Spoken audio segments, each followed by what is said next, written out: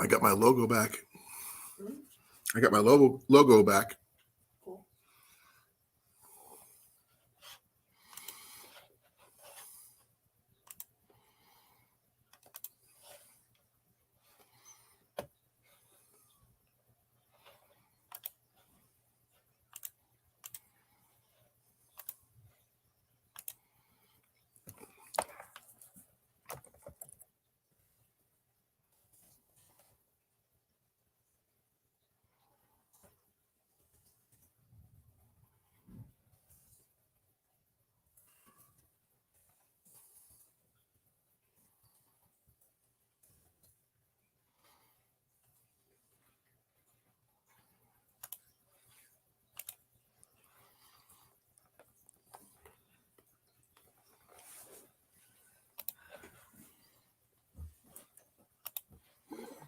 Excuse me. I think the ibuprofen's starting to kick in.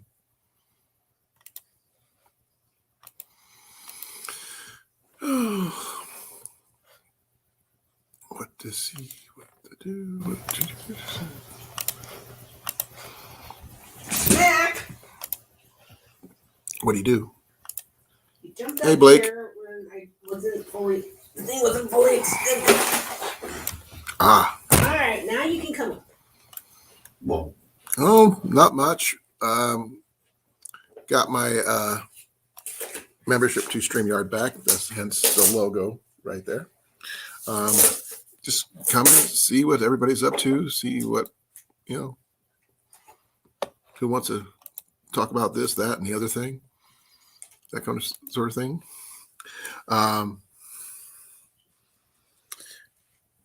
We can talk about hunting. We can talk about fishing. We can talk about camping, backpacking, anything. Except for spicy stuff. That's not my thing. And politics. No politics. What's up with you? Anything good news? Bad news? No news? Turkey sandwich.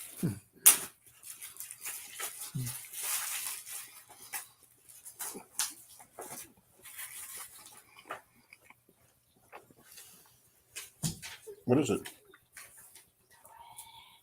What is it? I'm breaking into the chocolate. Oh.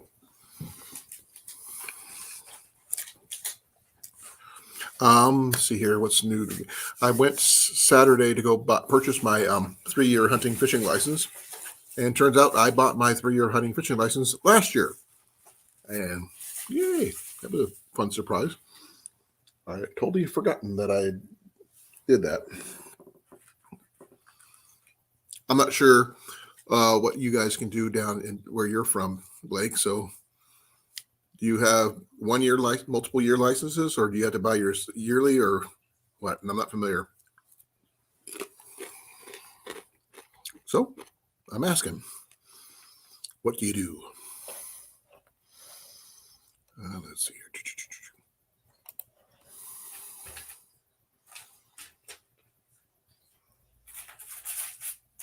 I got off work at a little after 3:30, but I've been there since 5 in the morning.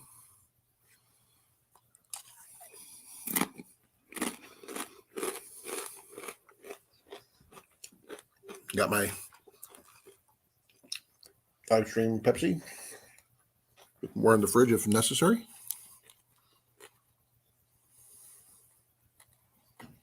Yeah. Well, I'd like to get mine multiple years. That way I don't have to worry about it.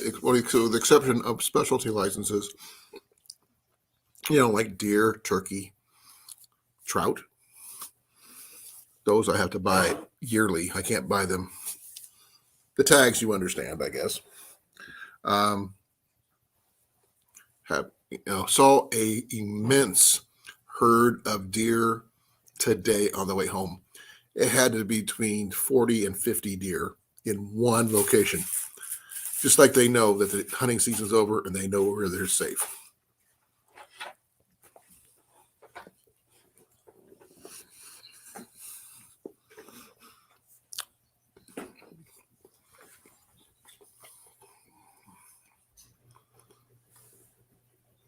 Oh, okay. Forgot I did some laundry.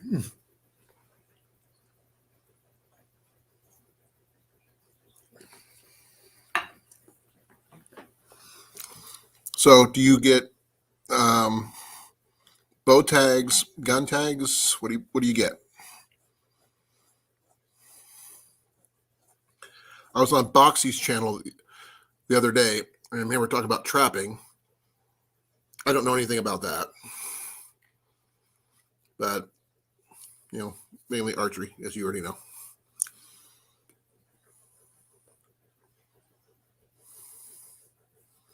I was working on some bowstrings the other day, and I keep on getting my twists reversed, but I fixed up my bow and got it ready. I did get a message from SD Mountain Man, and looks like he's going to be coming down to my area on the week of the 24th, and we're going to be catching up with each other and maybe go do some shooting. My wife's going to meet his wife, and I was thinking about asking Cornfed, see if he's interested in hanging out too. Really? Hey Heath, how you doing, brother? Just discussing bow tags, archery, hunting, hunting licenses, because I'm not familiar with what happens where you're at. I went to go get my hunting license, my 3-year hunting fishing license on Saturday, and turned out that I already purchased them last year. I thought I was expired. Apparently, I was not. So if I get a chance to go do some ice fishing if the weather doesn't get any warmer, I might be able to do some of that without having to worry about paying for my license anymore, which is nice.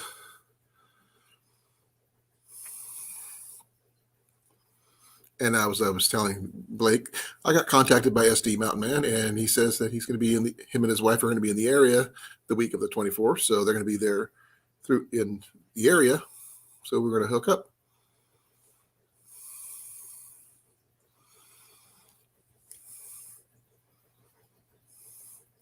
I finally got my StreamYard subscription back, so I got my logo back.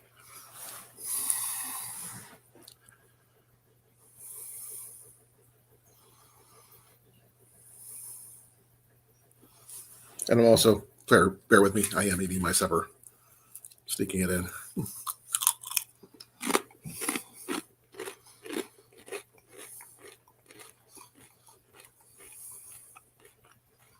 So it's going to be interesting to see the things we can do while he's here. And if I can get Cornfed to be in the area, maybe we can all go do some shooting at one of my favorite archery places.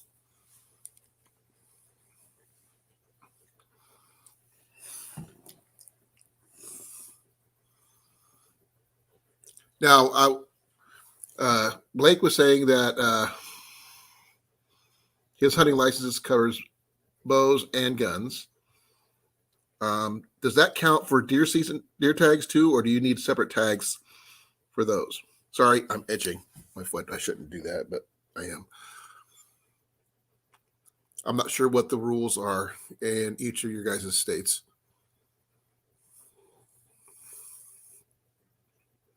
I just know what's going on here. I've got until the end of the month, which is in about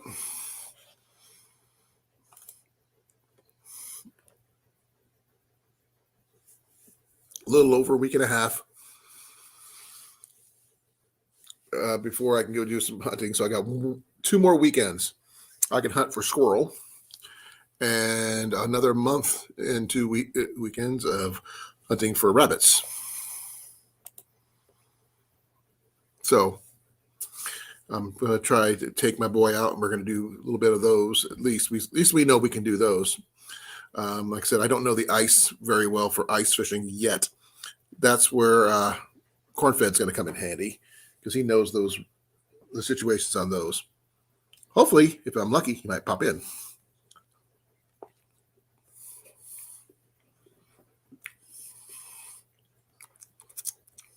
Okay. Pretty much the same thing here too.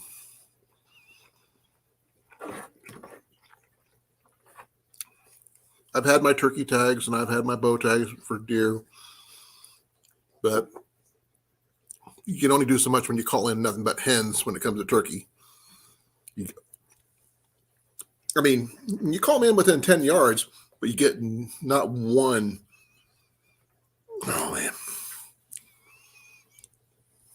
The turkeys just weren't going my way that day. We were watching traffic yesterday. Was it yesterday or the day before yesterday? Yesterday. Is that where they? When I was going to Walmart, Mm-hmm. the 2 turkeys. Didn't they cause an accident last Friday? Yeah, I think so. Yeah, we have. My wife has 2 turkeys just down the road from where she works that just wander the area, and we think they caused it a traffic accident because there was a couple cars there banged up.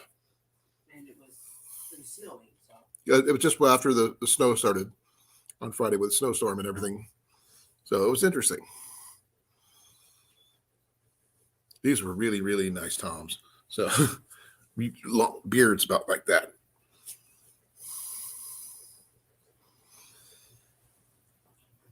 Oh, Max making himself at home. Hey, Tristan, how you doing, brother?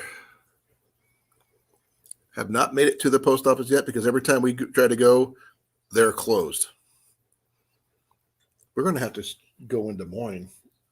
Probably.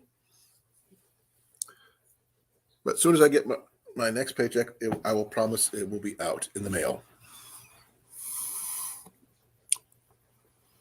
We're discussing about hunting, Tristan. So, and I know you have quail, I believe.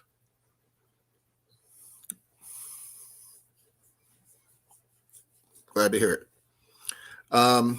We're discussing hunting and hunting licenses and all that kind of stuff. So, what do you use to hunt with, and what's your favorite kind of hunting? I saw your videos. That's the reason I know that you had quail.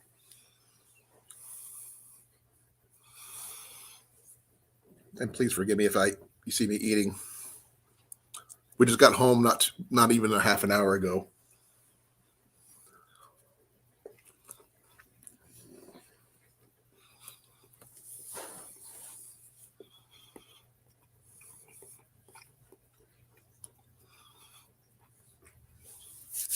Now, let's see here. What can I get up here? Can I get lucky? I'm going to put this out there. See who's interested in coming up, if you can.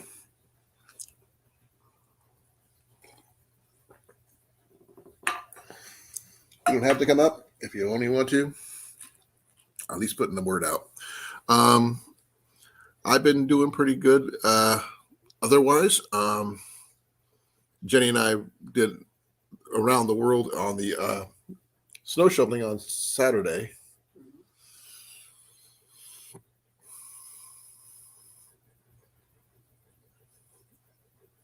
Oh, that's cool. I've got a 12 and a 22, but my preference is bows. And I like, hey, Big Matt, how are you doing, brother? Thank you for coming. We're discussing hunting, so there you go. I actually prefer hunting small game because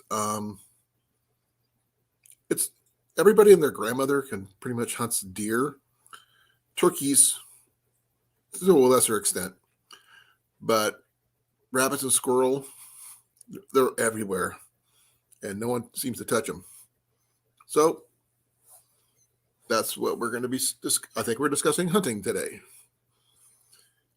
So, Big Matt, favorite method of hunting, and what do you hunt? I guess there's a good question. And please forgive me for eating my supper.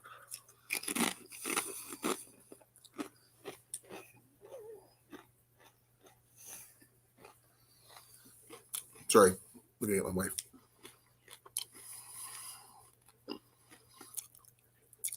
Okay, Blake. Favorite thing you like to hunt, and what do you like to use to hunt that? Hunting method. What do you use? What do you hunt? Try doing it with a bow sometime. Now there's a challenge for you. Though, technically, I prefer using the 22. I don't have anything smaller than a 12, so that's out. If you count except my 22, so we can't hunt anything. So bows is pretty much what we got. But good thing I'm good with that. Two-legged deer.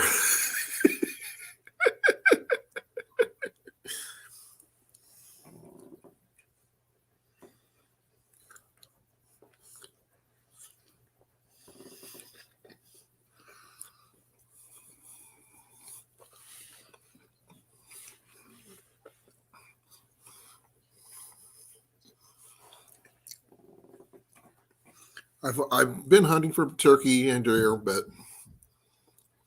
it's so complicated trying to find a right spot, especially when we've moved as much as we have the last year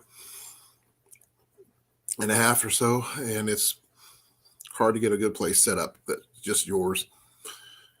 So I end up with doing public land until I can find somebody who's actually got land to hunt.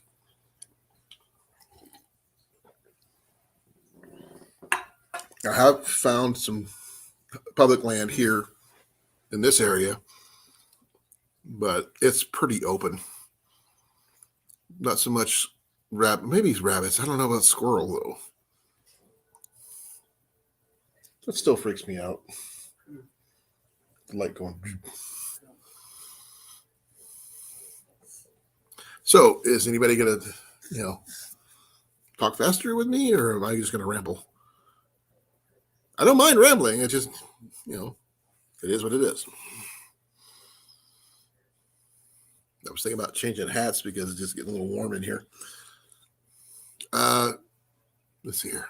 I was gonna do something. I've got a banner.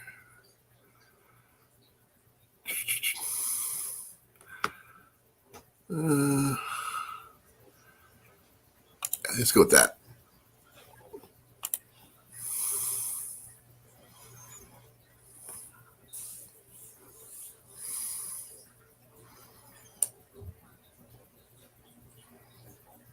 Oh, dove. Okay. They have a dove season here in Iowa. What do you use for dove? I mean, it's like quail, I'm assuming, in the way you prepare it and everything, but I don't know much about dove hunting, to be honest.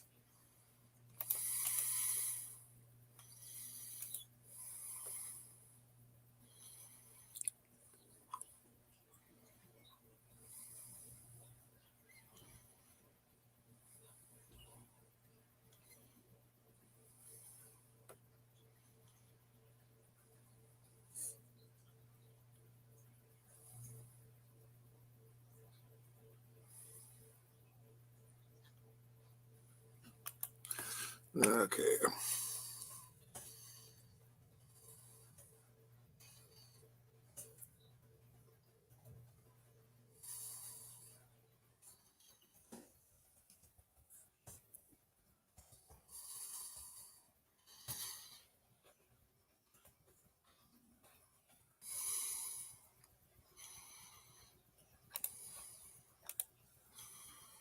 Okay, I'm looking up the seasons and stuff, so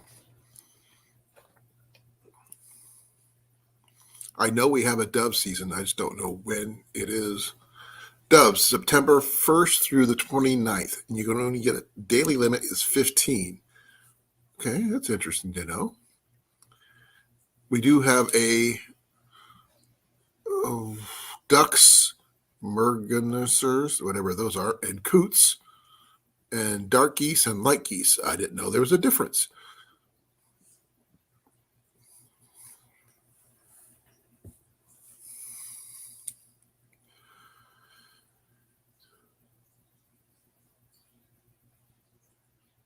Now, archery is over for late season split.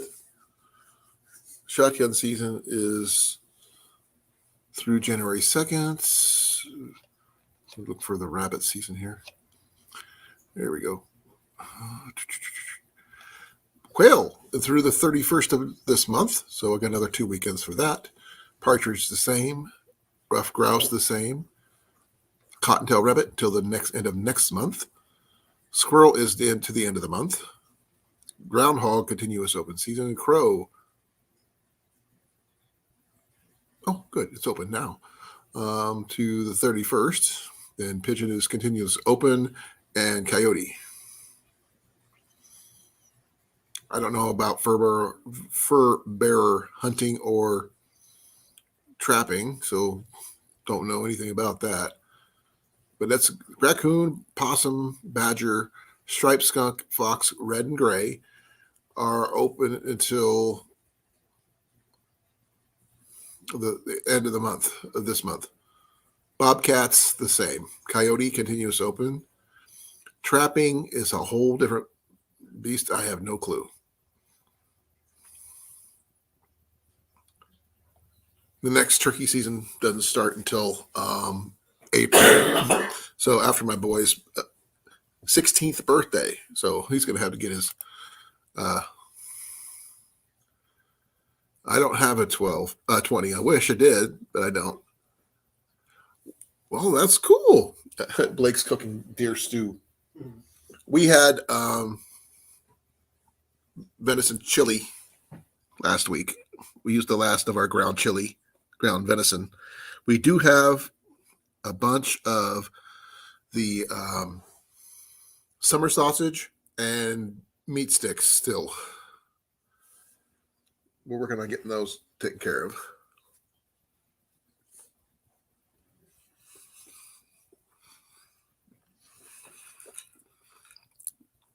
We have so many meat sticks.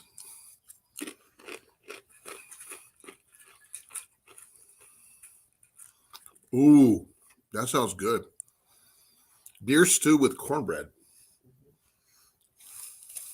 Jenny's not enthused right now. She's engrossed in her tablet right now.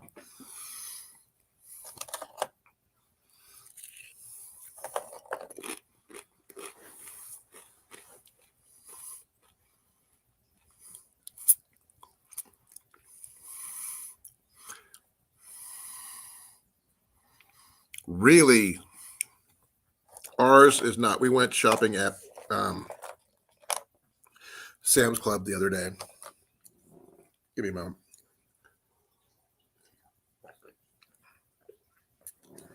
And we picked up some steak, which we had the night before last, and bacon, pork chops, chicken, stocking up our freezer. I don't have enough. I never got a deer this year because we were moving. Never got a chance to go out.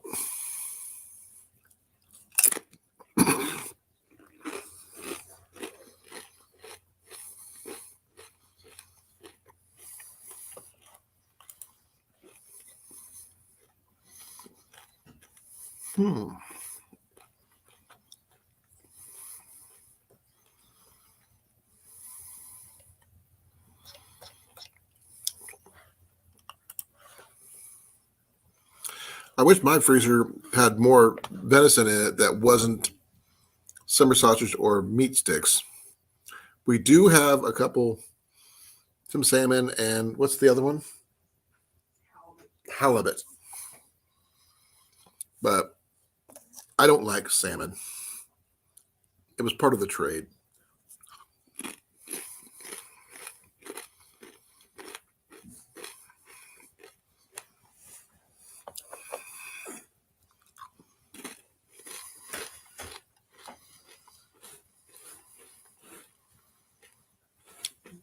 Hon, do you like crab cakes? What? Do you like crab cakes? Yeah.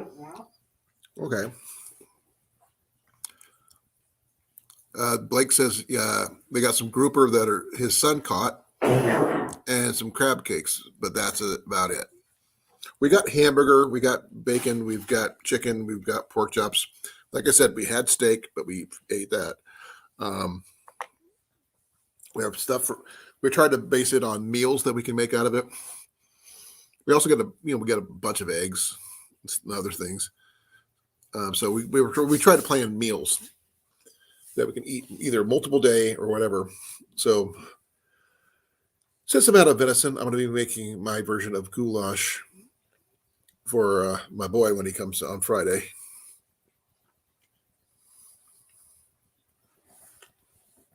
And hopefully I can get him to go out with me and do some hunting and or fishing or something, because he is the better for the fisherman than I am. Excuse me.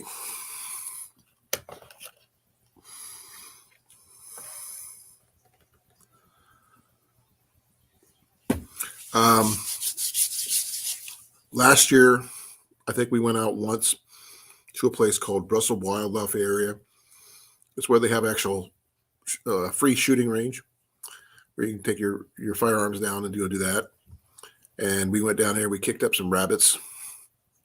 Met a New Zealander who moved to Iowa who was ice fishing, which was the most interesting thing we've seen all day. More catfish. Ian has caught catfish. I grew up on catfish. I've never been really good at preparing it, though. You know anything about cooking catfish, love? Nope. Okay. I can do trout. I can somewhat do bass, but that's about it. I like catching them. One of the things that we caught, was it last year? I think it was the year before last, when we were trout fishing up at Yellow River, is that right before we got up there, the whole place had flooded. And by the time we got there, it receded back to its normal banks. And apparently, some bullheads had swum upstream and infiltrated the trout area. It was really interesting because I'd never caught anything but trout there. Then I caught 3 mid-sized bullheads in a row.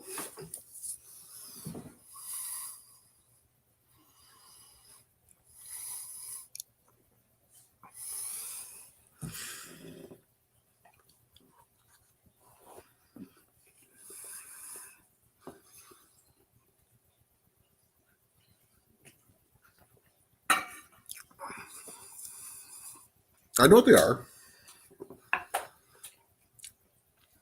My dad loved catching them, but usually when I caught them was they weren't very long, but they were usually very, very fat. But he liked catching the bigger catfish. I'm not sure if what particular style or it was. I think he may have called it a flathead or something. Like I said, I'm not much of a fisherman, so I can't tell you what they were by looking at it. But I think I do have a picture of Ian's cat that he picked up at Yellow River a long time ago. I don't know. Let me see if I can find it. Let's see here. Yes. I can't find that right now. Cancel that. Let's see if I can. I don't know. Maybe I can find it.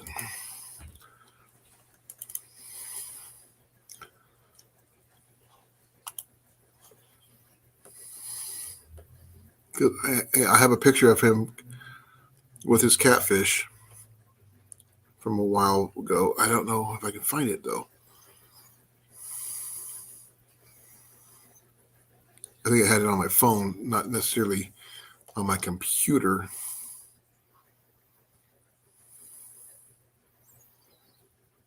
I don't see anything. Dang it. I am so terrible at this.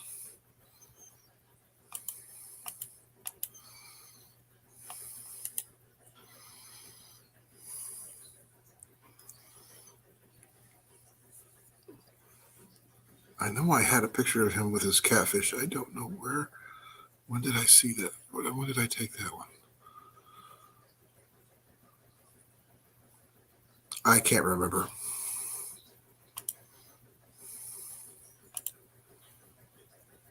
I don't know. I just sort of came on when as soon as I got home because I just paid up my StreamYard so I can have that back and some more time because I was running out of time. Well, if you guys want to share it out, see what you can get, maybe we can get some people up here. I don't know. Anything is freaking possible here. And that's cool, in my opinion. Oh, man, where did I put that? That's not it. Nope. It's on my phone. It's got to be. Because I have all these different pictures and I don't see it.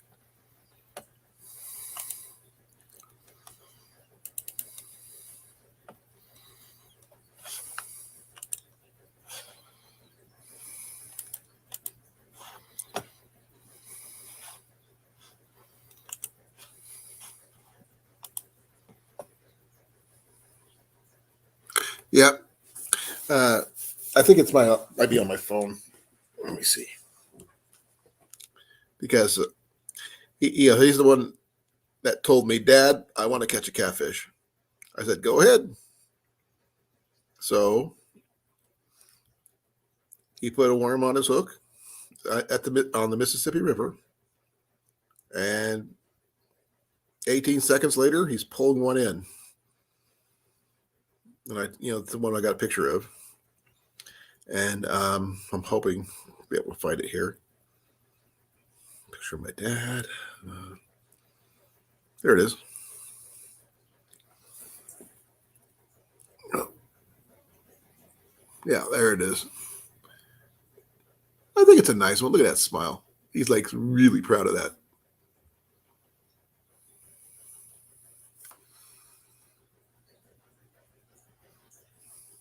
One of my favorite pictures. It wasn't a really big, but it was nice size. I mean, definitely edible. But we just caught it and released it because we weren't anywhere near our encampment to set it up and eat it.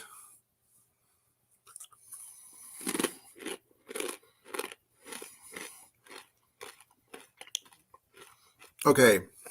Forgive a non-fisherman question. What the heck is a bream? I've seen the term before, heard it before, still don't know what it is. And we don't get a lot of shrimp here in Iowa. We don't live that close to the ocean.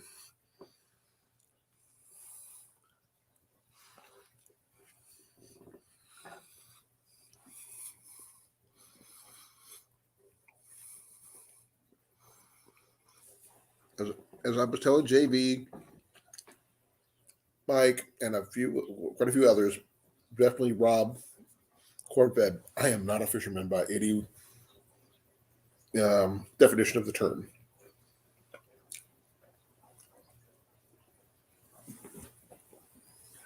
Okay. Sunfish we have. We also have bluegill. We have rock bass. We have minnows. We have chubs. We have striped bass. We have smallmouth. We have catfish, trout, bullhead, and all the other extreme variations of those. Let's see what else do we have. Walleye, pike, gar, and I think that's it. I'm not sure.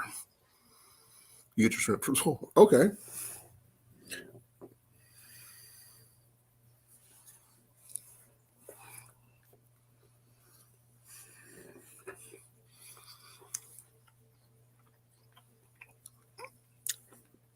I was thinking about getting my bait for when we go ice fishing from Bass Pro,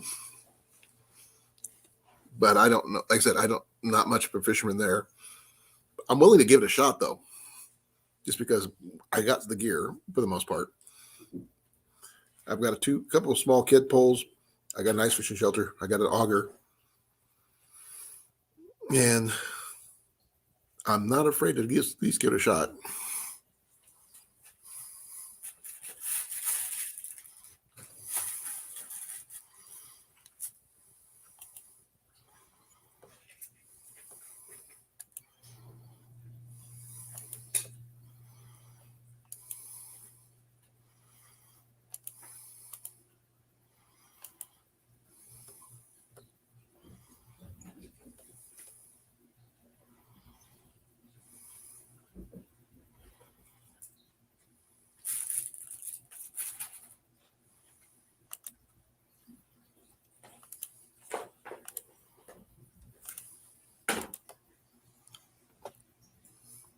Well, I can understand it's too expensive, but I don't have the certain when I go get my trout bait and stuff like that. I generally try to get worms. I can get pretty much anywhere, but where we go, finding night crawlers and stuff like that is really hard because it's usually sold out.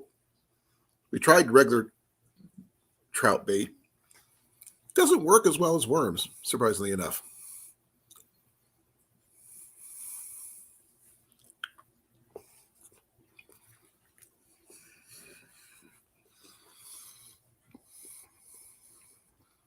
And generally, Ian and I can find bait in our yard, so which is good. Hey, Cecilia, thank you for coming.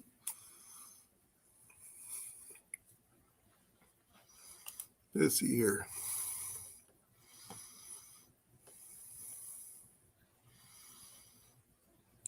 Okay, let's go with this one.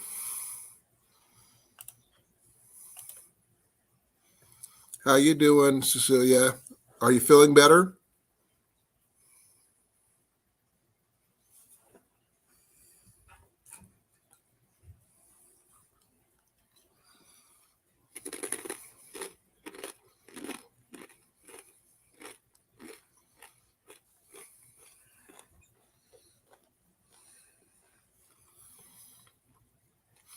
How did you remember to rev up? No, I didn't. Okay.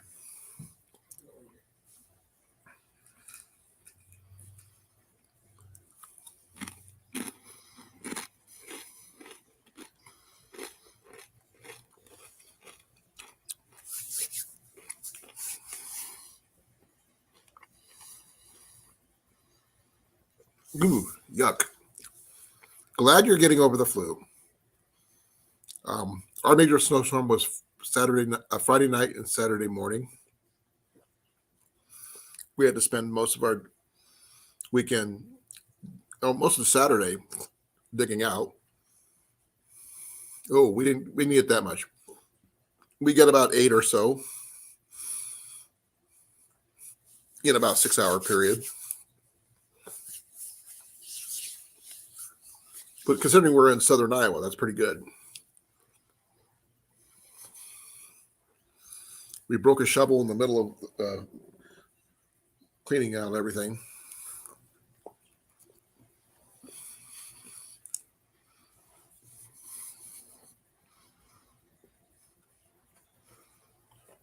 Oh, wow.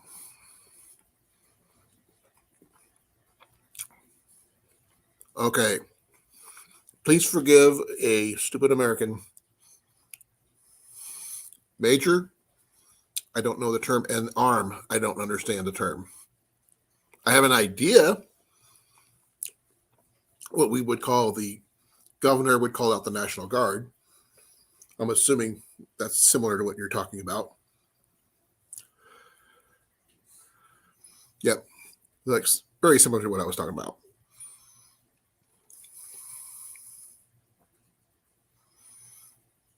So you think he's going to call him out? Mayor. Okay. Okay, that makes more sense now.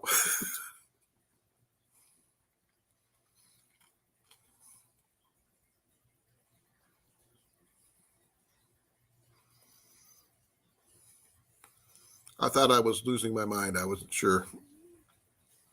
But thank you for letting me know that you're getting better. That makes me feel a lot better. I'm glad. I feel better that you're feeling better.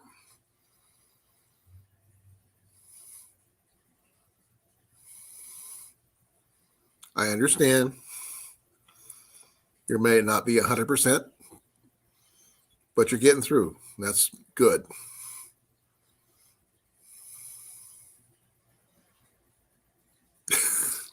You're fine. I'm dyslexic anyway. I was just trying to, having fun trying to figure out what you were saying. It's just because it sounds better when you put down major called in the Army.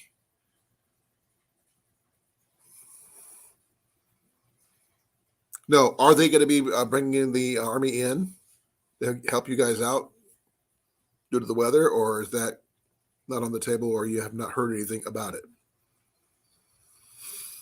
You and I get a lot more snow than Blake does right there. He's too far south, I think.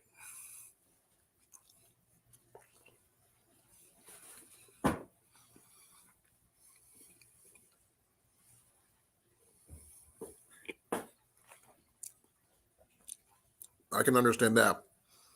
Right now, my lower back is so sore. It's not from shoveling, which is really surprising. It's actually from work.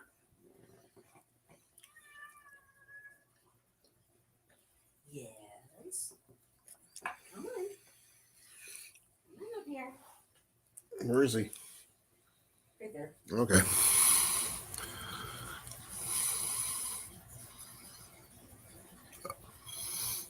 Well, that's going to be kind of hard for people who have kids and need food and stuff. Yeah.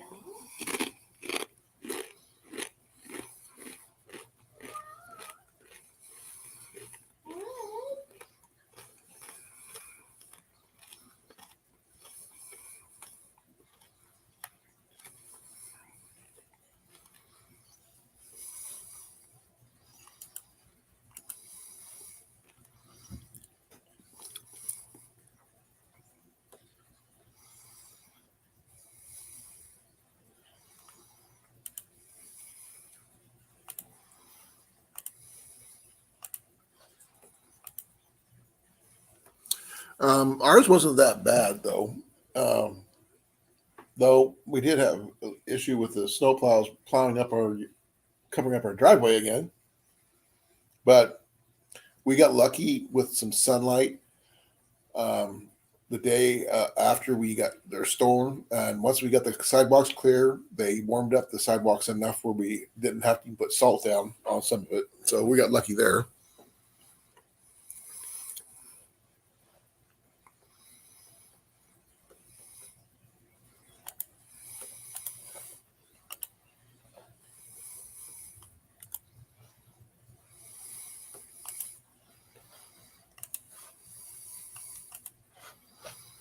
Let's see if I can get some more people in here.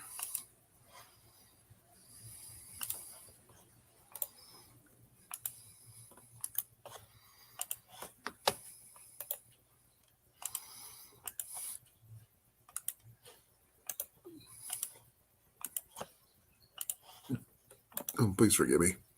I'm saying invites to people.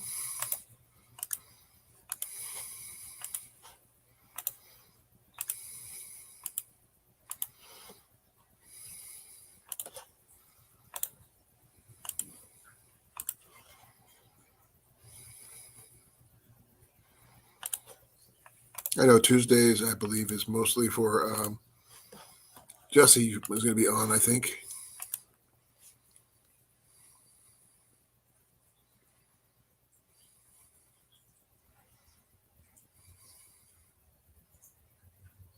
Ooh, ouch.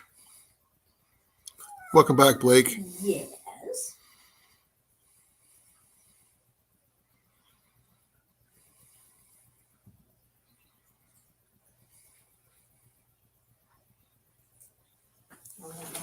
We were lucky with our snow. Our snow was actually really dry, which made it a lot easier.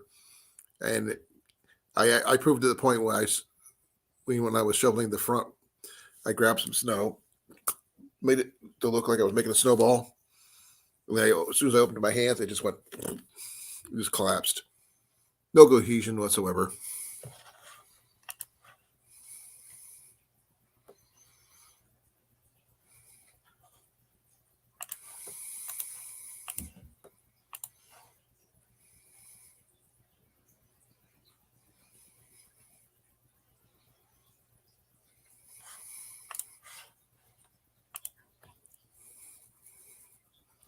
Yeah, we were discussing hunting a little bit before you got here, Cecilia, and some different methods and different ways we hunt and what we hunt or fish for.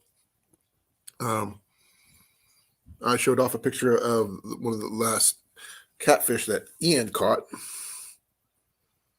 Here, I'll show you. This is a picture of the fish Ian caught. His first catfish. You can see he's pretty proud of that. That picture, when was that picture taken?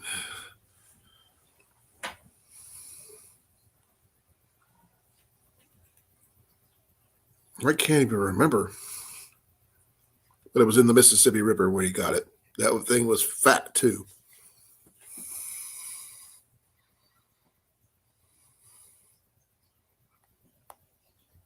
Oh, I bet. I was so sore Saturday because it took both Jenny and I both doing it to get it done in a single day. It was like I said, it was probably about 6 to 8 inches. 8 to. Let me see. Using my tape measure, probably about. Let's see if I can get back here. We can see it. About that deep.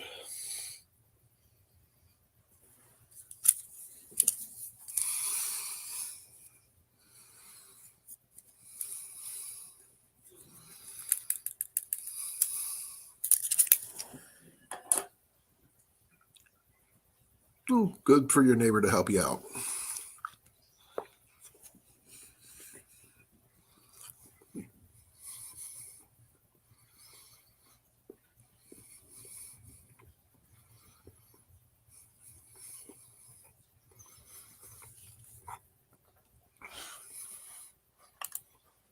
Let's see here.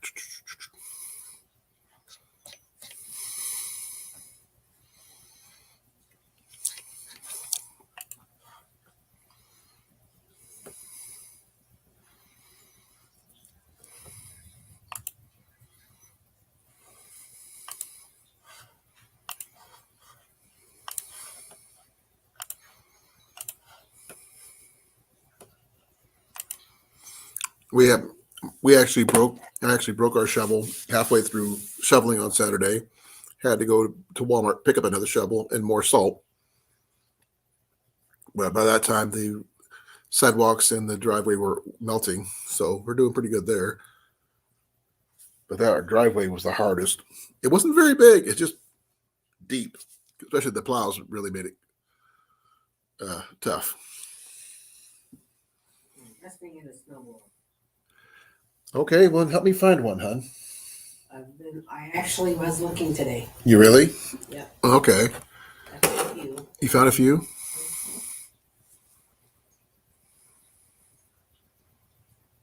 Oh, I bet. We cleaned our front out this way. Well, not here, but it's over there. Out to the street, straight out, because it goes, has a little sloping walkway. All the way out to the corner where it crosses and goes down, because we knew we wanted to make sure our post person can get through. And we cleaned it from there all the way to our neighbors over here. And then we got from that corner where the two crosses at, all the way down past to our next neighbor, which is like a half a block, and our driveway. And the walkway right next to the house for our upstairs neighbor can get from their stairs all the way out to their car. That's a lot of snow shoveling. Jenny did the one near the house and part of the driveway. So she was really, really sore because her elbow is still healing Remember when she broke it last year?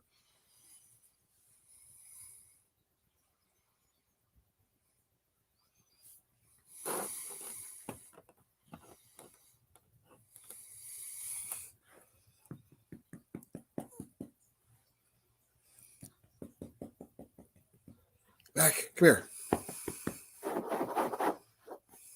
Come on up.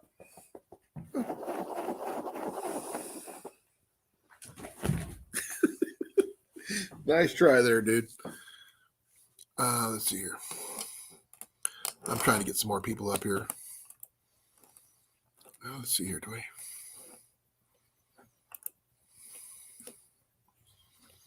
think I don't know if I have anybody else.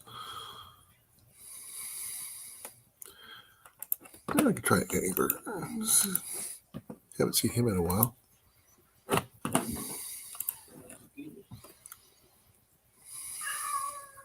Yes. What's that?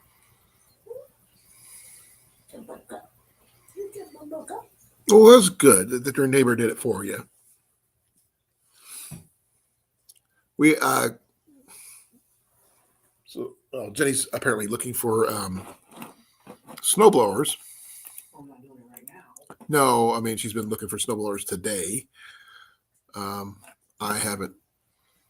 Oh my gosh, hon. 11 years ago. Aww. Look at that face.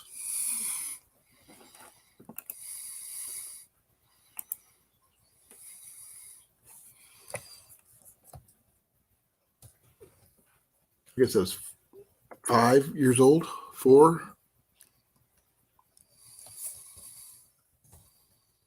I'll show you. I'm having.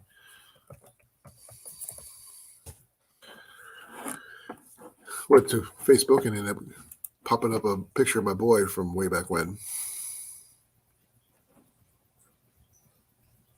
Bondurette has a free bookshelf, hon. You don't need books, don't need dressers. I know.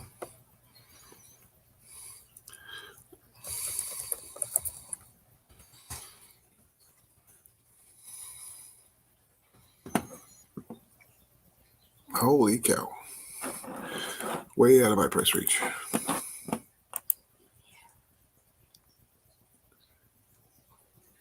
No, they do not. Part of our contract when we signed up with the house we had, that we would maintain the sidewalks and the driveway. We have been doing so. They thought we weren't doing it, but we actually have been. What they didn't know is that we cannot do them mainly in the mornings due to the fact is that I have to be at work at 5 in the morning and be on the road by 4 in order to get there in time. So, and we didn't get back way after everybody else because of, my work hours. So it's going to be, they've kind of backed off on, being about that because they know that we're actually getting it done. It just takes a little longer to do it because of my work. So I am looking at a snowblower right now, so I'm not sure. As long as it's is that gas powered? It is gas powered.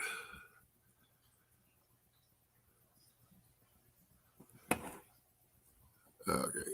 No, my luck, it'd probably be a junk one. Bless you. Gesundheit. Our neighbor just sneezed. Let's see here.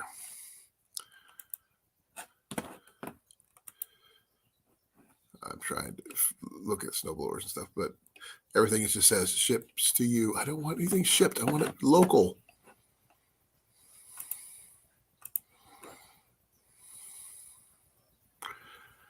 Yeah. I got one from Des Moines. I'm not familiar with what brand. Oh, never heard of that brand.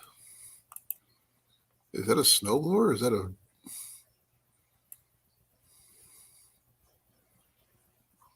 Okay. No clue what I'm looking at. Never owned a snowblower in my life.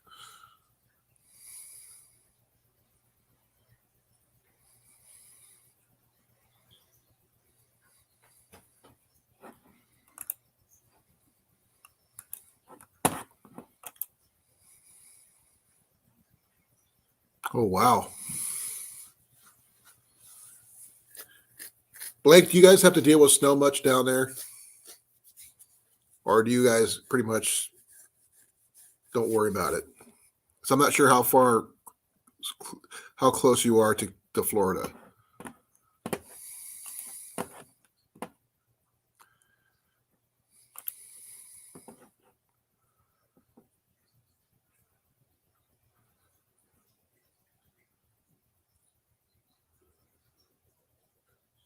Holy cow, hon, I can hear that from here. I know it's my stomach.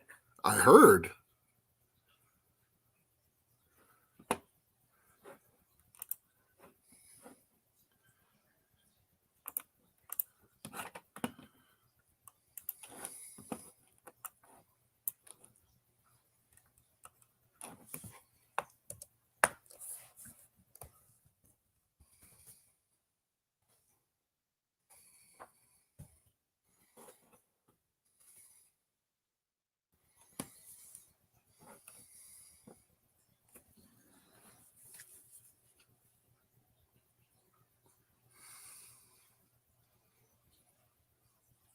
Okay.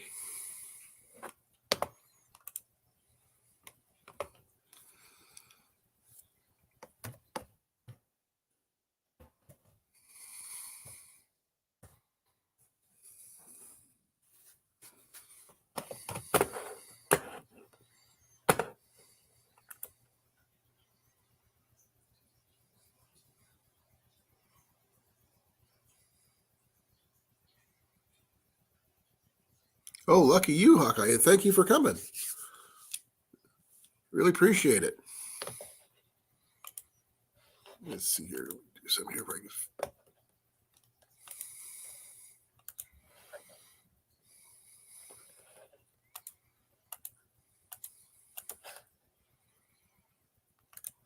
Now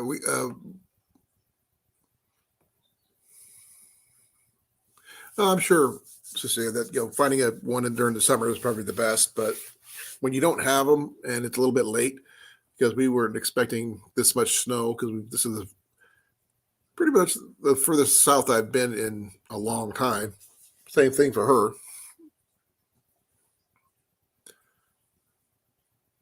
I'm glad at least you can you know how to start, rebuild the carburetor and all that stuff, Hawkeye. And hello to fellow Iowans. How you doing? I'm from South Central Iowa myself.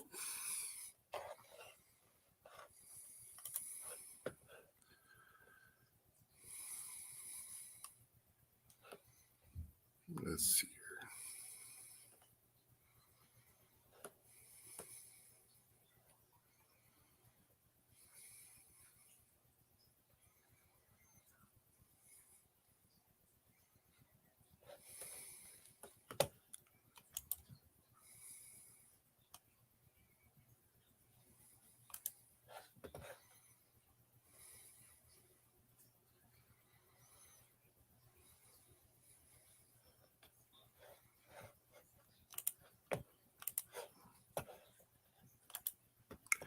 We got about this between 7 and 9, 7 and 8, somewhere in there here in Osceola. I haven't been in Iowa City in ages.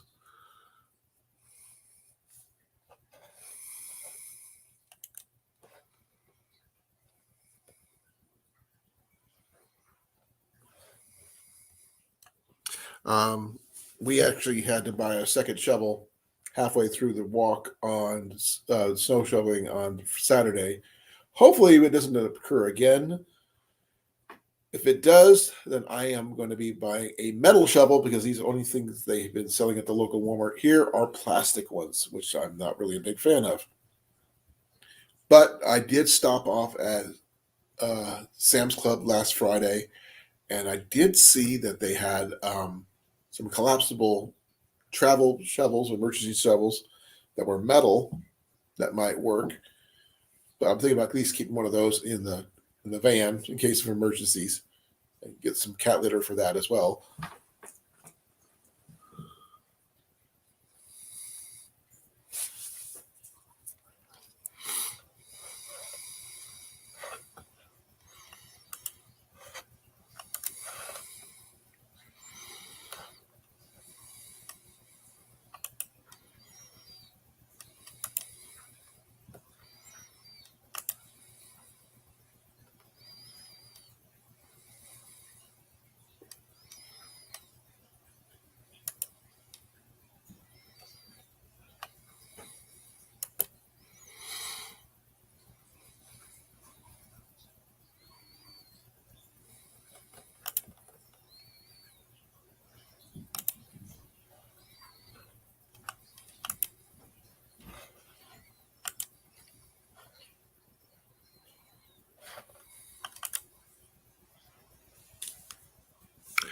Well, I've see. I mean, let's see. Give me a second here.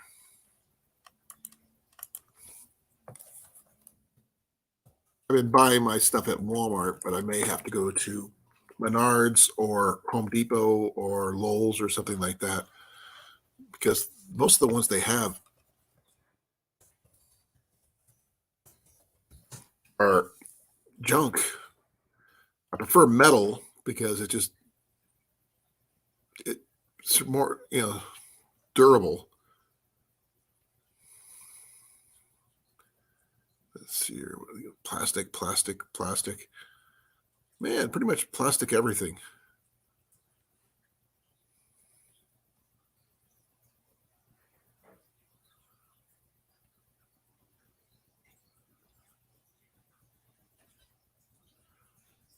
I don't know.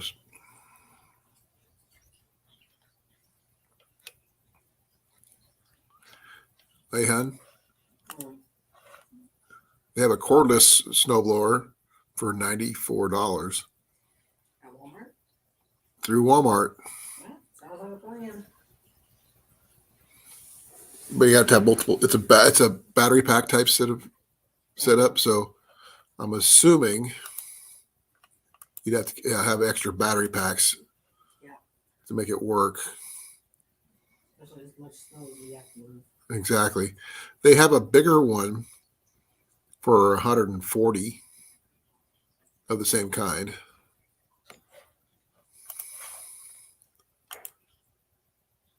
We just have the cheapy old fashioned style.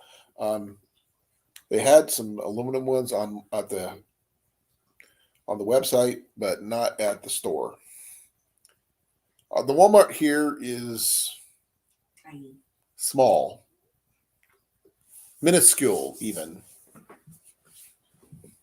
And the selection we have of equipment that we need is not much either. That's why we did our shopping in Des Moines at the Sam's Club, because it just better selection. Oh, hun. Oh, be right back, folks. I'll be right back. Twinkie or Ding Dong? One of each. One of each. Okay. You can have my Twinkie. I don't like Twinkies. Okay.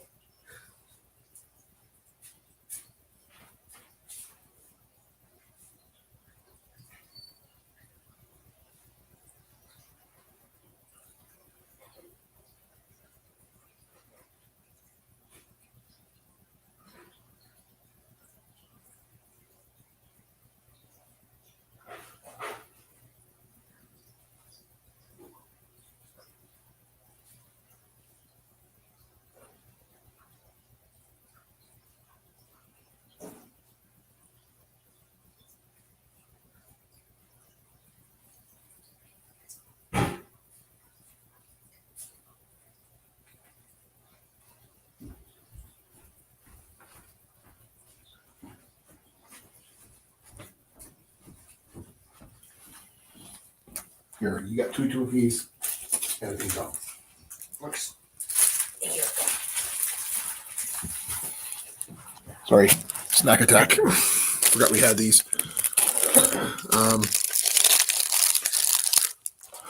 We're trying our best. I was hoping with the weather being like it is, I'll get a chance to go do some rabbit hunting, but have to wait and see until the winter.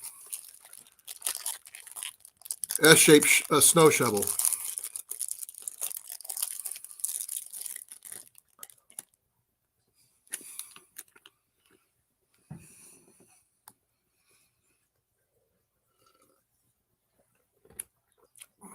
Let me see.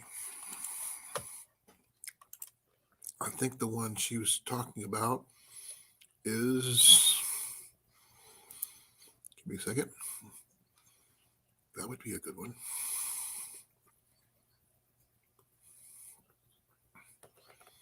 Maybe this one, I think. Give me a second. I'm going to show this picture and you guys will understand what I'm talking about.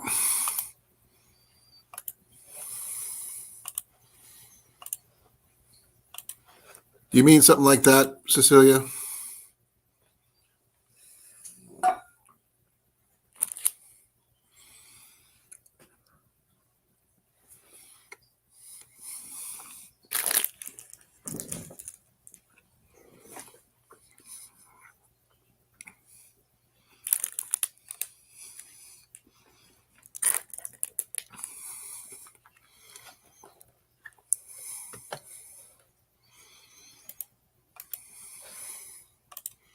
Yeah, I was thinking about something like that. Oh, no? Okay. Let me see what I can find here. S-shaped ones. I'm not seeing very many S-shaped ones.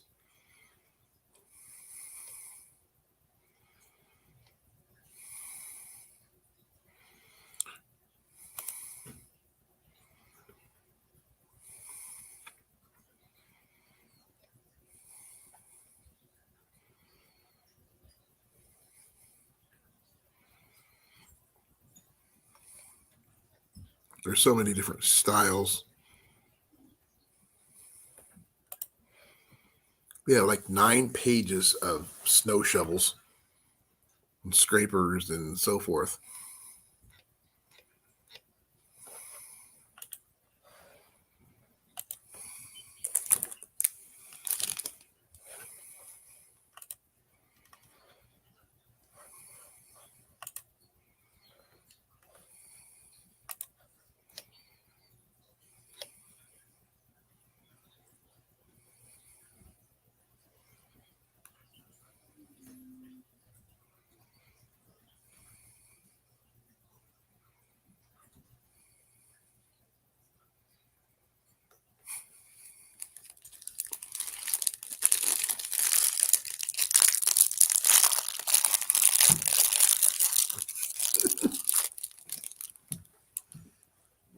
Please forgive me here. Ding dong. Hey, Frontier. Heath, how you doing? Got a chance to get a ding dong. Couldn't resist.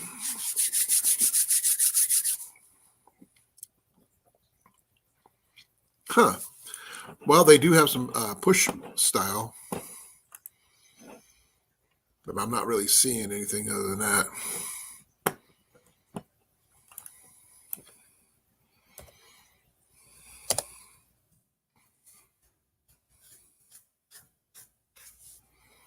There's a crack jumper. I have no idea.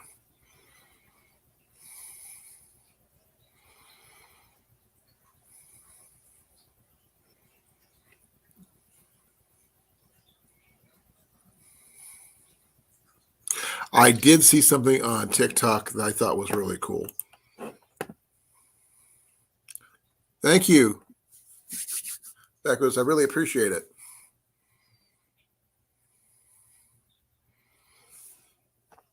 If you want one, I got an extra one with your name on it there, Blake. Jenny's got the Twinkies.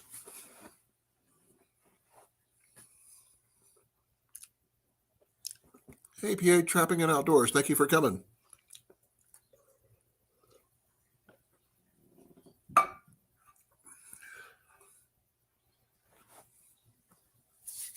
Yeah, I got Saturday is when I got my 1K. Thank you, sir. Really appreciate it.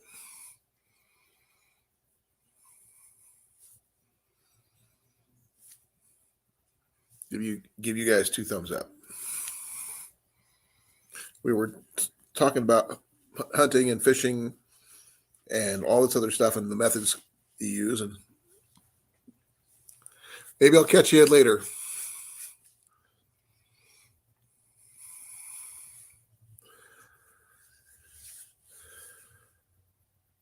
You keep my ding dong. I like my ding dong too. I can't so long. I know I do. I promise I won't show my ding dong on the show on my live again.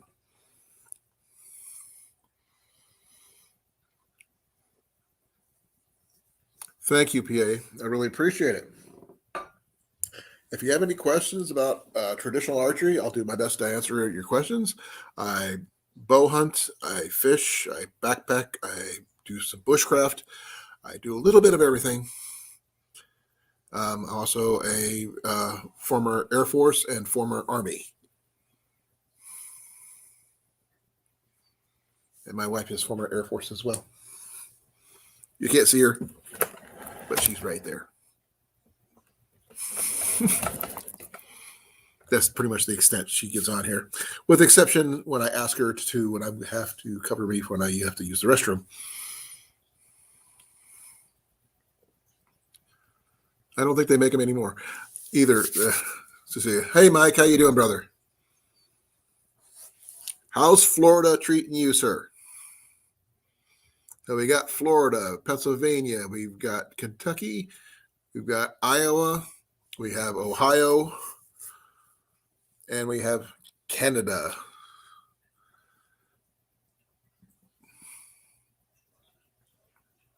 Oh, cool. If you make a left-handed model, let me know. I will test it for you. I have tested to destruction several Bowyer's bows.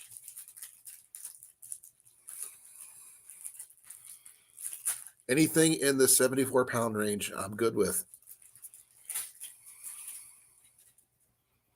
Please feel free, sir. I've been shooting for over 40 plus years, and I am the 2019 Iowa Games Barebow champion back in 2019 at 40, 50, and 60 yards.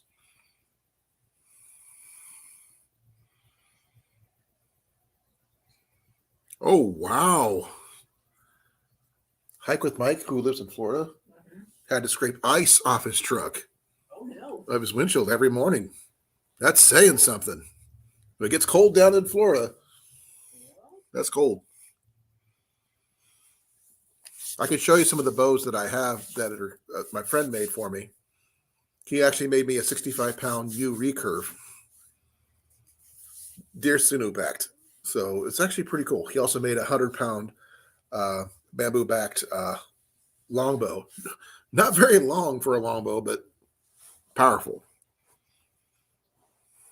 You're more than welcome to. I'll show it to you anytime you want to look at it. And thank you for your service, sir. As a former airman myself, my wife as well, we want to say thank you.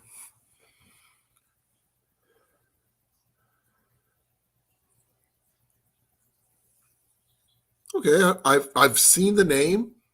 I'm not sure if I checked out the channel, but I will take a look. Let's see if I can. Let me get that name here.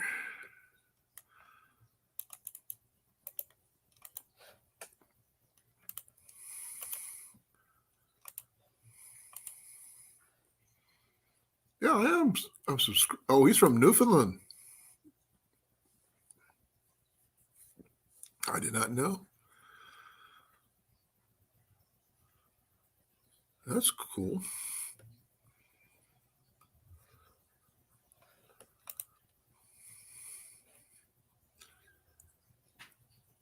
At least you got to go rabbit hunting. I would love to go rabbit hunting right now.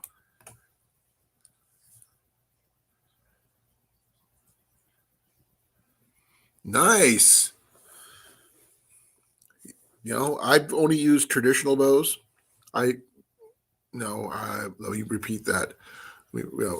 I lied. One of my first bows that I actually purchased was a compound.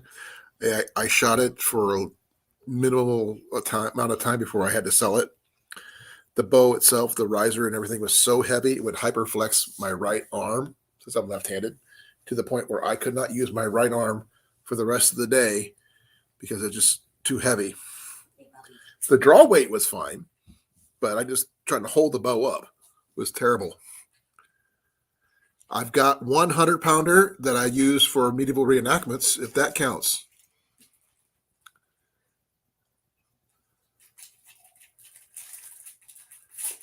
The Air Force.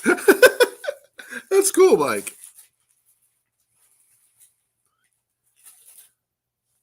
I've got the hair, if that counts.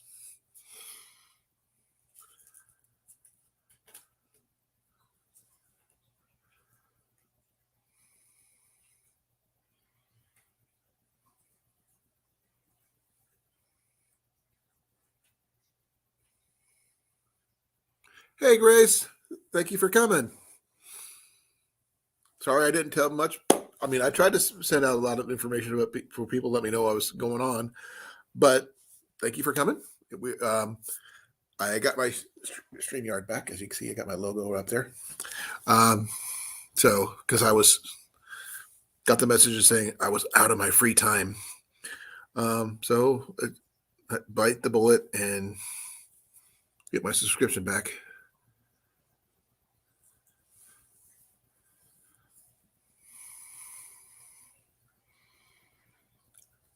I'm not really good with crossbows, PA, but my wife is.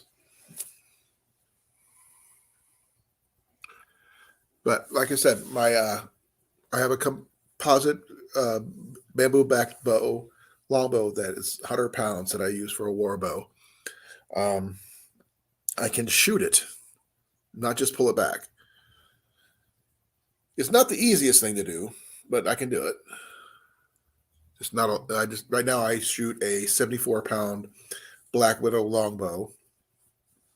Beautiful bow. Its name is Equinox.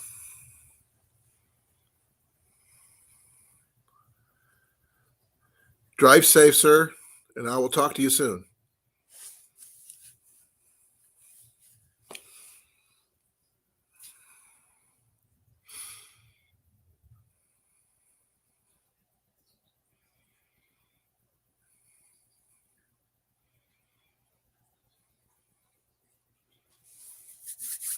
So, Grace, how you doing?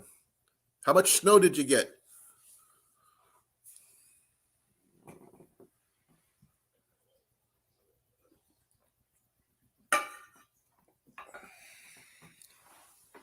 Did you get enough on? Yep. Okay. Vegas. Come here. Right here. Come on. You know what to do.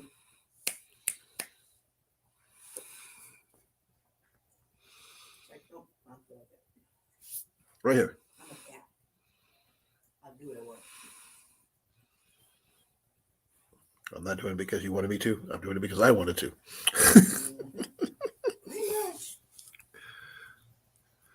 An inch? Wow. We had about that much.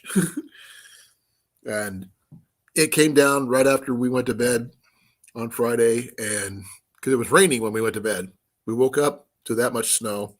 And it took us all day, both of us, working on getting our driveway and sidewalks clear.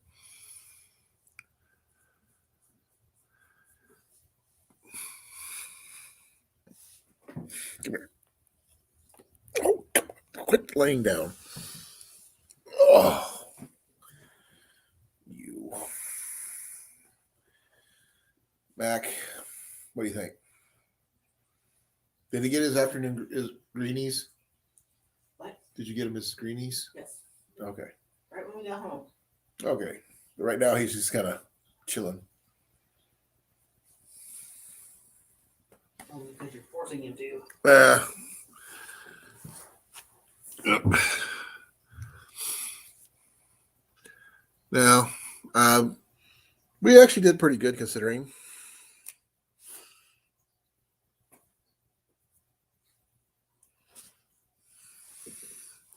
The thing you want is over there.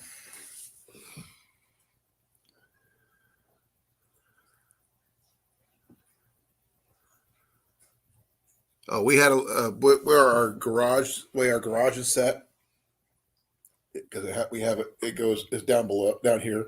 We have to go up some stairs. The wind whipped around and put about 2 feet of snow in the drift along the house and garage door, as well as along our where my trailer's at. So we had drifts fairly deep, especially around the car, right? Now let me see here. New banner.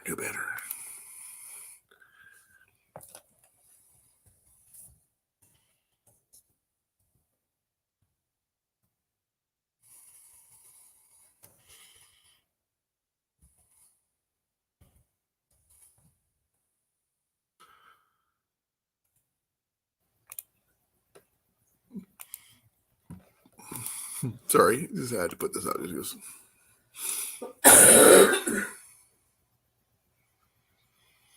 I bet Mike was, Hairband. Oh, did you you heard what I said about the hairband? Mike, Hike with Mike had a hairband in high school.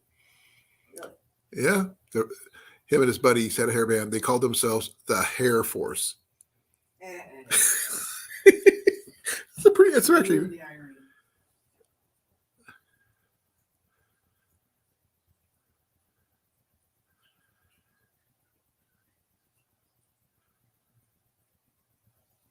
Oh wow.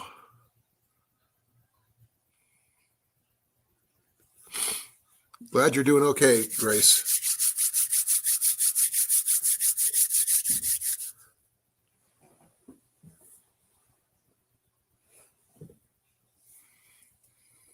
I don't know if I spelled Snowmageddon right, but that's the way I spell it.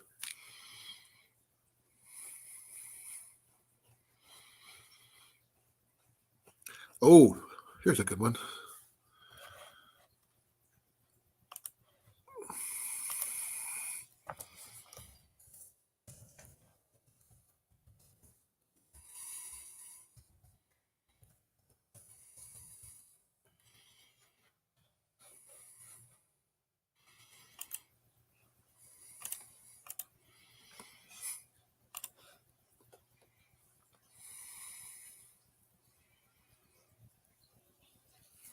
I have to go back and watch that video because I don't think I caught that one.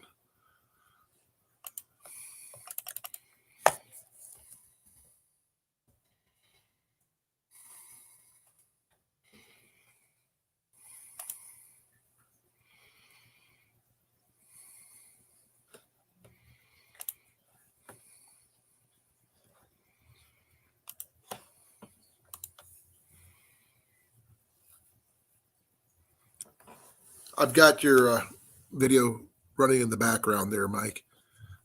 I'll take a look at it in a bit.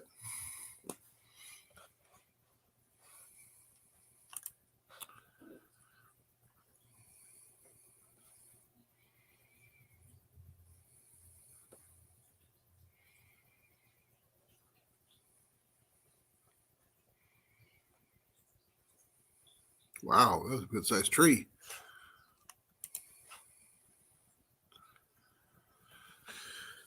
I hope you have some icy hot or some ibuprofen or something to help with the soreness there, Mike.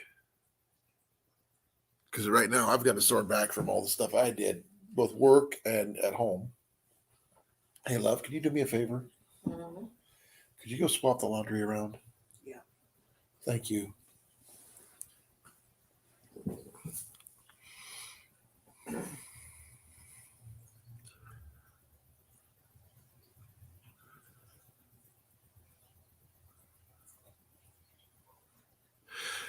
Thing is, if they had a Jeep, they could have pulled the dang thing out of the way and would have made it not a lot better for everybody. But I don't know about some people. He said a Jeep came up when he was cutting this tree that fell across the road Mhm. with his tomahawk. Stopped, looked at what he was doing, turned around and left. Didn't even. That was helpful. That was not helpful at all. Sarcasm. I heard the sarcasm. I'm choosing to ignore it because it was just so stupid. It didn't, the sarcasm wouldn't even register with them. Yeah. So,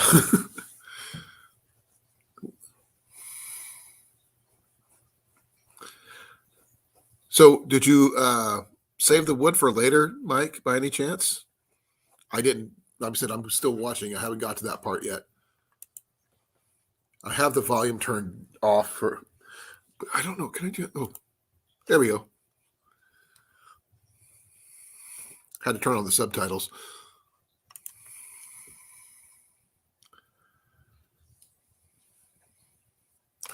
Let's get rid of that banner just because. No banner. Okay, I've got a pun for you guys. Bear with me. I'm going to create a banner just because it's.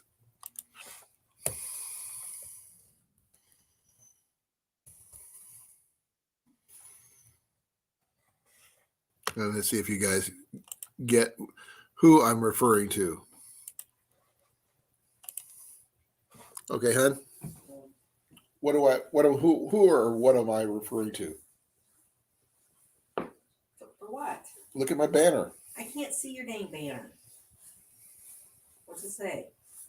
It says Bruce. Bruce the Spruce?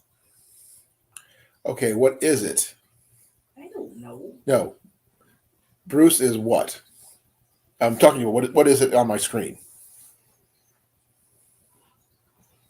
I'm not getting it, so I'm too tired to get it. Oh man. Well, maybe one of you guys in the chat can get it. This is my idea of a pun. So if you can get this one, More power to you. oh yeah, definitely more power to you.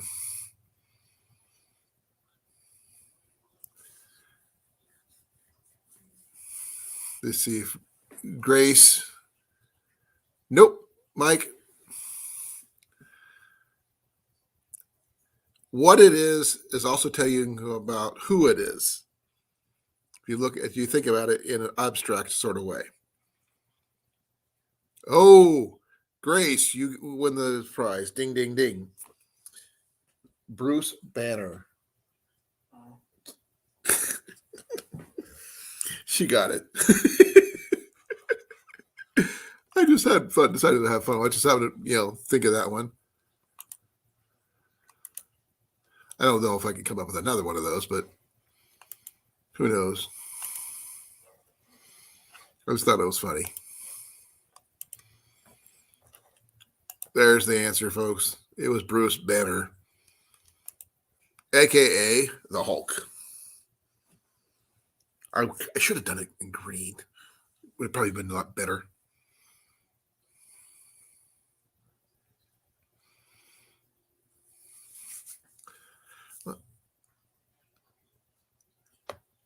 Bruce Banner, a.k.a. the Incredible Hulk.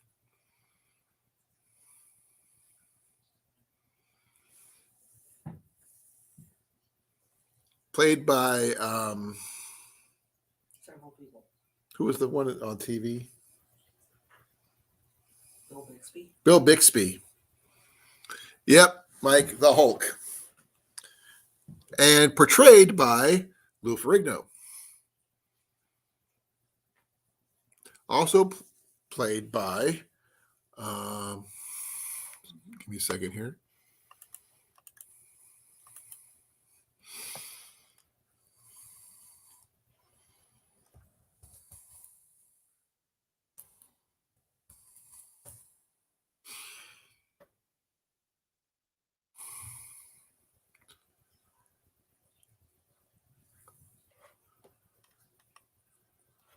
Let's see here.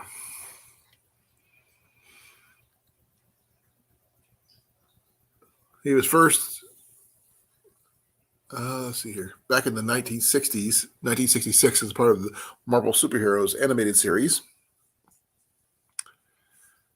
Let's see here. I'm just thinking about TV. That's in animation. Live action. Yep, Bill Bixby played Dr. David Bruce Banner. And also the equivalents, all the movie series after that. Mark Ruffalo played him from the Avengers. And it was, give me a second here. Eric Bana also played him. And Edward Norton. Really? Wait, did I miss that one? Eric Bana. There it is. Yep, Edward Norton. I think he actually looks more like a Bruce Banner. Yeah.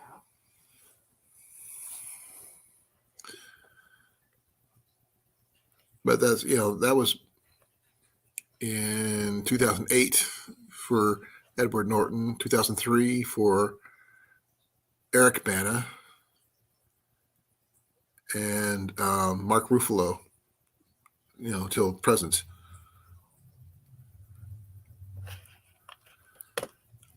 That's about my extent of the Incredible Hulk knowledge.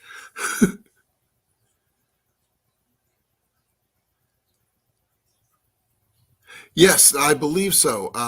Let me do a really quick check here on that one.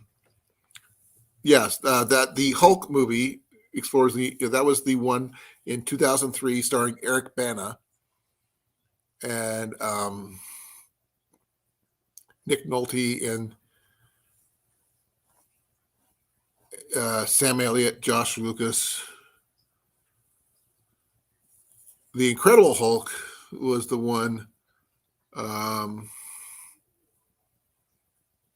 Let's see here.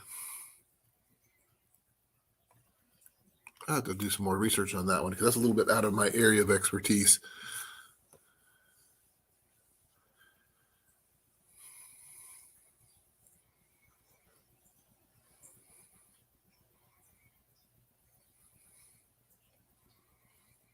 Yeah, Nick Nolte and the Hulk-powered puppies. Nick Nolte was David Banner, his dad, in that movie. And he wanted to be just as powerful, I guess, as his son.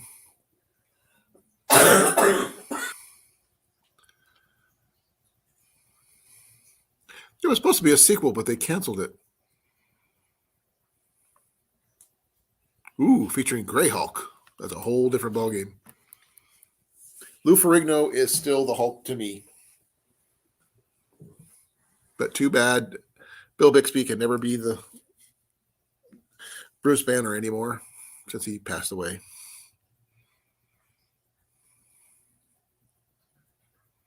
Though my Marvel knowledge is limited. I know DC better than I do Marvel and Green Arrow more than anything else. Hey, South Florida, how you doing? We are warm and safe here in Iowa, despite the fact that there's about a half a foot of snow outside. We're never used to it. No, Iowa. How are you handling the snow back down your way? Did it make it to you? Because Hike with Mike was stating that he had ice on his windows.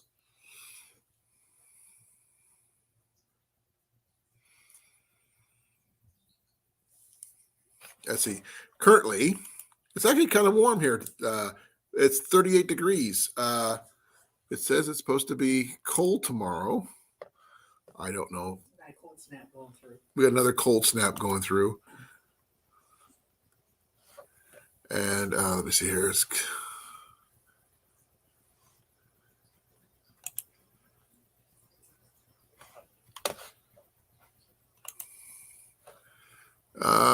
Let's see here. It's going to be 39 tomorrow high with a -7 Wednesday night. And Thursday is going to be a high of 4 with a low of -10. But that's the way it's going to be through. Well, we're not going to have another cold snap until the Thursday, the 25th. And that one's going to be a high of 8 and a -6.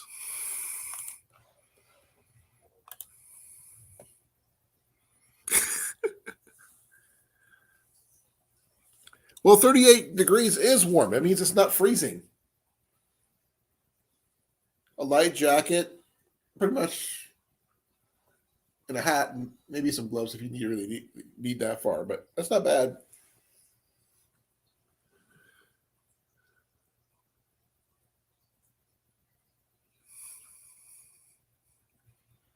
You missed a really good pun a little while ago there, South.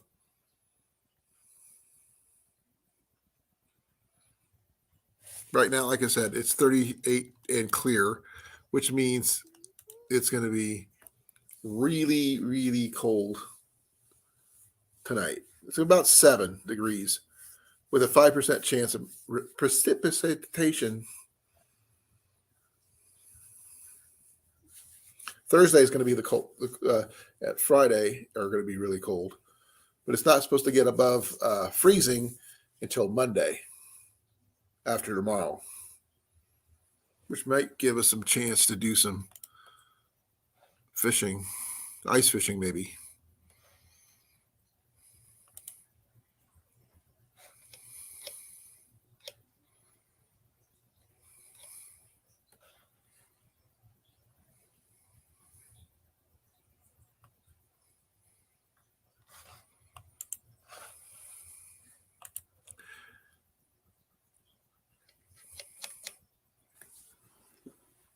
Oh, forgive me, folks. I was hoping we get some people up here and talk with me. Well, who knows? I'll put the thing out and see who bites.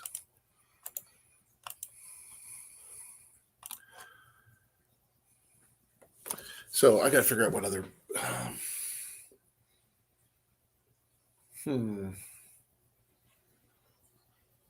Nah, that'd be too easy.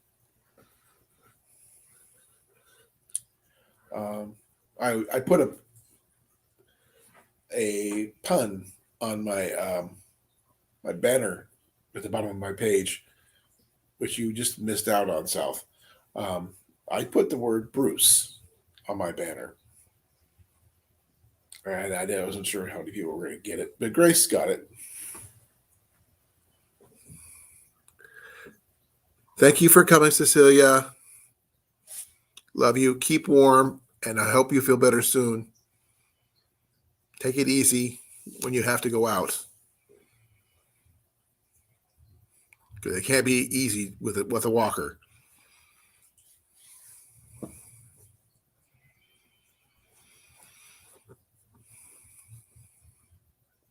Wow, I didn't realize I'd been on this long. Who's even in here?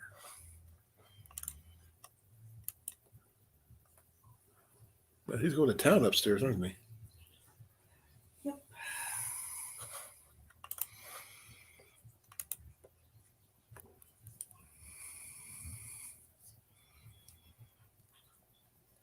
So, Grace, any plans on going out in the snow with your homemade contrivance?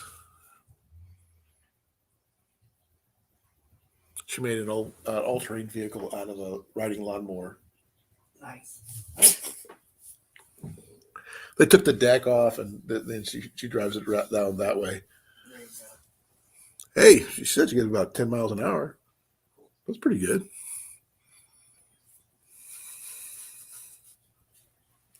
And she can tow a little cart behind it, which is really nice too. So if she has anything really super heavy, I mean, though I'm not sure what kind of tent she uses. I don't think I've ever really asked. Well, maybe you should ask her. Okay.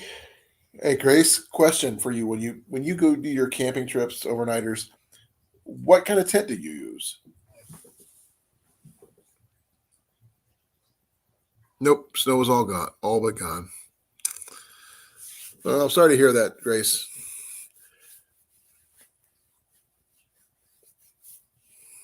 Ours is definitely not gone. On the roads, yes. On the in the yards, excuse me.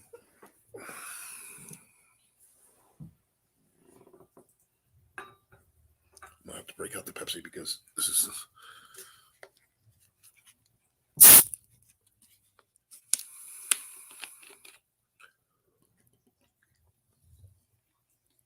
Oh, I needed that. So, what kind of tent do you use? I'm not sure if I have ever really asked you. I know I use a French Army Commando tent, single wall, definitely not multiple season, but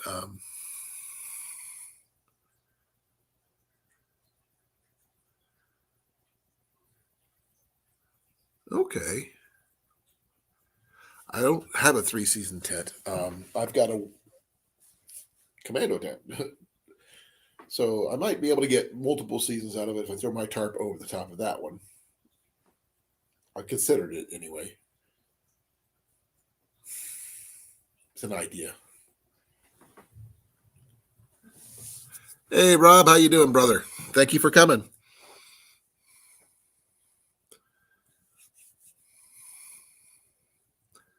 I have news. If you're interested, Rob, ST Mountain Man is coming to the Des Moines area, specifically Ames. His wife is anyway. Excuse me. And they're going to be here the week of the 24th. They're leaving the 24th. So they're going to be here the week up to the 24th. And they're going to be in the Des Moines area. And I thought to maybe we could invite them out to go shooting. Yeah, barefoot traditions.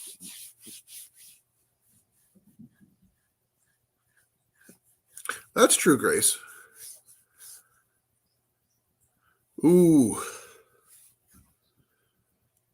Well, even if you can't shoot, you want to come hang out with SD Mountain Man? You don't have to do much. Just hang out, talk, get together, do something. And if I have the money, we can maybe go out to eat or something.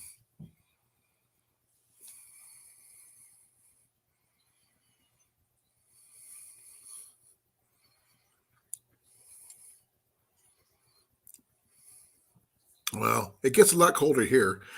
Surprisingly enough, the temperatures just went up to 39 degrees. Hey, we're getting warmer, hun. Heat wave. Heat wave. And Rob says he's getting an MRI done on Friday on his back. Ooh. Yeah. Yeah. Okay, Blake, I'll most likely be here. Ooh. Well, keep me informed about the surgery, Rob. If you need moral support, a pizza, whatever, we'll figure it out. Because you're going to be in the hospital for a bit. We'll try to make you as comfortable as possible. What do you get a guy who's having back surgery? A neck pillow? If he's having back surgery, probably he's going to be on his stomach. Oh, that's right. Face pillow. I don't know. Keep me informed. I really appreciate it.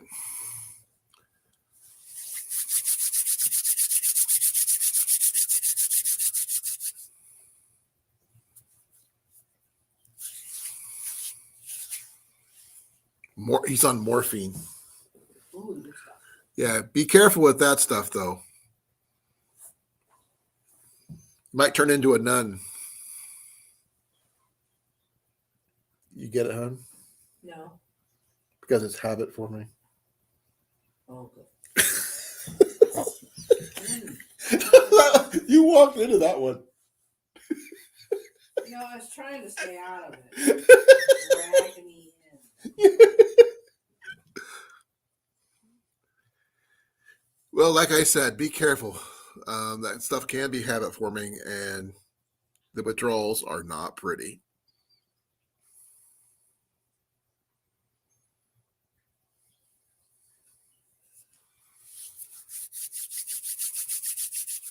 But if you need moral support, we can do that. Ooh. Bringing a minnow bucket with small sunfish and a tiny fishing pole for eating fish while he's waiting in bed. That'd be weird. Fun, but weird. Or you might morph into a nun. That's a good one. Grace said that. That's even worse. Which makes it better.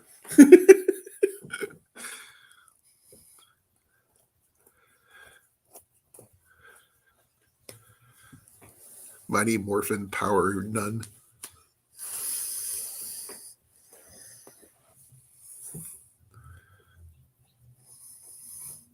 That is a good one, Grace. No, seriously though, Rob, if you need anything, let me know. You know, I work in Des Moines, in Urbandale, so it's not too far. If I go live, what do you mean if? If you haven't noticed, if you look up right there, I got my logo back, which means I got my page StreamYard back. So I will definitely be live then. And let's see here. What else can I do?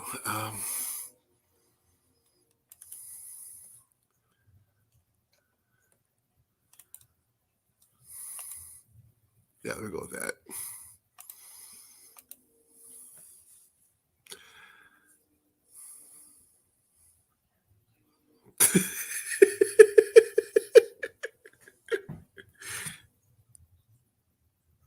He says, I don't know what the hell I'm saying. Because it's hopped up on morphine. Probably. That means he's on one leg. He's hopped up. Or is he turning into a rabbit? Okay, stop.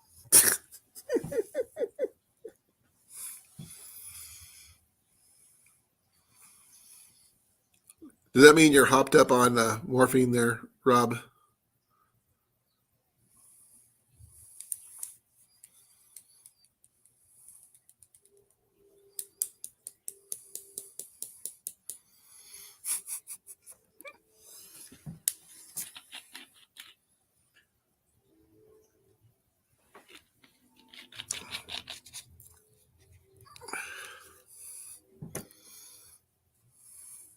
Maybe a little. Well, you're more than welcome to come up if you're interested in coming up, if you feel up to it.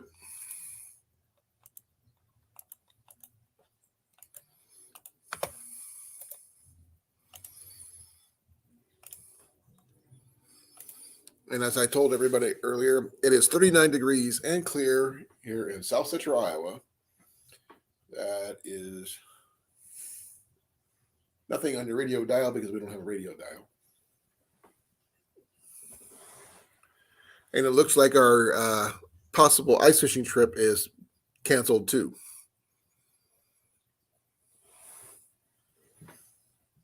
So that's out. So I got to figure out something else to do.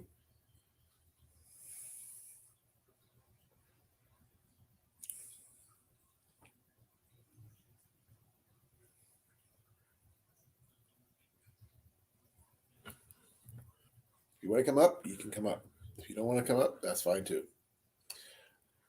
But let's see here. We have 3 more days until the weekend. And hopefully, if everything goes well, I should be able to go hunting with my boy, which he'll enjoy.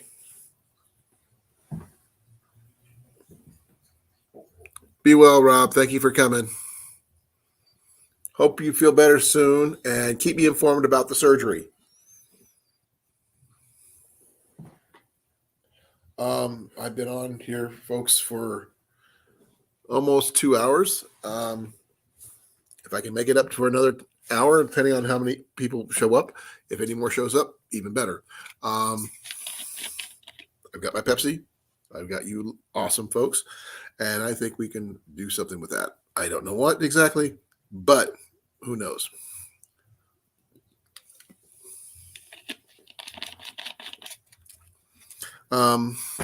Excuse me.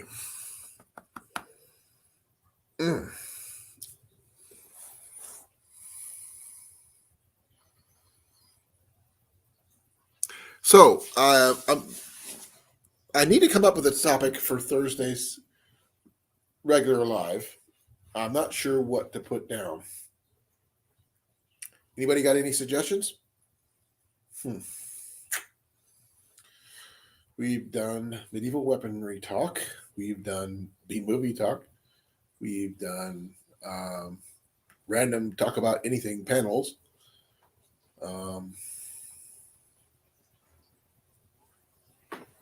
What's your favorite cartoon, hon? Thundercats. Thundercats? Okay. Jenny was talking, she likes Lion-O and Pantero. Yeah. Pantero. And all the Chitara. Shira or Shara? Chitara. Chitara. She's the leopard one, right? Yeah. Okay. So it looks like Jenny would, definitely kill it in any trivia about feather cats, apparently. I am holding out for at least another 10 minutes if I can. I'm starting to get wound down. I am a little tired. Apparently, Get up 3 in the morning again. yeah, got to get up at 3. Get up at 3 to get ready to go to work, to leave at 4, to get to work at 4. That's after dropping Jenny off at work.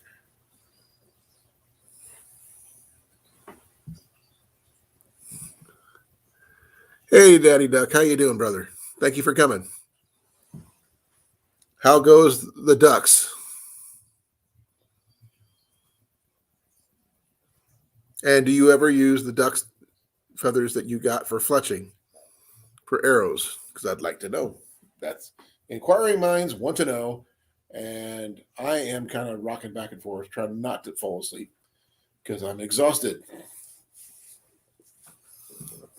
We were talking about rabbit hunting and deer hunting and squirrel hunting and talking about the firearms and equipment that we use for each of those. And we talked about dove hunting. We talked about a little bit of everything. And I made a pun about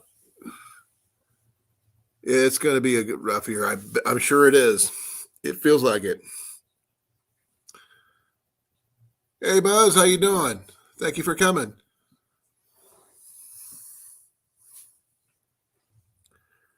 No feathers for fletching? No. I'm a fan of cedar arrows with feathered fletching. But I'll show you.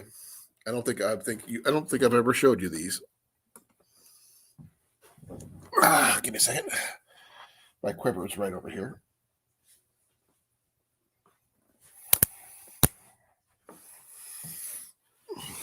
And yes, I use a back quiver. These are the arrows that I like to shoot for fletch.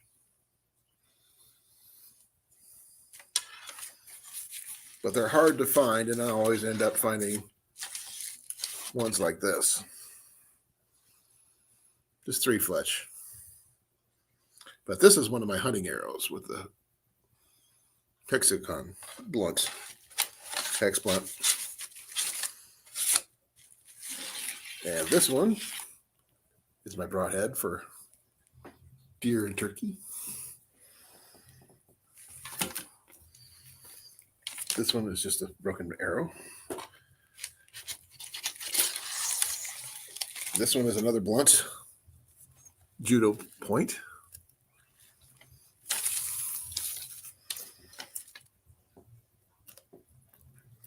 That arrow came from Amazon or was it eBay? I can't remember which. And it was never a good one to start with. Just a regular field point on that one.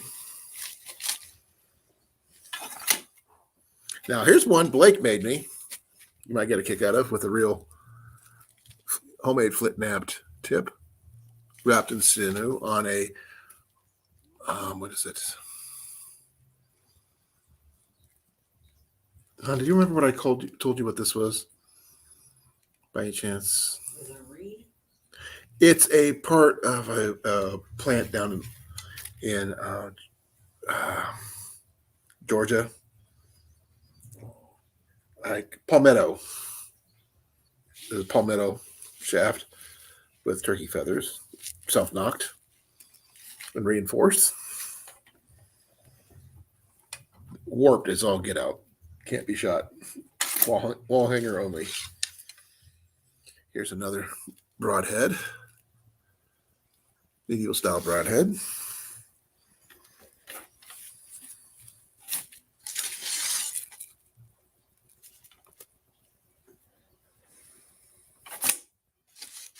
This one here needs a knock, so this is a rubber blunt. He said it just needs a new tip, a new knock on there. That's easy enough. Yep, palmetto. Another cheapy Chinese shaft with a hex blunt. These actually make really decent little rabbit arrows, so that's not too bad. I have a lot of hex blunts. I had some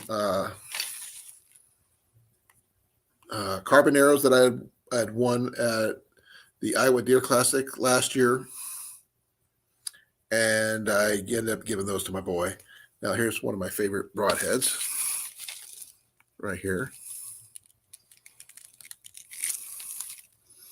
Still with only a 3-fletch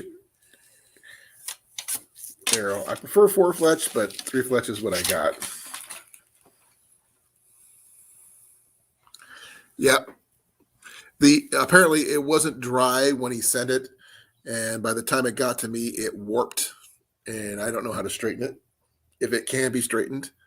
But it looks cool, and I'm probably going to end up putting it up on my wall.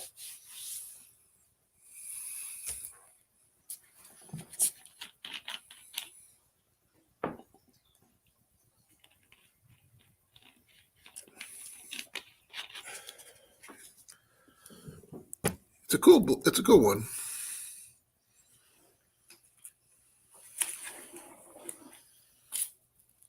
You know, like I was showing you, there's all the different style heads I use.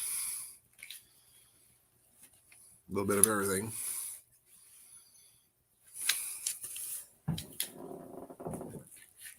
Sort of like green arrow, but not quite.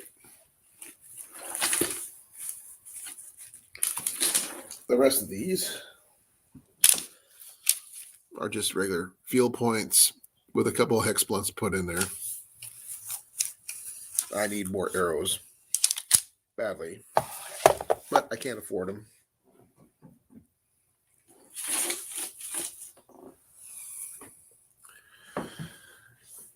So, Buzz, do you have a bow? Does anybody have a bow besides me?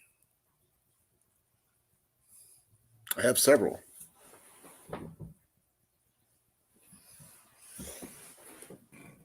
Where did I put that? That's my case.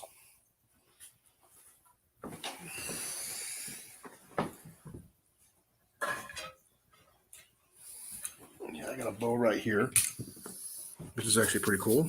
This is my Atmos Survival Longbow takedown. Anodized aluminum riser, left hand, because I'm left-handed. 55-pound limbs. Secured with a hex nut.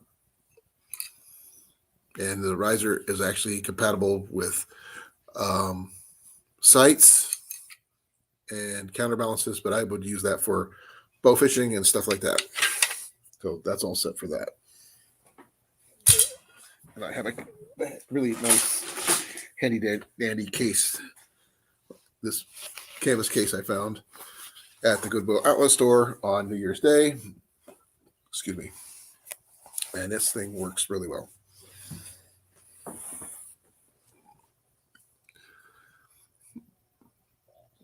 Any questions?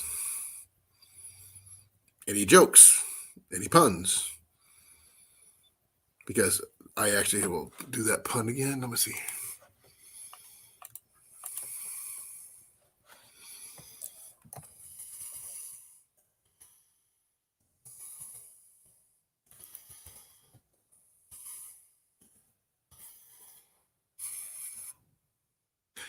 It's an old one, but it's funny.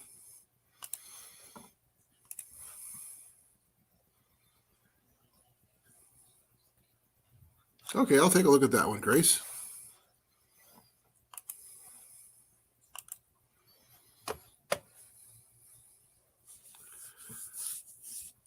Ooh, that's small.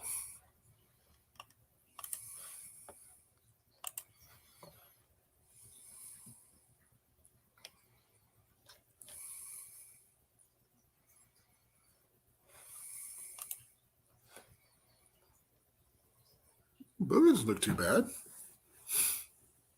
What is it? A 1 season, 2 season?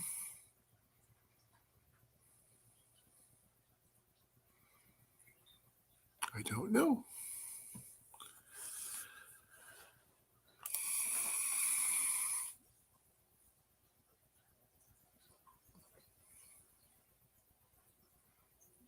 Oh, I can understand that, Grace. I've seen you in person. I would probably go with a 2-person tent because of the gear that I carry. Now, if I was going to do a winter camp or something like that, I would try a 4-season tent, but preferably something that would allow for a tent heater.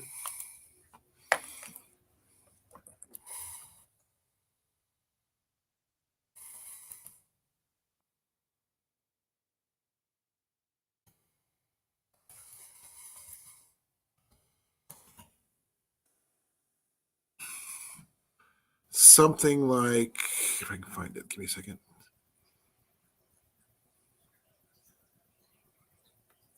Yeah, that would probably work.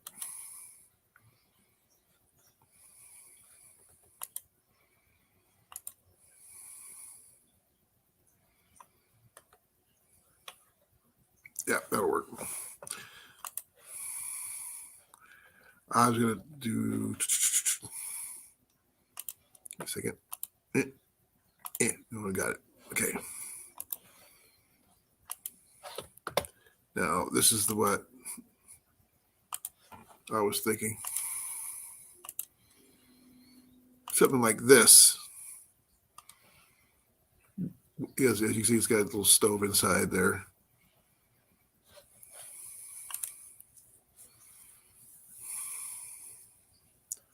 Okay, cool. Be well, Daddy Duck. Thank you for coming. I really appreciate it. Love you, brother.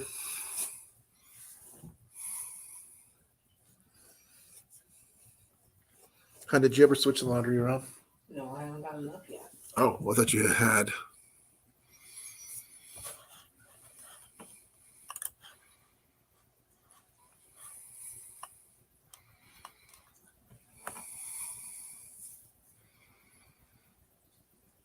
Oh, I can understand that, Grace. Having a small takedown wood stove would probably be best or something like that, but that's long-term type of situation, not necessarily short-term.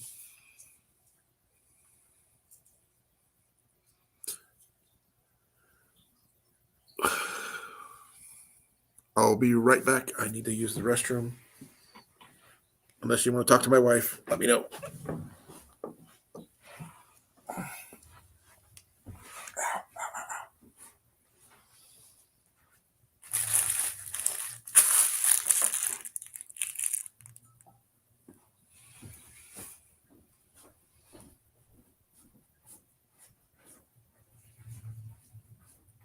Hey, honey, please say hi to Grace. Yeah.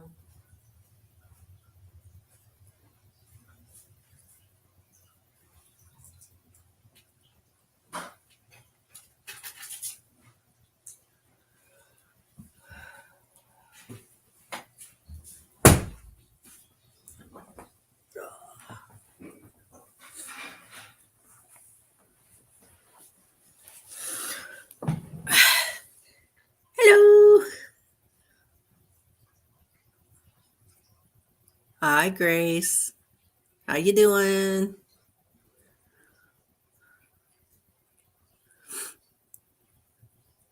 Oh, I had some fun in my workplace.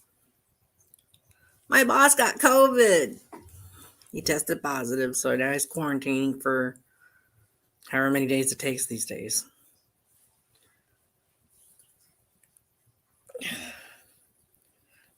I got tested the week before he got tested, and I came out negative.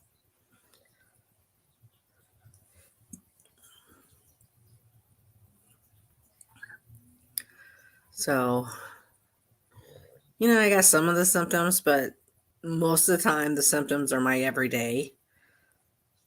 When I lose my sense of taste and smell, that's when I know I got it. So far, so good.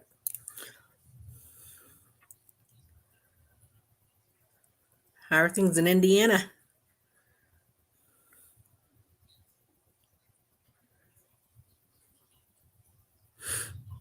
Sorry, I'm a little tired. I'm probably going to end up going to bed soon. 3 o'clock in the morning is a bit early to be getting up.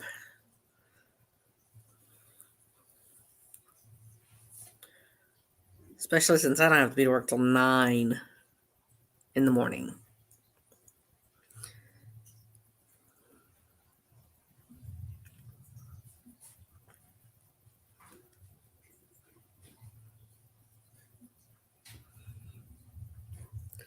Right? I don't want it either. So when we were kids, we couldn't wait for it to snow. Now that we're adults, we can't wait for it to melt.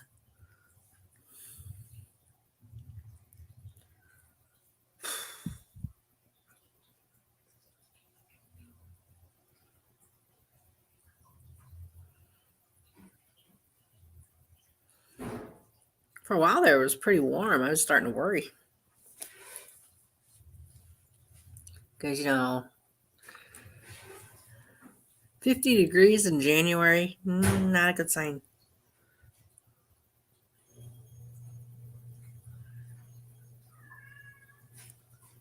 Snow cream?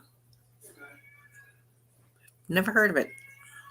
No greenies. Is that kind of like snow cones? Ooh, 72 on Christmas?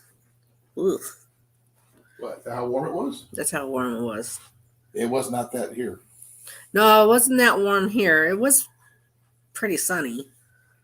But not that one. It snowed like the day after Christmas.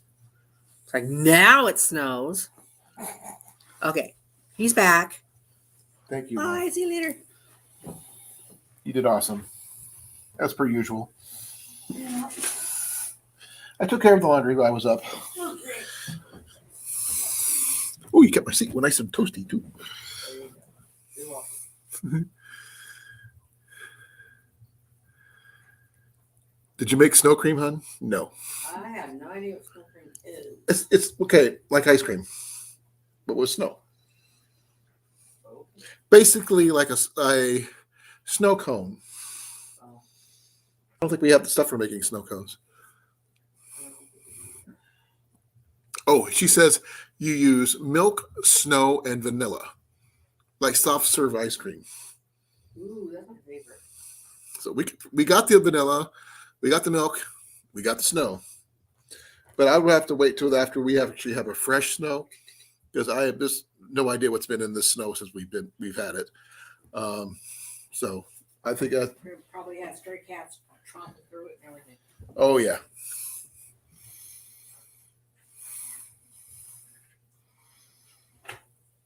Not as icy as a snow cone. Okay, good to know.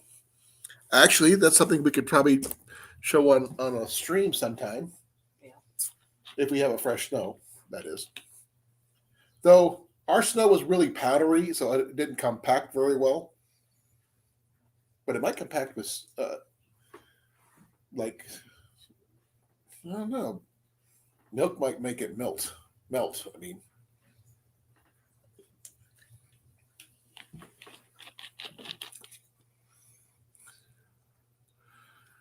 Yeah, she said yes, set a bowl for catching the fresh snow. Our next snow isn't for. Give me a moment.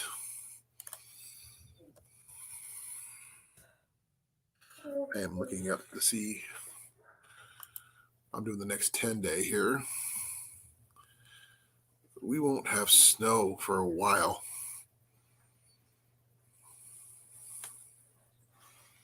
At least I don't think so anyway.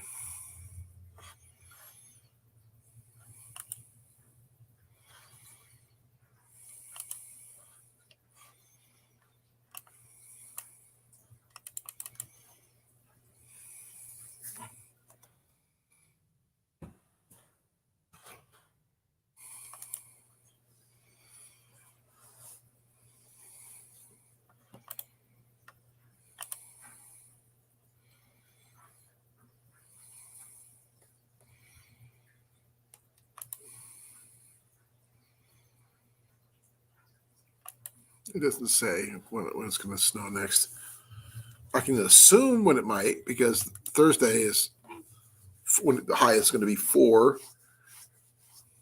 but it doesn't really say anything about snow, unfortunately. It's too cold snow then. I have no idea.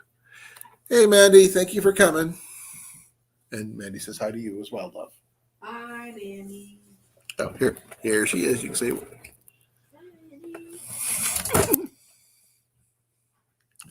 I guess after 8 o'clock is when people are going to come in. I thought she was over here all Hey. the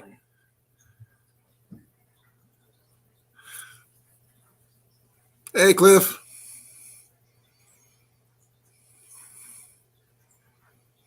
Okay, on the snow cream, she says condensed milk over regular milk. Oh, okay, yeah, that makes more sense. Well, let's see if I can scare up Cliff in here. May not be able to, but who knows? I've been on for over 2 hours, Cliff. So 2 hours and 13 minutes, to be in fact. If you look up in this little corner here, you'll notice my logo is back. Gotta hold. Reach it.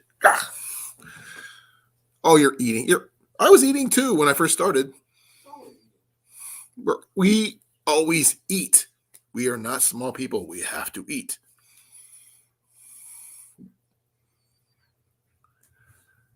How's that going? Did you get the part in finally?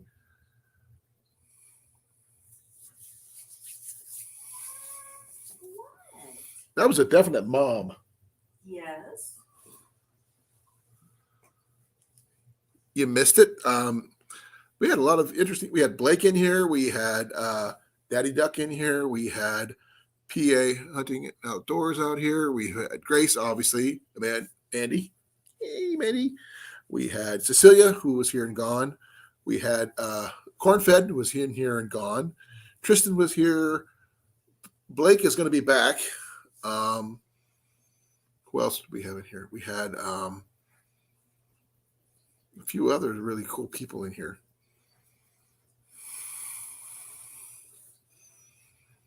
And I made a pun, guys. Grace knows what it is. Grace has gotten it. He thinks he's so funny. Hey, I'm a dad. It's a dad joke. It's funny. That's the way it works.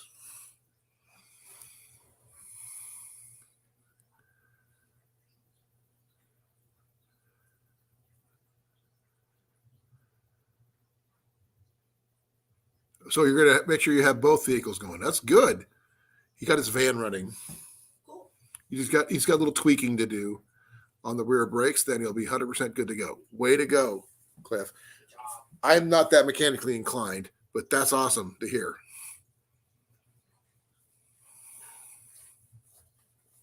I don't have anything new to show off or anything like that.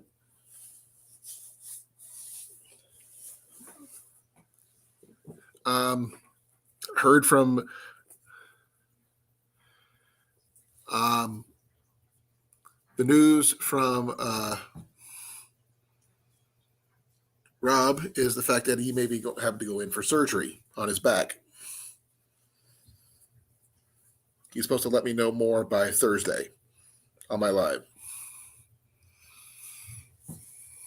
Also, news for those people who haven't heard it yet.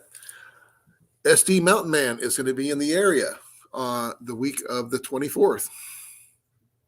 If everything goes well, we're going to be catching up with each other, and I'll probably take him over to my favorite place to go do some shooting in Des Moines.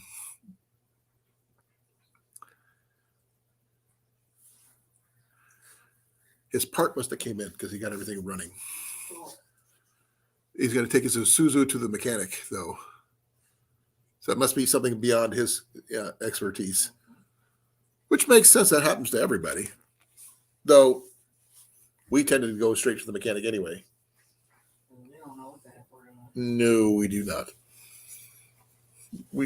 But we are smart enough to realize that we don't. Yep.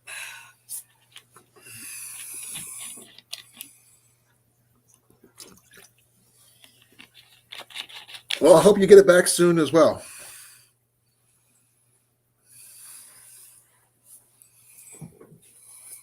Let me try this again. Who knows?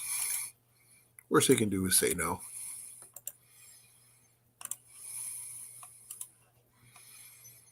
Come on, Cliff. Come on up, please. Don't make me beg. Don't make me put out the pun. I need to find another pun I can put in there. Don't punish them. No. Who do I look like? Frank Castle? You didn't get it. You didn't get it either. Yes, I did. Who's Frank Castle? I know about a nerd dog. You didn't get my fun. Well, that's true. You did mention that you didn't have that one, the equipment you needed. And if you're going to get it done, you might as well get it done right, which makes sense.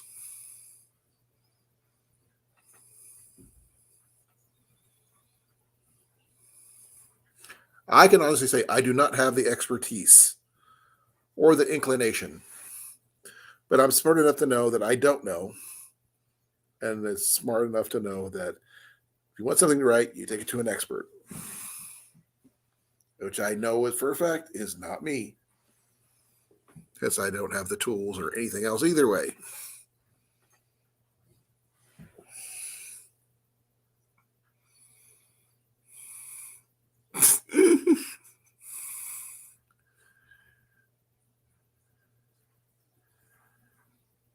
I haven't heard anything about Jesse's live.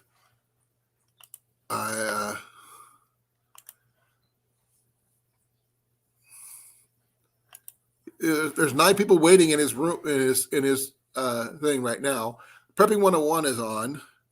The Angry Prepper is live. Outdoors with Big Matt is live.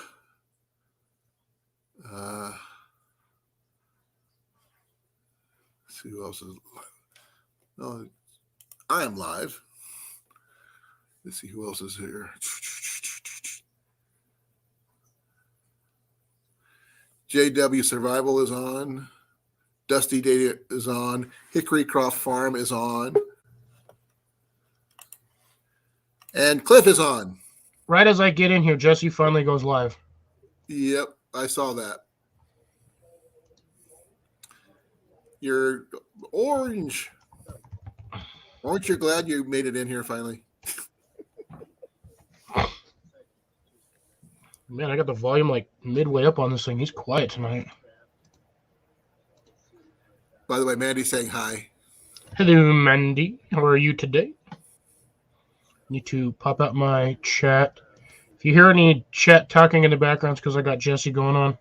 That's perfectly fine. Normally on Tuesdays, I'm over there, so the live was rather unexpected. Yep. Did you hear what I said about SD Mountain Man? Yeah, about his back. He finally went and... No. Finally, That was corn-fed. oh, perfect. Rob's finally getting surgery on his back or going in to get checked. He's going to get he's getting an MRI done on Friday, and he's going to be let me know more what's going on Thursday. And he said if you go live on Thursday.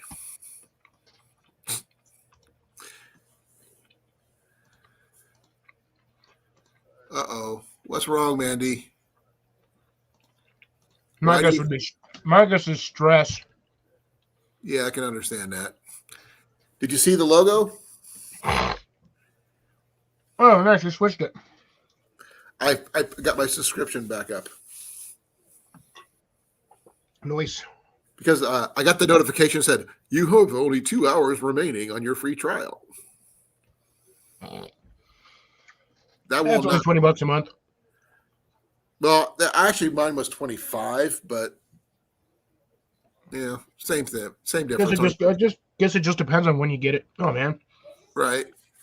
I'm gonna spit sausage on my keyboard. All right, phone, you need to come out of my pocket because you're like really awkward right there.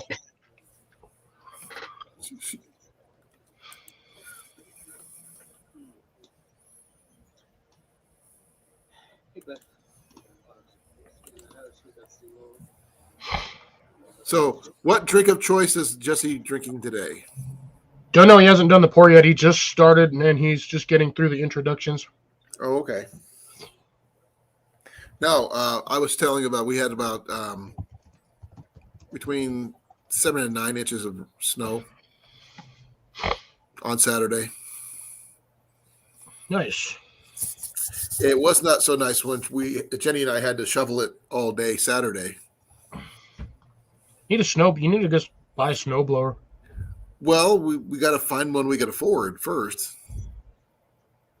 You know, that's. You can just get a generic one. They're fairly cheap. Although you have to have a place that sells them first.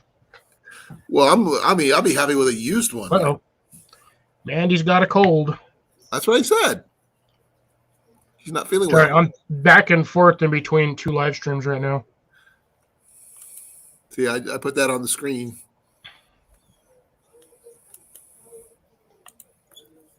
Now, we didn't have Ian at all this weekend. I was off work yesterday, and then I got the notification about my time running out, and there's no way I could do my streams without StreamYard. Well, you can stream without StreamYard. You just don't get the benefits of the paid membership. Ah, my back already starting to kink on me. It suck. Ibuprofen? No, Icy hot? I just got I always got a kink just because of the way I sit. Because I don't have a proper setup, so I'm on a card table, and then my chair is just... You know what I'm using? Yeah, recliner. I got my recliner, and I've got a TV tray. I don't even have a table. What are you having? I'm eating the weirdest stuff because I decided to just randomly combine shit. Part of my French. Stuff that I had in my room. So I had a little bag of pasta. Or a third of a bag of pasta. Right. And I just had rolled up. Just been sitting in my room for, I don't know, probably a good couple of months. Just chilling over here. Then I decided to... Oh, where'd it go? Where'd I put it? I don't know. Where'd it go? I just lost an entire... Oh, there it is. I had some of these ones. I had not the beef ones. I had the originals. And then I cut up about 5 of these. And then I had a roasted garlic mashed potatoes, the Idahoan instant ones. Right. I cooked my pasta, drained out the water to the 2 cups that I needed, added another half a cup just for the cooking process. I dumped my sausages in there, or my beef sticks, warmed those up for a minute, boiled out some more water, and then dumped the freaking mashed potatoes in there, and I just mixed it all together. So I'm eating literally a mash. Call it monster mash. It's so that you can see it right there. I've got the sausage, freaking mashed potatoes, and pasta. Interesting. It actually doesn't taste too bad, which ain't bad. So if in an emergency I had to eat this daily, right, I think I'd be all right. I don't know. Without ketchup, I don't think I could handle it. Well, I have this stuff here I like to put on there. I don't like teriyaki that much. Oh, I love this stuff. I can eat that stuff. I can just drink it. No bag, stay. That's what I usually tell Mac. Then I spent most of my time, I got off of work, and then the first thing I started doing was clearing out my car. I've got everything out of it, aside from some random papers that I don't care if they wander off. They're useless anyway. Right. Actually, no, one of them is a tax folder. I need to actually pull that one out, but the rest of the stuff is just random stuff in there. And then 2 sunshades. I don't care. I can buy those things. Are a dime a dozen. Right. But I found stuff in my car that I forgot was even in there. Anything good? Well, one item I already know that's in there because I always use it. It's just right in the back of my seat. Because I've got my passenger seat has one of those back pockets so you can stuff usually maps and things in there. But I normally have this guy in here. in there. I forgot I had them in there. That's good to have. What's in it? Well, at the moment, because I fit it in there, I shoved my Mora. Hold on. I'm going to do this. This for is you. actually the companion, the MG. I heard about that one, but I've never seen one. Yeah, this is a nice one. Is it full tang or no? Good question. Let's find out. Pardon me. Well, it's definitely metal, that's for sure. I don't know, this particular magnet does not have the staying power. Let's try my other one. Where's your big one? Thought you had a big one. It's 3/4 tang. It ends right there. Okay. See? That's So something. there, Gravity, what a downer. yeah, I'm letting that thing just drop because I ain't trying to catch that. I It's like use you it letting and the it's beat still drop. But this is normally on the back of my seat. Like I have it clipped in there like this. Right. Yeah. So that just this part hangs over the backside, so it just looks like a little plastic tab. You can't even tell it's in there. And I forgot I had my turd dispenser. Your what? My turd dispenser. Clarify. What is it? TRD, turd. I'm just kidding. It actually stands for tactical rope dispenser. It's micro cordage on a spool that has a cutting, like right there. You can see the end of the cord, but it actually has a. There we go, right behind it. There you go. You can see it's got a cutting blade. So it's basically a integrated spool tool with a razor knife to cut your cordage.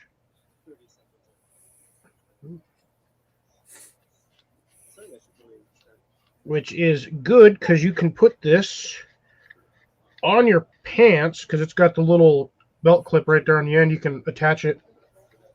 Then the other stuff I have randomly in here is Night Eyes survival kit. Yeah, I've heard of those. I don't know what's in them though. Well, if you're willing to watch me, I can go through it. Yeah. What's everybody else saying here? Like bank line is what Grace says. You're talking about other stuff. No, it's actually microcord. It's not bank line. So it's the same stuff that I have wrapped around my water bottle. These guys right here. Right. These little guys. It's basically just microcord for these little orange and green. And that's actually that one. The microcord is from. Oh, crud. Who does microcord? I don't know. I can't remember. And I have like 10 rolls of this stuff, just random colors. And I think what was this one? What the heck was in here? Oh, okay, so this is just the tab for my I kept the tag for the actual Night Eyes bag. I got myself I think this was the Mama Bear Bowl. Flat pack, basically turns into a camping bowl. What else do I got in here? One of the original items that actually came in here was actually this guy, my fire beaner. That actually originally came in this kit. What is it? It's a fire beaner. I'm not familiar with that one. So this I've guy heard here, of the carabiner, but not a fire beaner. Oh, okay. It's sort it's of basically just a carabiner with an integrated flint Sparker. deal on it. Yeah, Has okay. a cutting cord, cutting right there on that little hook, but it also works as a bottle opener. And I have a screwdriver here, and then just lanyard loops. That guy, like I said, I've always got ability to start fire, and cut things everywhere I go, regardless. Hey, Cliff, Yeah, I'll put my bottle up against yours. you got a slightly bit more water, but mine's more tactical. No, this. Look. Oh yeah. And then my standard Fowler Possibles tag. That's basically what this was. It was like a kit that he put together. Right. That I Bigfoot sticker patch on there. Yeah, it actually came with that one, and then I got the Hidden Woodsman raccoon patch on here as well. I've never seen that one. Oh, okay.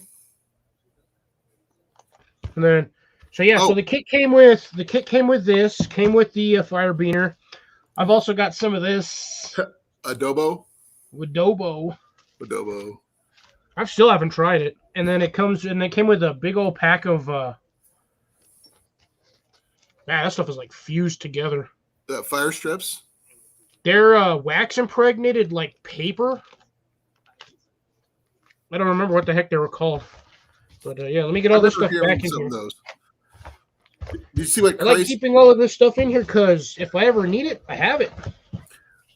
Yeah, one of the night managers asked me, "Hey, in your bag of wonder, do you happen to have a lighter?" I said, "Yeah, I got 2 actually." So because he needed to go smoke. I found an electric lighter in my car. I didn't even know it was. I forgot the thing was even in there. It's a big old long one like this with I remember those. A standard piezo igniter. I'm gonna set that over there, and we'll go through this one. So this has the option. If you have a thin enough belt, you can put this on a belt loop, but you'd have to have like 3/4 inch belt. And aside from that, this thing is 100% waterproof. Have you tested it? Dude, trust me, with that style of zipper, it's 100% waterproof. I can't even squeeze the air out of this. To buy it? Huh? How much was that? It was a Kickstarter kit. Oh my god, I can't even open this thing. There we go. Was it like $60? I think. And the kit, this came with it, so this all came as one kit. Oh, that's pretty cool. Oh my god, I think the knife is in the way. Move. This zipper is a pain to open. On Saturday, I'm not sure if you heard yet. I went to go re-up my hunting fishing license. Yeah, and you had another year. You still had another year on it. 2 years. Oh, 2 years. All right, so things that come in this one, I got a little fire striker. Okay, that's cool. This is one of the Exotac ones. This has the it's got the internals. Actually, that looks a lot like the new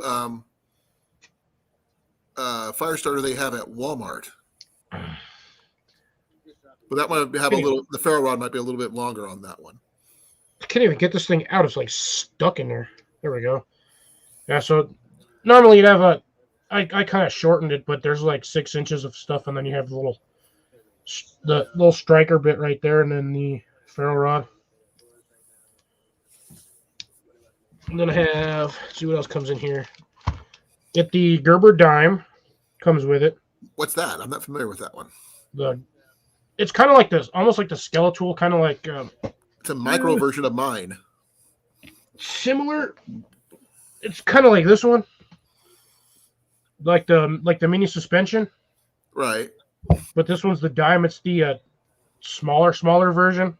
So that's the micro version of the thing. Okay, I didn't know you had a baby suspension. Yeah, that's what this one is. That's my little suspension. I have my suspension. You have the baby suspension. And then it comes out. It's got little scissors. Those look better than the ones I've got. And I do mean little scissors, boy. Let me tell you, they are tiny. And it's got technically a little screwdriver / nail file. Right. It's got rough and smooth on it. And then this one has the shortest flathead screwdriver. That's one thing I've always wondered about, that when they say you got a either a flathead or Phillips screwdriver, and they don't make the thing long enough for you to actually reach anything. No. And then I've got this weird tool, which is a box opener. That's cool, though. Yeah, it's or you can use it as a cord cutter, but yeah, that's like one of the weirdest things I've ever seen on a little folding knife. And then you got your standard. It's not even like it's a rounded blade. That one, I don't know. What would you use that one for? Don't know, but that thing's stupid sharp, that's for sure, because it's got a Scandi grind on it. And then technically your bottle opener / lanyard loop. Okay, how many bottles actually need opening that are not twist caps? See, that's this is what I hate about survival tools. They put bottle openers on everything. I can Just understand can openers. I'd rather have a can opener. I'm not going to sit there and drink freaking 60 bottles of beer while I'm out there getting freaking lost in the woods. Oh, which reminds me, Backwoods Barbarian was in earlier. And it turns No out idea who that is. oh, I got he's you. another bushcrafter, but he's from Canada, and he's making bows. Oh, nice. I told him I'd test his bows if he made some left-handed ones. Cool. They got a little sewing kit in there. Most people forget that they need those. It's It's got useful more than just clothes. 2 needles and 4 sizes of safety pins. You need to have a leather needle or something like that in there. Now, this is just an emergency kit. It's not going to have everything because you can only fit so much in here. And now here's what I think is absolutely funny. What is that? That is a fishing kit. That's a fishing kit? Yeah, there's a couple of hooks in here and some dried worms, which you just add water and they hydrate. And then at the bottom of it, there's like 3 sinkers, 3 split shots. What kind of string? No string. Oh, that just gives you the accessories. Okay. That's what either this is for, or actually, technically, truth be told, your fishing line is right there. That's cool. So you get some wire, some snare wire, and I think it's like 30 feet of probably 12-pound test or 8-pound test wire. Right. Man. Just to let you know, I am over 1,001K again. Nice. Yep. That's awesome. Yeah. And what's really cool too, my watch hours went up quite a bit. Well, yeah, because you just did like a whole bunch of freaking 4-hour live streams. Well, some of them, yeah. And according to this, let me see if I can show my memory here. Nope, no, nothing they showed in there. And then I got some more of this Tinder stuff. If you guys watch Fowler's, like Zach Fowler, he uses this stuff constantly. He's always got one in his wallet. Okay, I'm gonna see if I'm not sure if I can show you my calculator or not. I'll give it a shot. If it's even possible. Ooh, that'd fit in there that way. Nice. Nope, I don't know. What are you trying to do? Oh, I was going to show you my calculator of how many hours I actually have left that I need to be. Yeah, you can. You just go to your monetization screen and then just share that. Well, that's not what I'm talking about. I mean, that'll tell me how many hours I have total, but not how many I have left to get. You can do the basic math. It's not that hard. I'm dyslexic, so bear with me here. Yeah, I'll show that. I'll share that at least. I got to get all this stuff back in here. There you go, Cliff.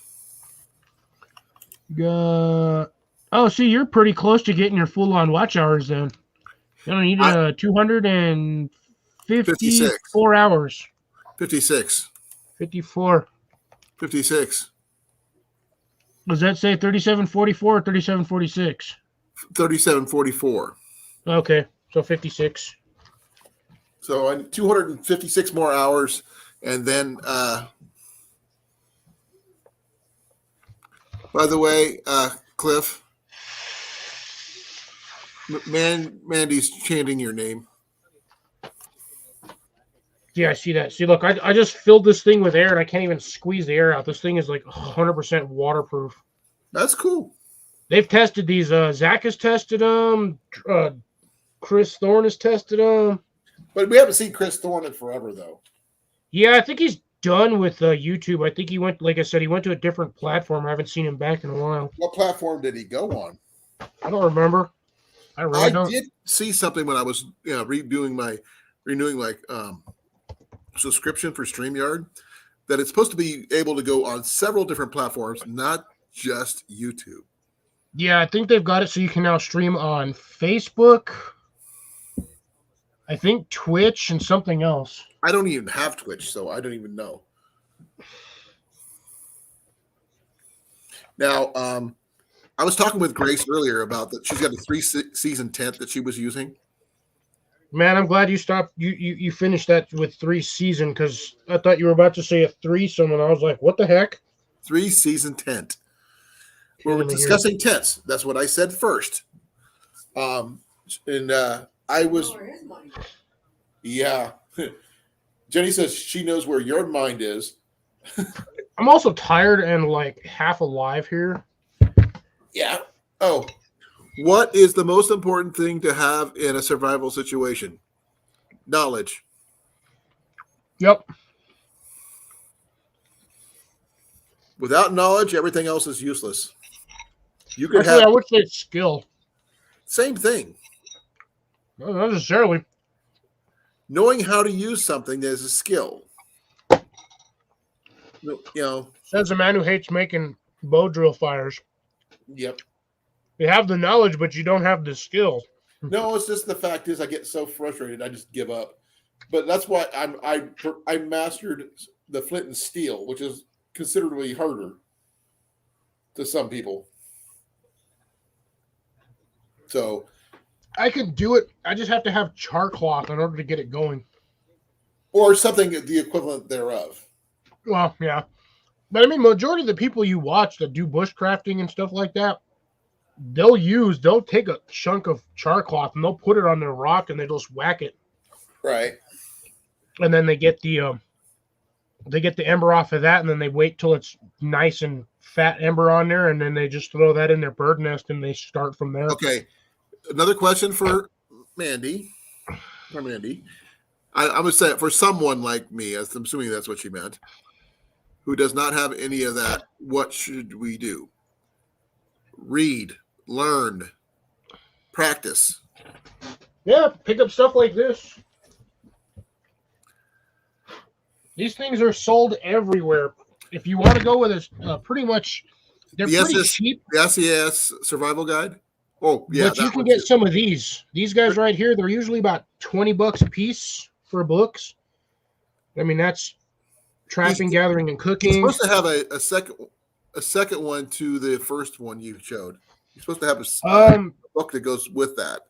Yeah, he's got advanced bushcraft. He's also got an advanced book for this one. And what's really weird is I have the other 2 books. I just don't know where they're at. Send them to me, then I'll have them. No. I like these books. Or you can get something like this. Like this thing. I got this in a battle box, but there is so much information in this stupid thing. Don't like I said, the SES survival guide works really well too. Oh yeah, there's a ton of information in the SAS. But here's the problem is finding a store that may or may not have it in stock. Because when all of this stuff hit in like March, with like May of last year, everyone started doing their dumb preps like way more than they normally do. So you got people that don't normally do this stuff started buying all these books.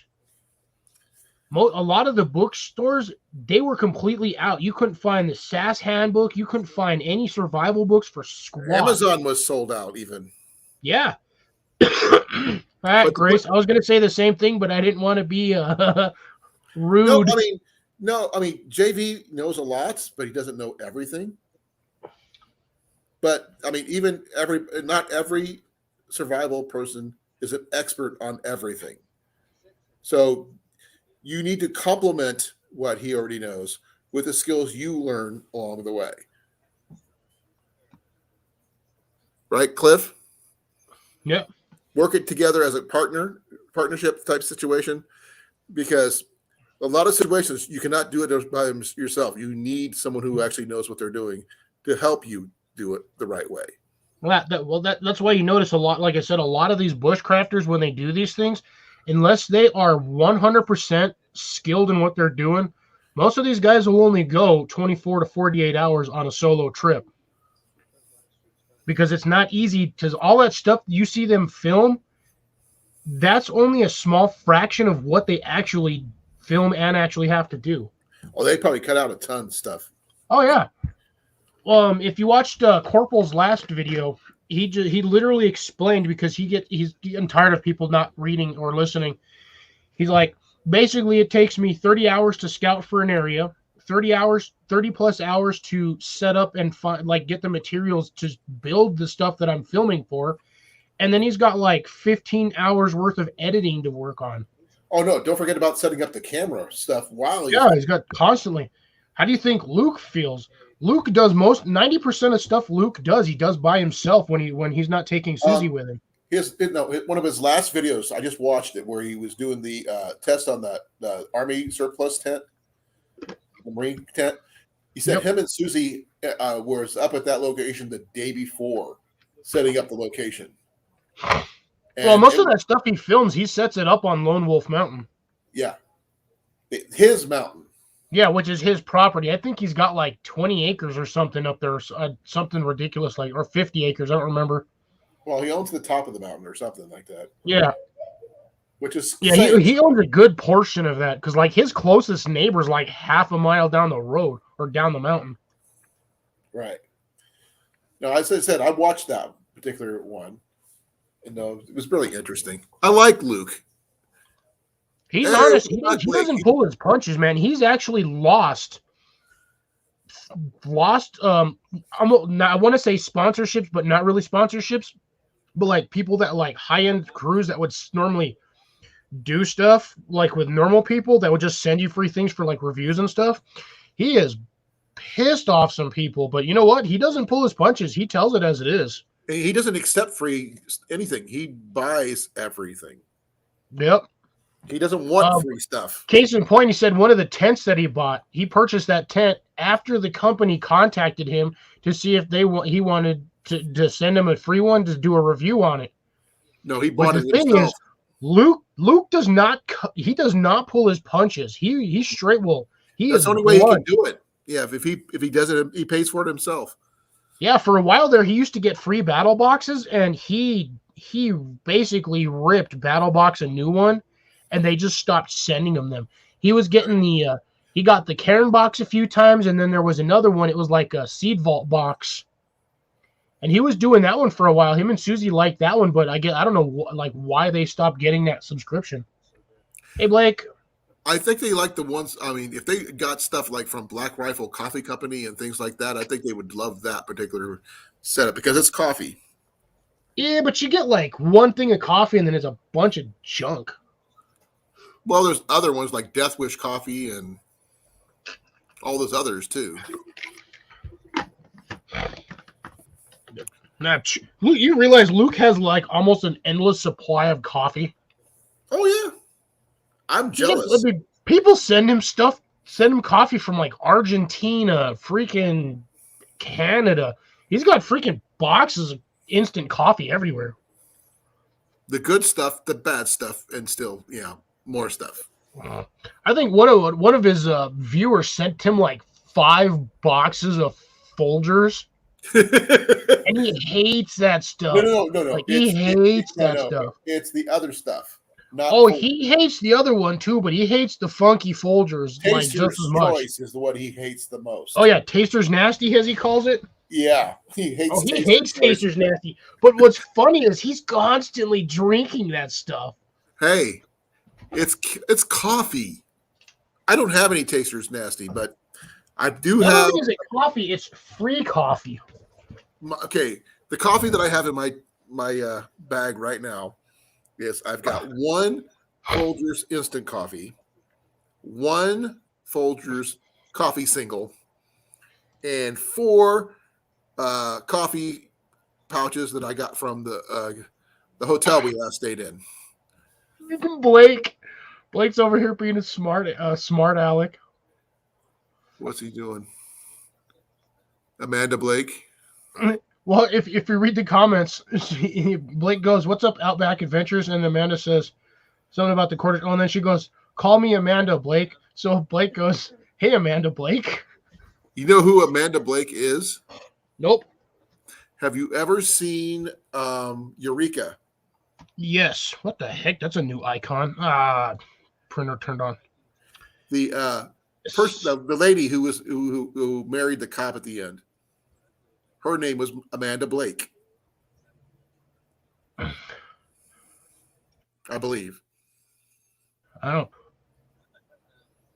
Oh, I think so. I could be wrong, but I haven't watched it. Jenny might know, but Blake was her last name.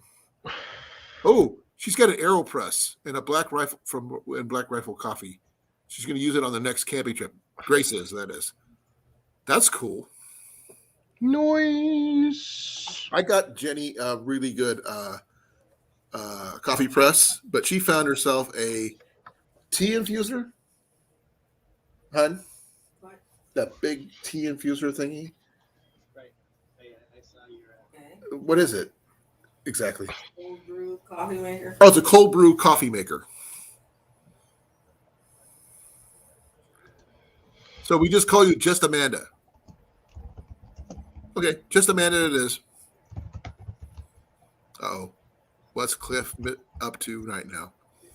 Are you up to mischief? Maybe. Saying hi on Jesse's channel?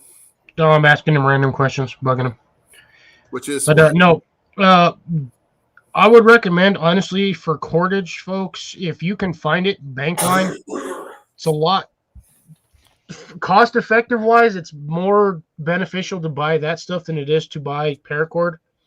Oh, yeah. You want to save your paracord for like absolute emergencies if you absolutely need it. But for the most part, you can just buy rolls of Bankline. You can buy like 1,000-foot roll. I think it's like $25. Also, if you can do it and you have spare boots to do so, swap out your shoelaces for paracord. Oh, and spare boots are normal. Just, yeah. Swap out your laces for paracord on that, but always keep like a hank or two of like 10 to 20 feet of Bankline on you at all times. Oh, yeah. But the paracord is, I mean, even if you use all the strands out of your paracord, the sleeve to the paracord will still tie your boots. You can tie your boots with one of the internal strands. I know, and you but still have 20 more strands to go. Yeah. Mind you, they may or may not last very long, but... Well, Grace has a good point, Cliff. Yeah. Well, if you're gonna learn knot tying, you might as well just get yourself some like 1/4-inch like cotton or nylon rope and just learn between like a tree or two. The book that I got for Ian has a whole couple chapters on knots. I have a book on knots, but it was one of those like children's books, and I've had that thing for decades. Actually, I think my mom may or may not have gotten rid of it. Tying a bowline, a square, round turn, half hitch, figure eight, grapevine, timber hitch, water knot, alpine butterfly knot, taut line knot, hitch, clove hitch, square lashing knot, Swiss seat rappel harness, and the Prusik ascending knot. So it's basically just a Prusik knot. Prusik knots on here. Yeah. No, but Mandy, you can also get different books. Like Les Stroud has a book of his that's pretty decent, not too overly, commercial. Oh, it's because Les Stroud does not want to go commercial on that stuff. That's why he stopped with the whole Survivor Man series originally. Well, he's actually posting all his episodes here on YouTube. Yeah, I keep running across them. I'm half tempted to just start finding all of them and get them all in order and just watch all of them. Oh, again. I got the first couple episodes out of the way. I've been watching those. But that book, that was one of the things I lost in my book, the bag that got stolen was his book. And it's got it's got pages in there that are blank, that are in there for a reason. Yeah, note-taking pages. No, he's got the pages for that. But these pages are made for strictly fire starting. Makes sense. And he actually states that that's what they're for. And it was a pretty good book. It's got, basically about the same thickness as this one here, but bigger. Not a hardback, though. Well, that's the thing with that, though, Grace, is the reason why you're using Bankline. If you're pulling a knot, if you're getting it that tight, you're using it to hold something together that you do not want falling apart. Well, that's not what like Corporal's Corner does when they does their those hitches on their shelters and stuff like that. Yep. Now, Grace actually made a point earlier when she was talking about her tent. If since it is only a 3-season tent, not a 4-season tent, and weather like such as what she's got now, which is really cold but not necessarily snowy like mine is here, and it's putting a tarp over the top of it to increase the. You can do a tarp or a sheet of plastic, just something, whatever you need to just trap the heat in there. Well, I've got a simple Walmart tarp, but the floor, my footprint is I'm not sure what the material is. I know what it was used for is a thermal blanket that they use to keep the wine from freezing when it's traveling, and it comes from Australia, surprisingly enough. And I cut up a couple pieces that'll fit the footprint of my commando tent.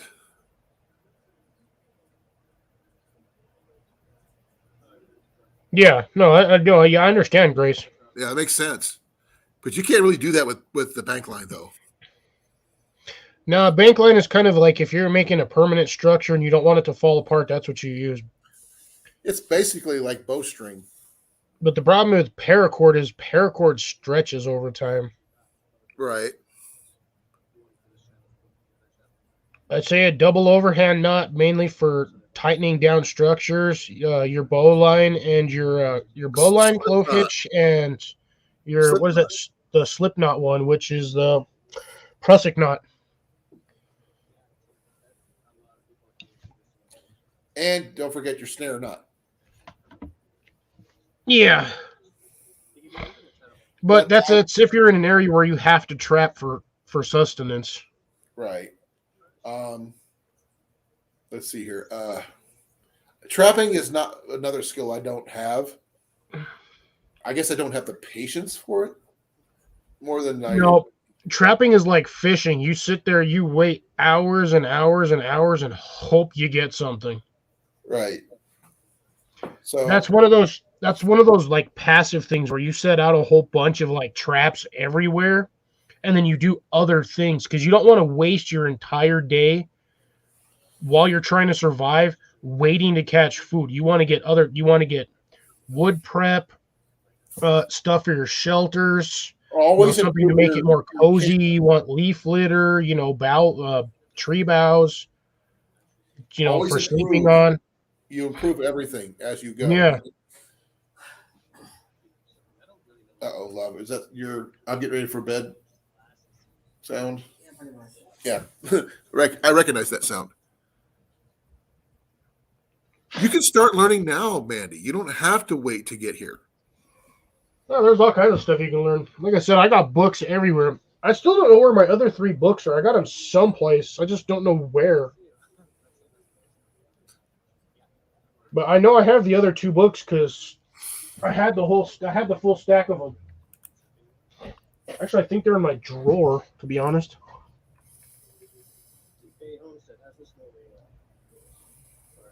Yeah, I agree with Grace. Pick 1 or 2 things and then learn those really well.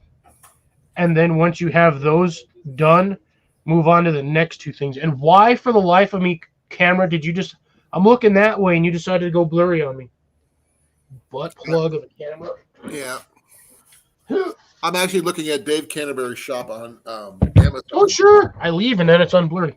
Yeah, I run around with this thing too. Picked this guy up a while back. Okay, I saw that in Dave's shop. The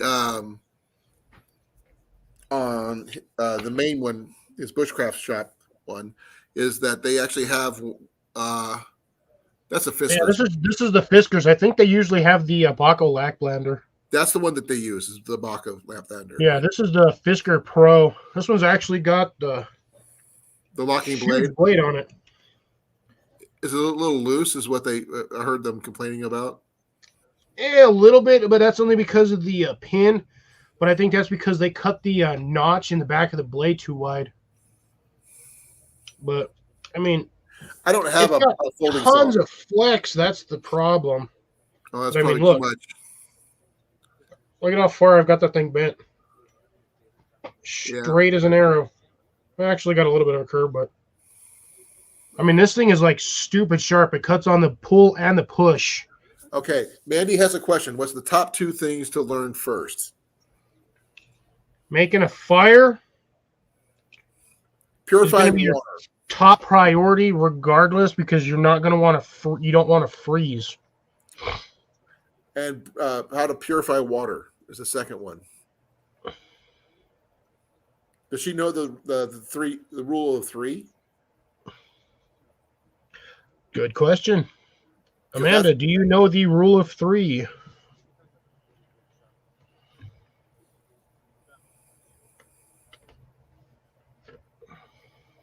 Yeah.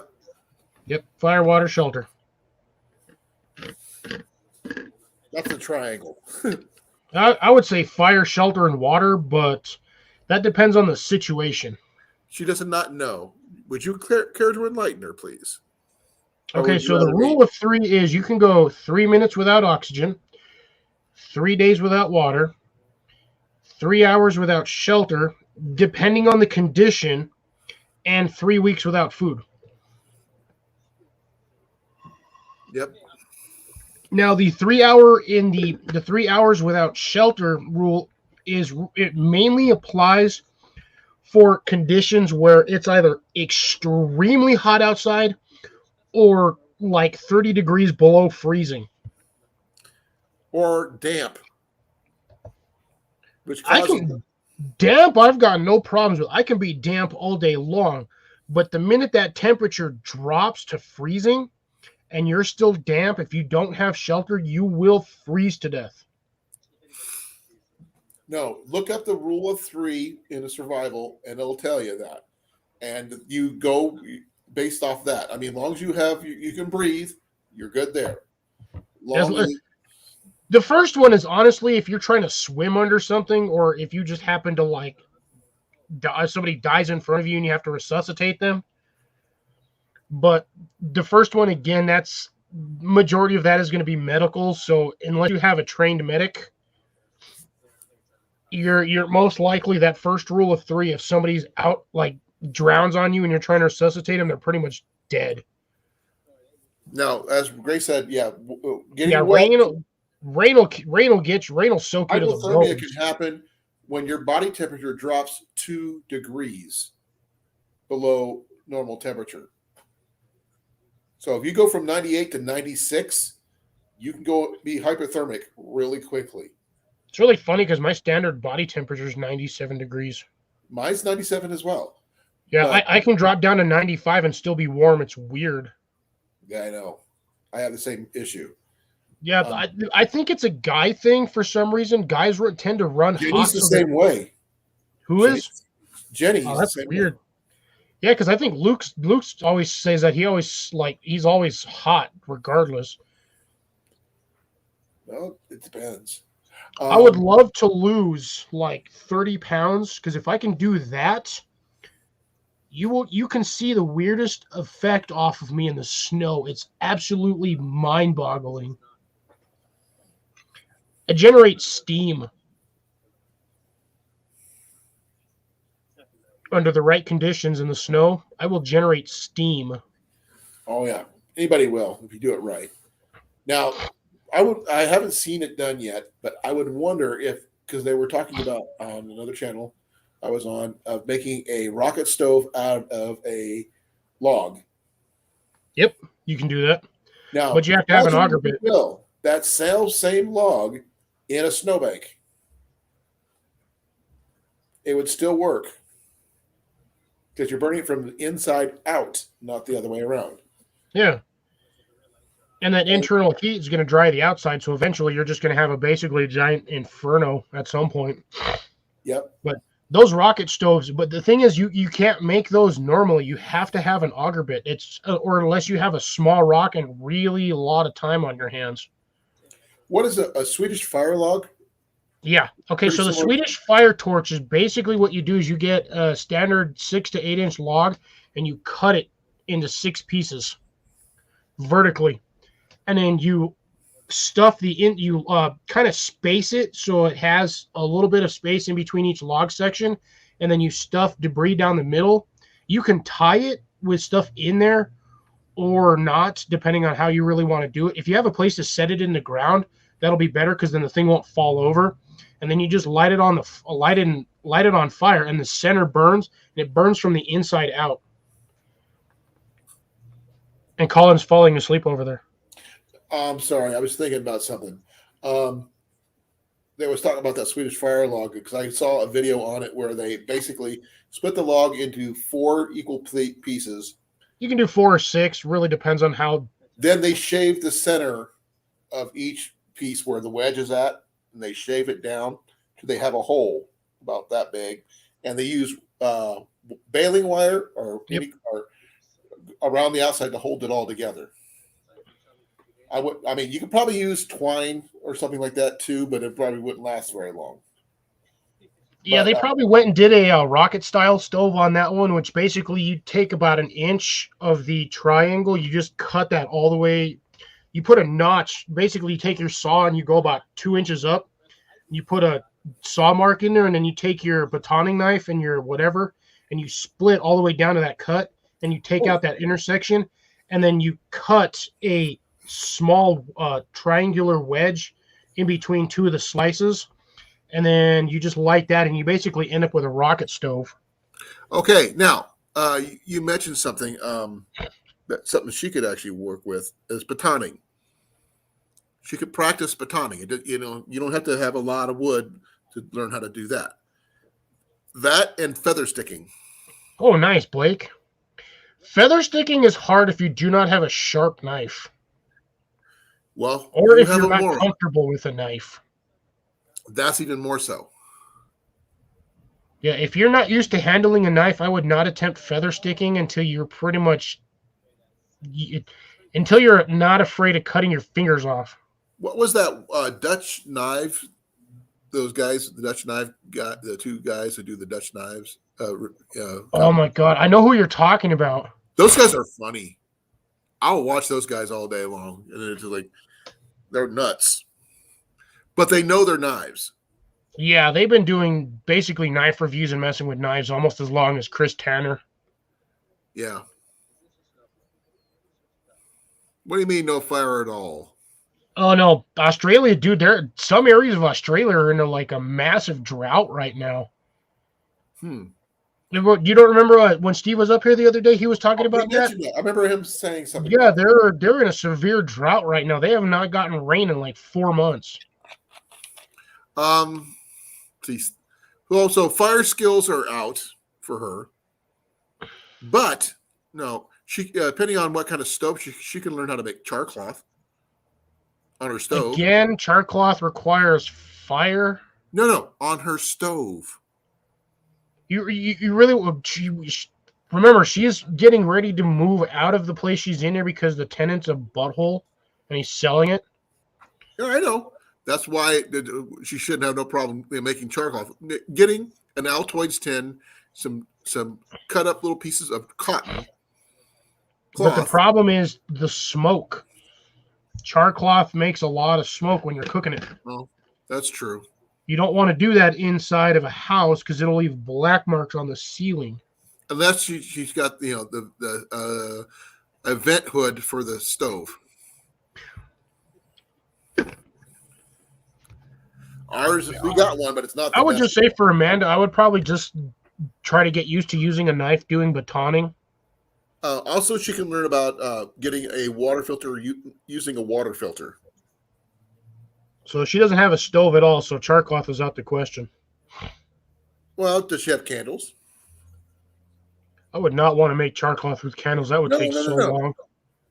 The wax she can make wax fire starters for when she does need them, using any leftover wax from the candles. And that's something you can keep on hand.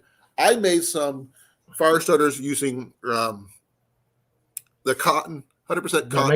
Makeup pads. Makeup pads. It just dipped half of them into wax, keep the other half by itself, and it works really good. Oh, you can just soak the whole thing in wax and just once you rip open one section, it expands the fibers anyway, and then you have Yeah. a spot to hit with a spark. I'm planning on using all those wax, the paraffin wax that I've got to make a couple of those, as well as some candles and some other stuff. But tea light candles, awesome fire starter as well, because those will start a fire, and as long as you get them lit. Let's see, what's it? I still say she needs to learn how to water purification, because she can't do fire, she can do water. Yeah. Right? I would say batoning too. One of the things a lot of bushcrafters and campers will use is they'll get like a roughly 8 to 10-inch log, and they'll turn it into a hammer. Right. They call it a batoning stick. Yeah, baton stick or baton hammer. Other Basically, people- I'd probably say turn of the century woodworking hammer. Right. Because I mean, that's essentially what it was at the time. Is they just used big logs, and that's what they used to smack their stuff into place. There's something that Amanda could use that she could probably get away with, if depending on the hunting laws where she's at, for as long as she's still going to be there. She can make a rabbit stick.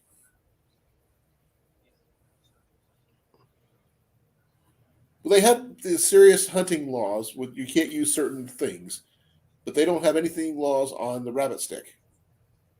Yeah, it's because basically you might as well just be throwing a rock. Is essentially what it is. It's a rabbit stick. It's a different thing. Yeah, it's pretty much the same thing as throwing a really long rock. It's not a gun. It's not a bow.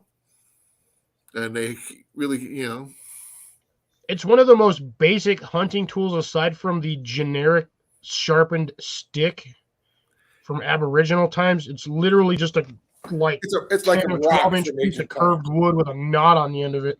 By the way, Blake, I know you're still here. I want to see your arrowheads when you get them done. I want to see the colors too.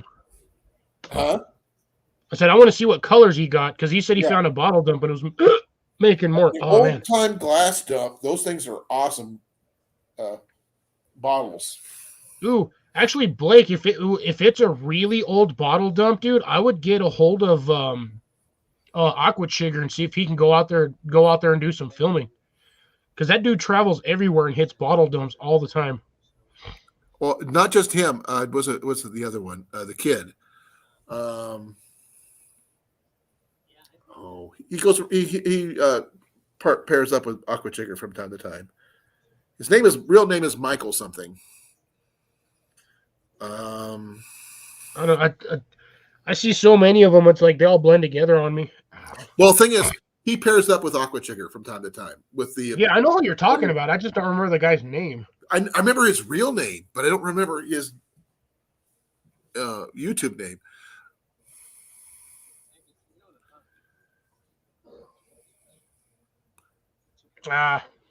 Even the 30s glass is probably really good for making what he's making. Yeah, that's still almost 100 years old. Correct.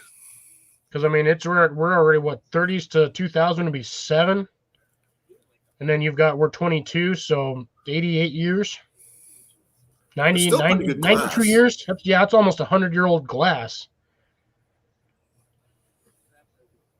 I want to see an arrow made out of with one of those as a tip. Probably be a one or two time use. If you miss the first time, it's a one-time use. Well, same thing if you're using an obsidian arrowhead. That's true. Well, they're they're really sharp, but they're very fragile. Yeah, those things. Yeah, those things were a one or two time use. If you got your target, you could use it again. But if you missed, you had to get a new arrow. Chance of shattering the tip. Yeah. I would not want to hit a tree with one of those obsidian. That thing's just going to stick right in a tree, and you ain't going to get it out. Yeah, we'll see. Let's see. One of the things that she could learn, knots have been covered. Fire starting is. Fart sack! I almost clicked on the wrong button. I've got to go tuck Jenny in real quick. I'll be right back. Okay. I'm here, but my nose just got all super itchy, so I had to close so I could scratch it. Cover. Hey, Cliff. Yeah. I didn't do it. Oh, nice. You got one of those too? We found it at the outlet store. Really? Yeah. That's like $120 mug. Yep. Although if that's the bigger one, if that's the 44-ounce one, that's probably $130. So 1918 cake bottle or Coke bottle. Ooh.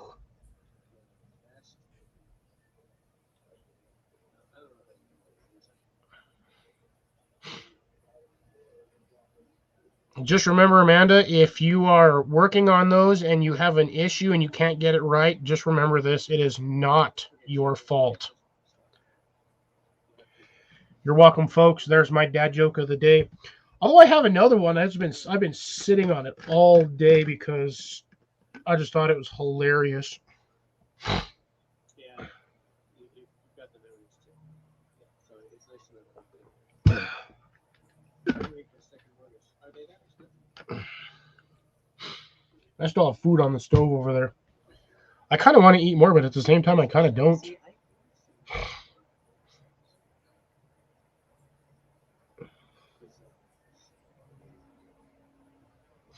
No, I was being hilarious, but no, seriously, if you can't, if knots are hard, some of those knots are hard to figure out, like unless you do them over and over and over.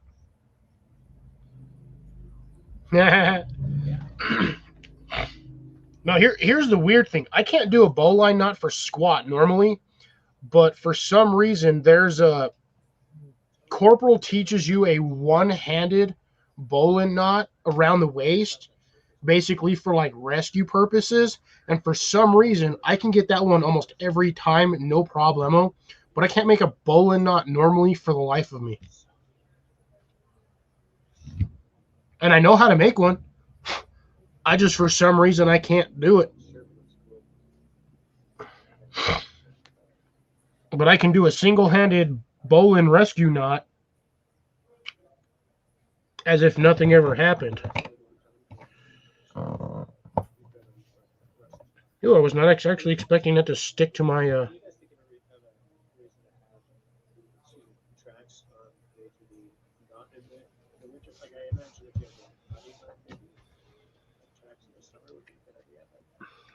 Oh, that tasted gross. Like, are these tracks more of a winter time thing, or are they more of that street? Yeah, it works better when it's clean. Alrighty, Amanda.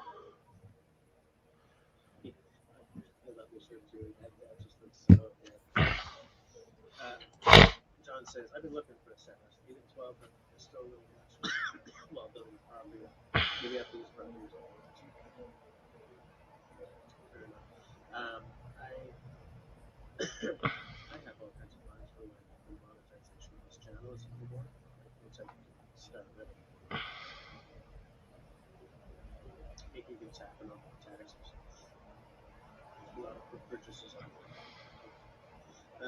well, they're only a lot of money. Well, I don't really know. David brings up an interesting question. Are side-by-sides any better for snow? And you're wondering because of the increased spacing of the weight, spread out. I've wondered the same thing too. I love the look of the side-by-sides, but I feel that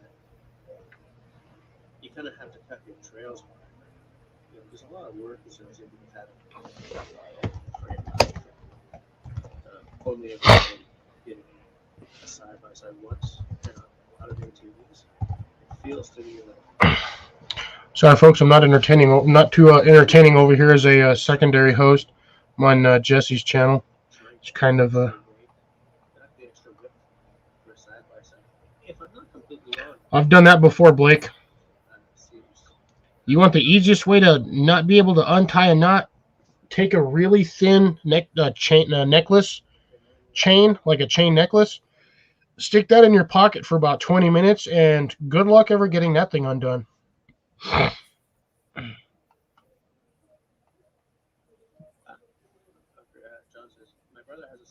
But me, for some reason, I am like stupid good with knots. Like, I have patience. I can untie. If you tie it, I can untie it. I might need a little assistance from, a Leatherman or a tool here or there, but you make a knot. You can make a knot as nasty as you want, and I'll untie it. A couple of things I remembered when I was tucking Jenny in, surprisingly enough. Getting a simple first aid kit and knowing how to use everything in it is a good skill. Whether It doesn't take much practice to use a Band-Aid. No, not just the Band-Aids. We're talking about how to use moleskin properly, how to seal a cut that's too big for a Band-Aid, using the suture strips. Not all first aid kits have suture strips. That's the only drawback. Oh.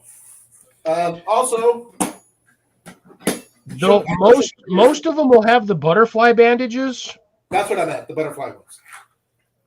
But they only, for some reason, most first aid kits are only going to give you like 4 to 6 of those. I know. Which is really stupid. You really should have about 15 to 20 of them things in a kit regardless. And how to use a tourniquet.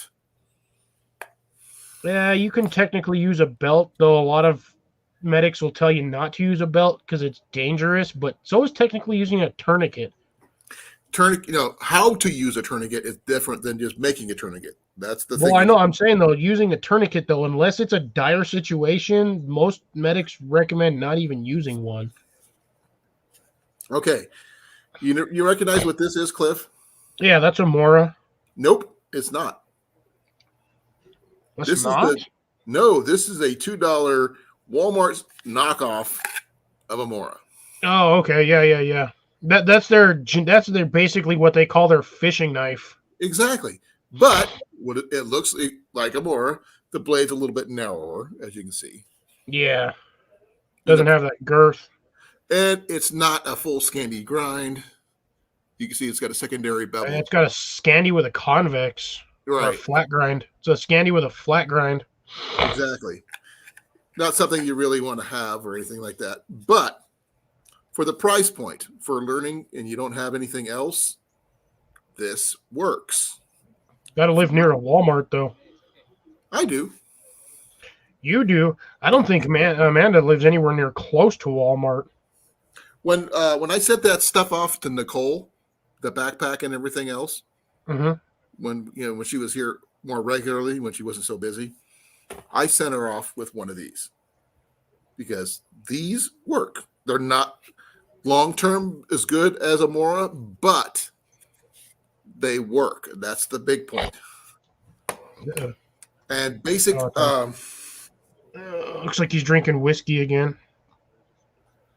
Okay. Missed the pour, but he's got his little snifter going. But yeah.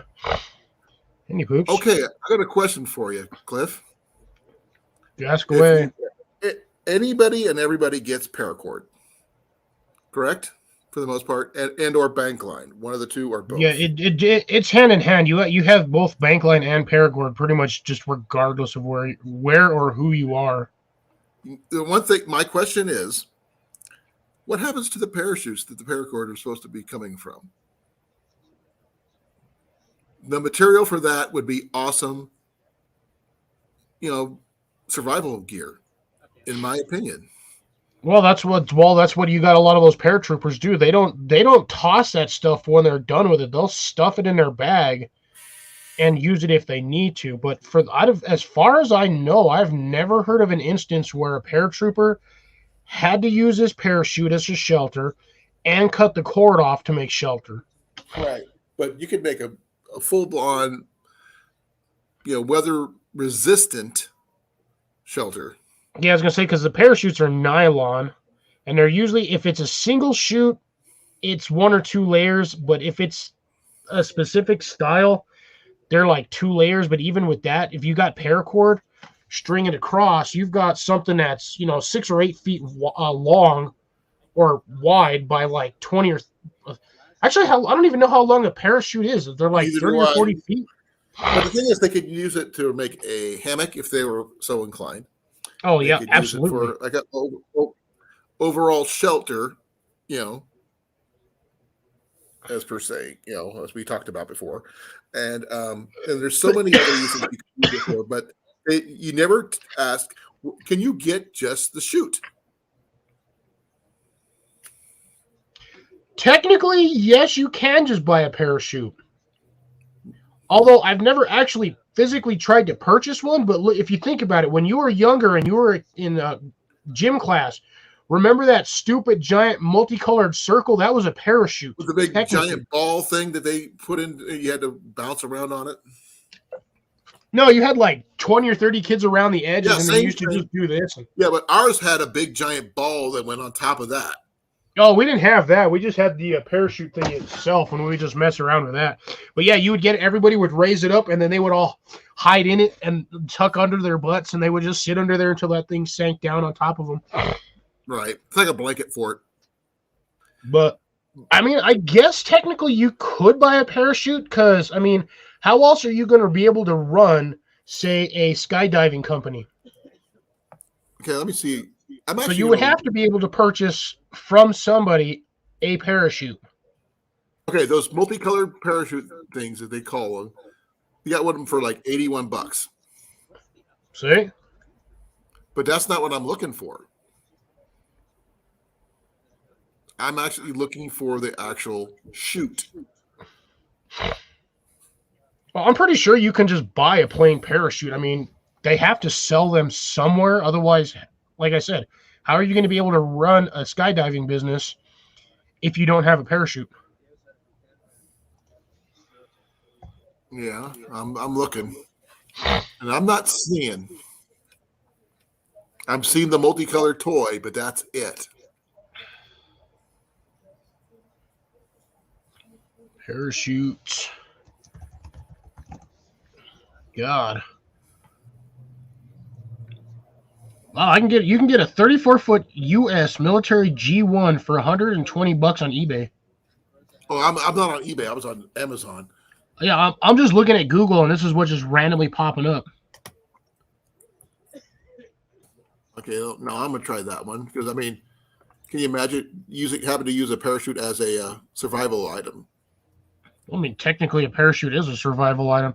I mean, you have, I think it's like 400 feet of cord on those things because each one of those cords is, I think they're like 80 feet. Or not 80 feet. I'm sorry.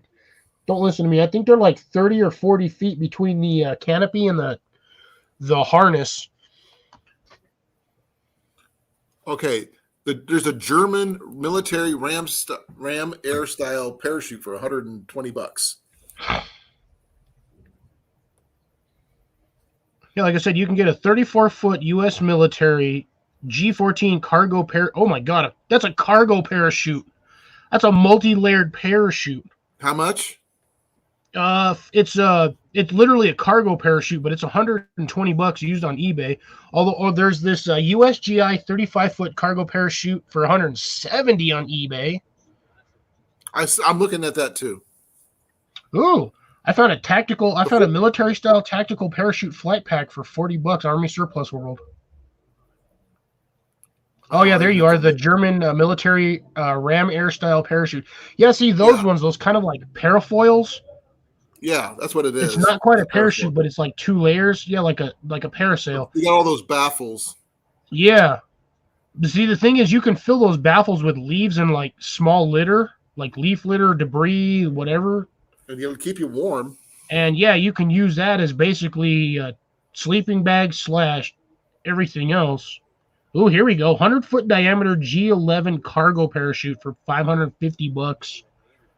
There's a USGI 64-foot diameter cargo chute. Oh my God! Okay, so I can buy a full parachute for less than $200, but you got a backup parachute over here. I'm looking at it for $650. Oh, here we go. Here's you can buy an entire backpack with the parachute for less than $3,000. Okay. That's ridiculous. That's a drag chute. Oh, here we go. Military aviation bomber light parachute cross silk cloth parachute for $55. I would not trust that for $55. Okay, they have a aerospace vintage military supply parachute, diameter 1.6 meter by 5.2 for $42, or an 8-sided white translucent military parachute, 7 meter by 7 meter, but with no cord. It's a 21 by 21 square foot, or well, circular. I'll check this one out. I found a Pro 16 skydiving parachute canopy, 1990 for $270 on eBay. Now, Vintage there's- parachute military, complete World War I and II, Army, Air Force, Navy for $325. oh, we need to post the picture, post the link on that one. Yeah, let me get the link up there. Hey, I thank you for coming. can do a share. Oh, that's not the one I want. Oh yeah, that is the one I wanted. You can share a screen. Yeah, I'll have to do a share screen. It's not going to give me the link because it's just a straight little thingy. Okay. Tab. That's the one. Here we go. Bam. Check that thing out. That's cool. But there's only one problem with something like that. I would not trust to jump out of an airplane with that. No. Ian would not let me touch it. Yeah, to be honest, that's actually in rough condition. No, the point is, it's military. And it's World War I/II. Yeah, he would not let me touch it. He said, that's mine and it's going in my collection. Yeah. Okay. Mandy's asking, what are we talking and looking at about parachutes? Because we're talking, so here's the thing. The reason why is because parachutes come with a lot of paracord. Exactly. And that paracord is what brought up the option of survival, because you have all of that paracord. That's cordage, and cordage within cordage. And my question was initially, which started all this, was if you have the cordage, what happens? What goes with the parachute itself? The parachute yourself is multiple use item as well, because some of them, since they're made of nylon, you could use them to make a poncho to help keep you dry. Poncho, shelter, an umbrella, you name it. Yeah. A sleep sack to keep you warm to sleep in, or a hammock, depending on how much you have. So, hey, Lori, how's it going? So there's a whole set of reasons why the parachute is just as important as the cord. But the cord was more sellable than the chute.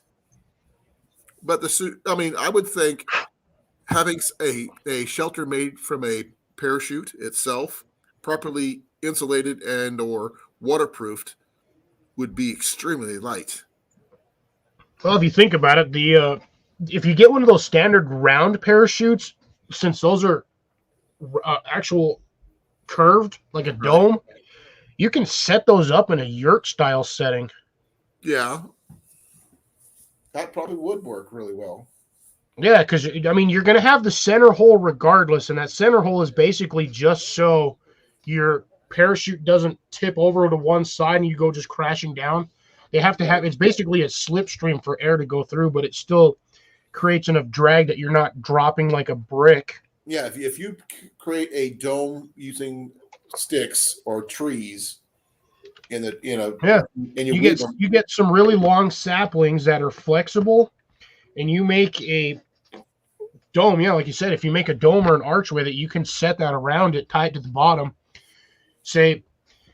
I would say go every 2 to 3 paracord tie-outs, and that's where you want it. That you just take the paracord at the end, you just cut off like a foot or two, and you just tie that on there, right? Or stake it out, or rope it out to different trees too. You can have it like a canopy itself. You could do a canopy that at least keeps you out of the sun, or some of the elements too. Because if you just do part of it up, you can make a standalone shelter pretty much. You can make a teepee shelter out of those. All you got to do is basically fold the parachute in half, and then just wrap that around a teepee frame. Or better yet, Cliff, tie up the center, right, with some paracord.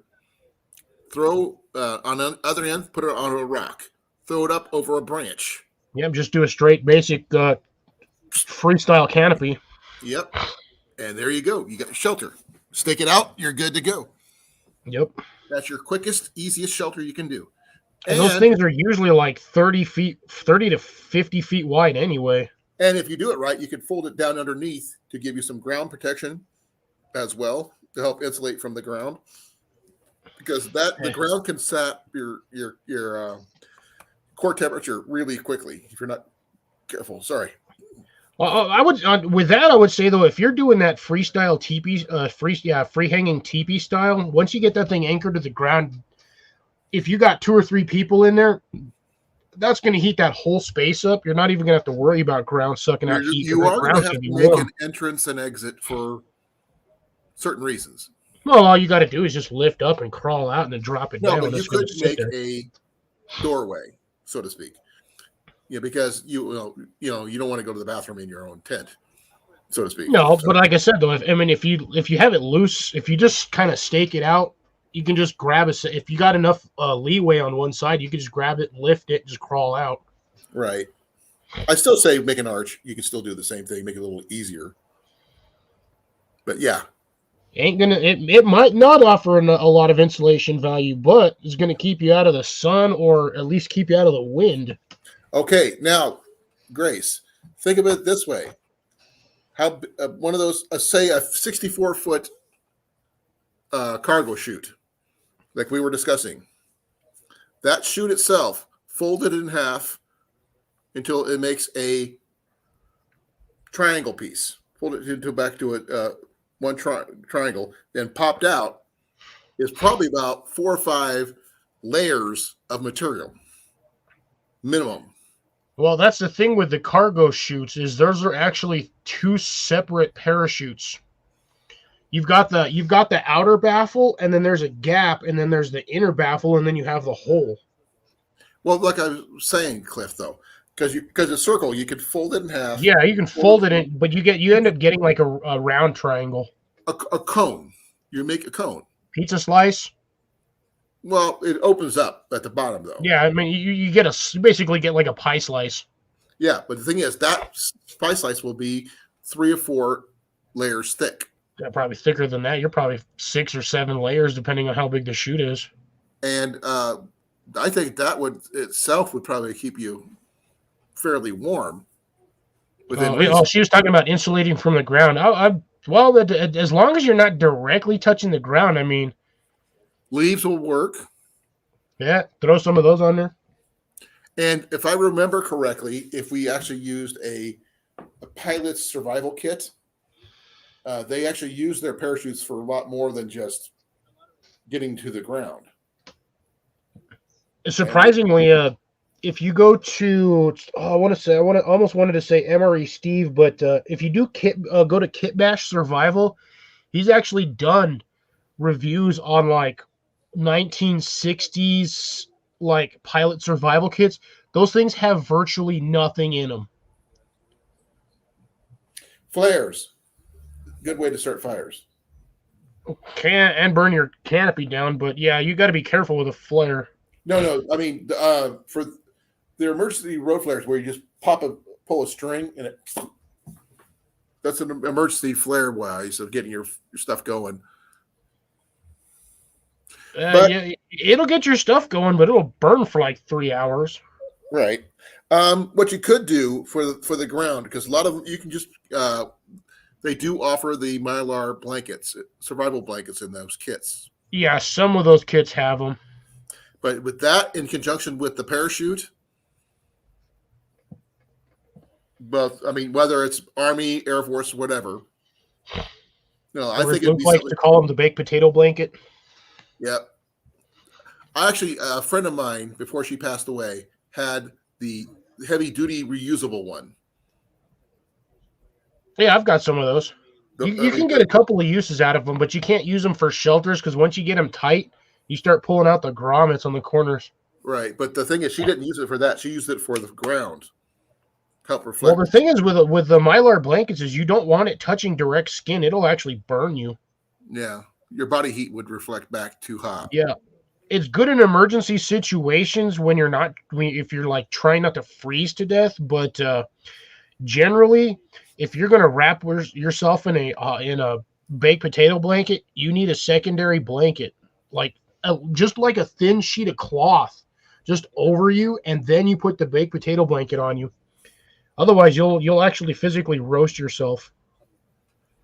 Well, that thing is, that's just in conjunction with the parachute idea, though. I can't 100% confirm this because I've never done it, but I think the theory seems sound to me. You know. Now, like I said, if we fold the cargo chute like we were discussing to it makes a cone, and you hold Yeah, that and then just pop it out.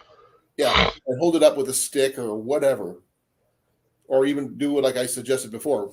Just tie the top with a string and just toss the rope or string over a branch to hold it up,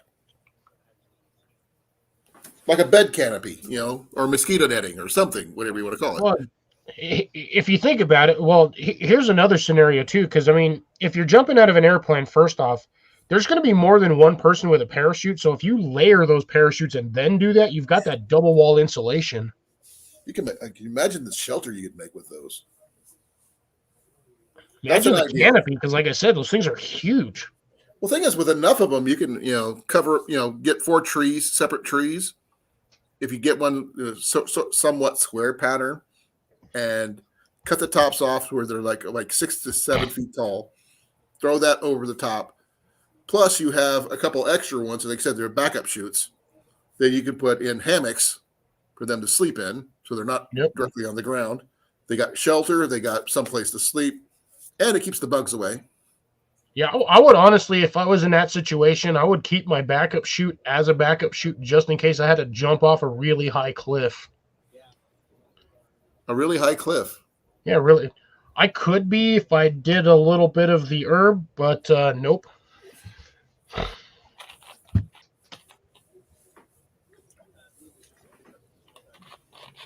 Oh. Did I pull that out? Cliff. I got a pun for you. Oh, my God. You ready? Oh, you missed the one I got Amanda with. I hit her with that one. She was like, "Are you kidding me?"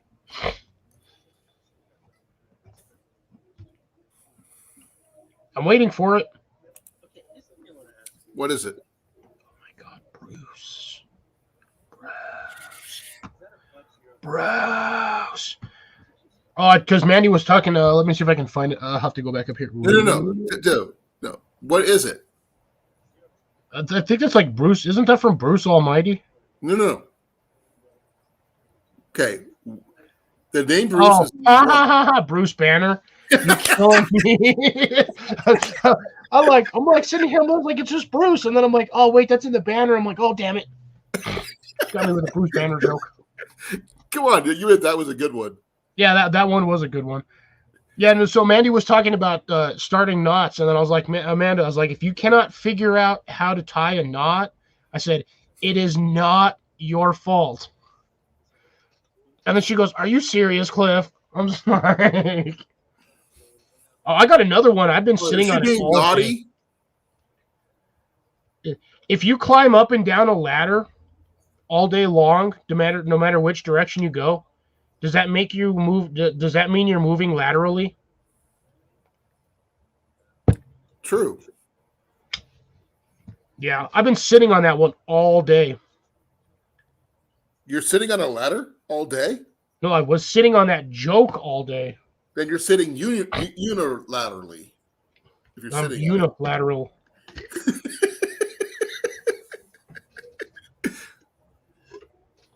No, but Mandy got it. But you like that Bruce Banner thing. It took me a second when you were like, "No, what is it?" And I'm like looking at it. I'm like, "Oh my God, he got me with that one." I came with that one up on the fly earlier, and I just Grace got it, but she didn't know who it was. How do you not know the Hulk? If you watch the original Bill Bixby, it's a Dr. David Bruce Banner. They talk about it in the first 30 seconds of the TV show. And who was your favorite Bruce Banner / Hulk? Film and or TV wise? God, it was not the first two. Those ones were absolute trash. Eric Bana and Norton guy. Yeah, Ed Norton. Oh, I hated him. He sucked. I mean, looks wise, he makes a good banner, but that's it. Yeah, he did. What I didn't like was when they did the Hulk was the fact that when every time he got mad, he got bigger. He's supposed to. No, he's not. Yeah. He gets to like one size, and then the more you piss him off, the stronger he gets. He doesn't turn into this like giant muscle bulging out of every orifice that keeps growing bigger You're like not the freaking wrong blob in the Lori, whole about town. the song from the series was sad, especially at the end of every show. No, don't go playing that song right now. They would so ban me right now if I did. No, the one I actually thought played Banner really good was the ones that did. He's been in the last couple of the Avengers movies and all that. I thought he did real well. Yeah, Ruffalo. I thought he did amazing for Banner. Well, the thing is, as much as they did a good banner, you cannot beat Lou Ferrigno for being the Hulk. No, he was the original one, and that was funny. Lou Ferrigno was built. Like, he was just built. You remember the episode where he actually was in the episode with himself? Yeah. I vaguely remember that one. Because the Hulk entered a place where they were doing a muscle man competition, and he just happened to be there. And the Hulk didn't scare him for one reason. He had his hearing aid turned off. That's funny. That was an answer. Yep, Blake. I'm not a Marvel fan generally, but I did like the Hulk series. That was a nice series. Like I said, I didn't like the first two. I just thought they did not portray the Hulk the way they should have. That's the best one so far with the TV series. The new Marvel movies, they're good, but they don't expand much on Hulk too much. Later, Blake. It's because there's not really much to Hulk. No, I mean, in the series, he was always trying to get rid of the Hulk. In the movies, they said, "Oh, I tried to off myself," and the other guy, the other guy spit it out. Right. Yet it takes Black Widow to get through to him. Well, I mean, it was the same with the cartoon series because he was in love with the general's daughter, but the general was always trying to constantly kill him. But the general's daughter was the only one that, like, when he was enraged and super pissed off, she was the only one that could get him to calm down. Betty Ross. Yeah. The thing is, that's where they messed up. They no Betty Ross in the Marvel universe, MCU. Yeah, the closest thing they had was Widow, and she was the only one. Yeah. There's a lot of fan theories about her being not dead. They can try all they want, but dude, we all saw she literally died. Oh, remember? Yes, but they only unsnapped those that Thanos snapped away the first time. She wasn't snapped. She dropped to her death. True, but that doesn't mean they couldn't bring it back because that's what that power did. Banner said he tried and he couldn't do it. In the movie, he literally said, "I tried and it didn't work." So all of these Black Widow movies that are coming out now are technically predecessor movies to the actual MCU universe where she's at now, where she died. So they can fan theory this all they want, but she basically splattered on the bottom of that cliff. Have you seen any of the Hawkeye things they've been doing? Don't have Disney Plus, then I'm not going to get it. Yeah, me either. Jenny says she has it, but I can't get it here, so I can't watch it. But I'd watch it though, because I happen to like Hawkeye.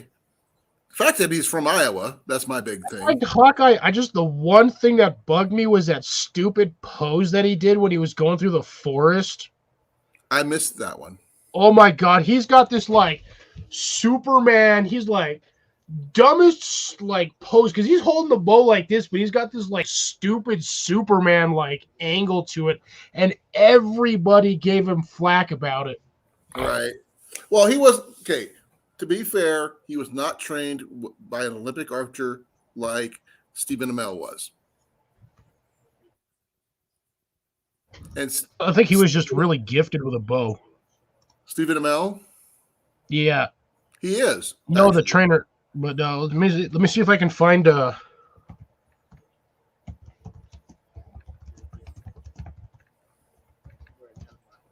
see if I can find that stupid Hawkeye pose. Like I said, I don't remember seeing it. Yeah, it was terrible. Like everybody gave him flack for it. Let me see if I can find the actual image from the movie. Oh, people critiqued his technique through all the shows, not just that one,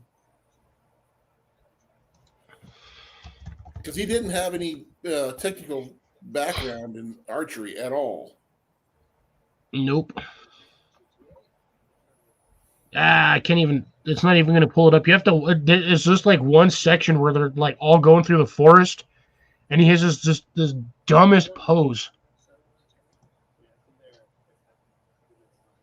Who all's left in here? Well, I'm just I don't know. curious. That's There's only 3 of us in here. Well, yeah, but that's still.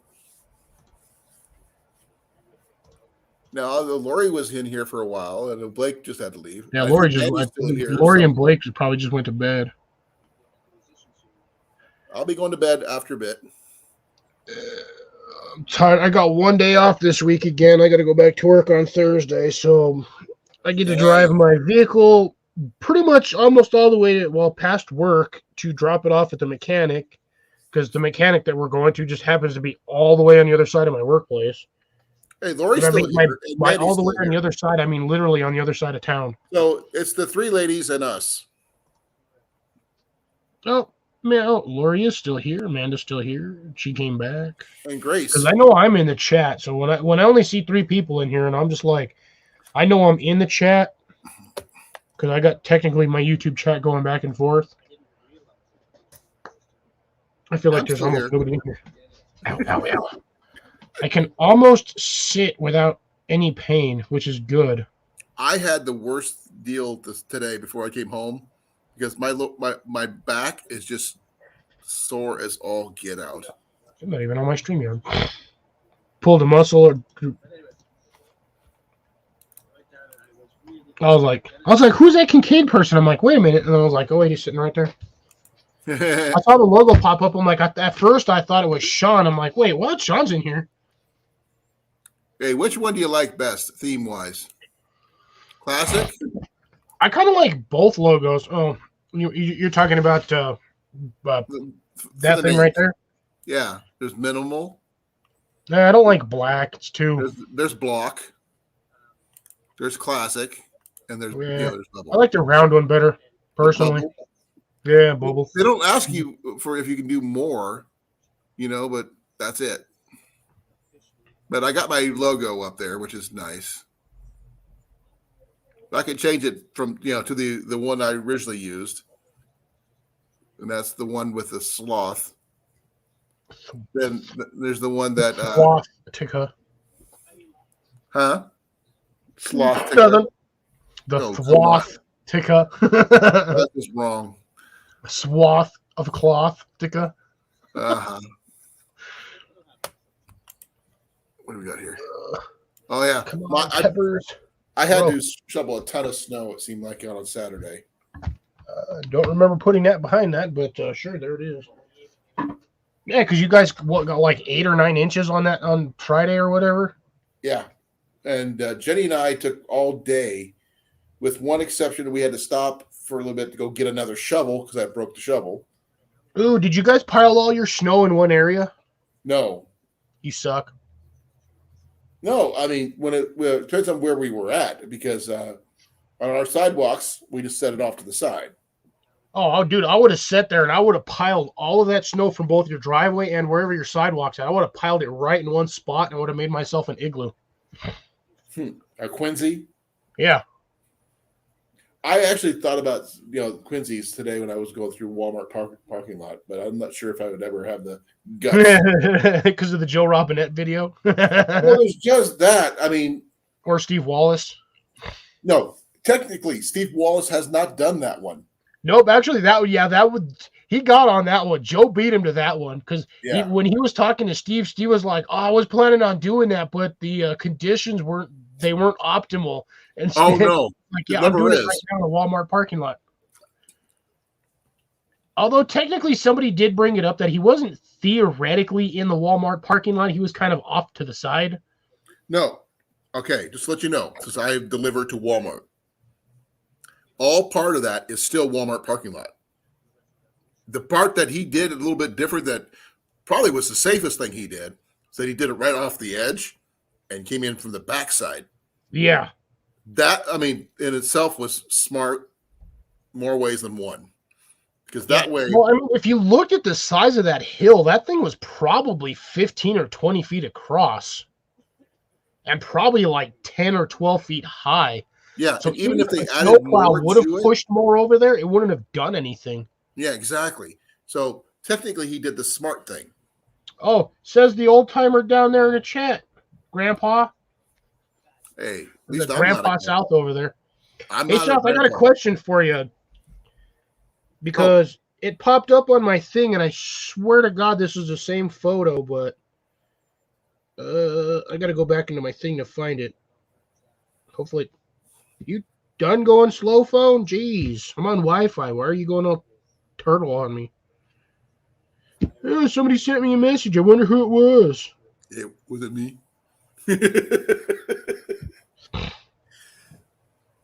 Oh, look at that. It was Colin sending me a message. Anywho's. I send you a lot of messages when I go on. I sent every message I could do, with the exception of one, which I mean, when I did the share thing, there's stuff that came up. I have no clue what it is. What's up? Dude, I think my phone died. Cliff, what's up? WhatsApp? Yeah. Never heard of it. It's another stupid chat. Basically like a free chat site. And there's another one that just says talk. And it's got like Korean symbols down below. Yeah, don't click on that one. Dude, my phone had a heart attack. What the heck? Okay, I understand Reddit. The next one is in Russian. I don't know that one. The other one's Turkish, Pinterest, Blogger, Tumblr, LinkedIn, Skyrock, never heard of, Mix and Goo. Weird. What is WhatsApp? I've never heard of it. WhatsApp's been around. WhatsApp's been around for a while. Still haven't heard of it. I just want to make sure that's him because I'm almost positive that's the same old bearded guy that popped up. It says he's from Florida. Is it Florida Man? No, I don't know. That depends on. Hey, South Florida, you been doing a lot of e-biking lately or fat tire biking? Because if that's the answer, then yeah, I'm almost positive this is the same guy, but we'll see. Oh, I just want to check out his stupid. I just check out the YouTube channel because I'll find out here in a minute. Well, Cliff, I still plan on doing that flea market thing we were talking about. I want to try, but we're gonna see how well it how that works out for me because I don't know. Well, the thing is, Cliff, we may not be able to get in the wilderness, but use what you got. If you can do it in your backyard, then do it in your backyard. You know what I mean? But you still got to buy the items. You know? Gotcha. He doesn't do Instagram. I swear to God, I got a dude on here that looks exactly like South. Huh. which I thought it was for a second. I was half tempted to reply to this guy, but it's just all, this is somebody you might know. And I'm just like, is that South Florida? Like, I don't know if you're going to be able to see it, but like, there we go. I could swear I thought that was South Florida at first. This guy's getting a free plug randomly from me on YouTube. It does look like him, doesn't it? Yeah, because I mean, if you click on South's icon, you go over there and click on his I just channel. did, and I Yeah, it expanded. looks like almost exactly like him. Maybe he's got a twin. He doesn't know. Although this guy this Retnav guy looks probably about 12 years older than South. Yeah. Maybe that is him, but in 12 years. Well, he just said he doesn't do it, so yeah. Maybe in 12 years he does. Maybe. What if that guy's from the future and South is the past version of himself? Well, that would be a trip. Well, anyways, I guess that guy got a free plug on YouTube. Well, we were talking earlier, South, about Mandy wanting some survival skills. Helping with some survival skills. Since fire is out due to regulations, water filter, making a homemade water filter should be a possibility. It's only a possibility if you actually can find charcoal. You can make charcoal. Yes, but Mandy cannot because all of her area has a fire ban. So in order to make charcoal, you have to be able to make fire. If she can get to a place that has wood charcoal, would be best. Crematorium would probably be your best option, but those things are usually gas flames. Oh, there's Evan. A wood. Oh, hey, Evan. He was at a work party. He was getting you didn't invite us? I know, bum. That's not fair. You have to invite us because we are the party. But you know what? I'm going to take a leave of absence here for a minute. I'm going to go either get more food or put my food away. I shall return momentarily. You want a ding dong?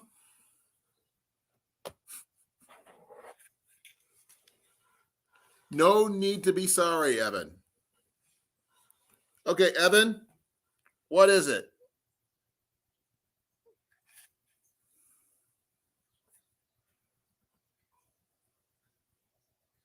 That's my question for you. What is it?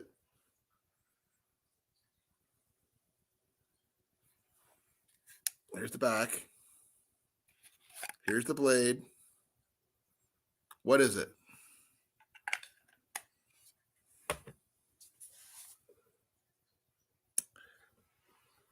Close.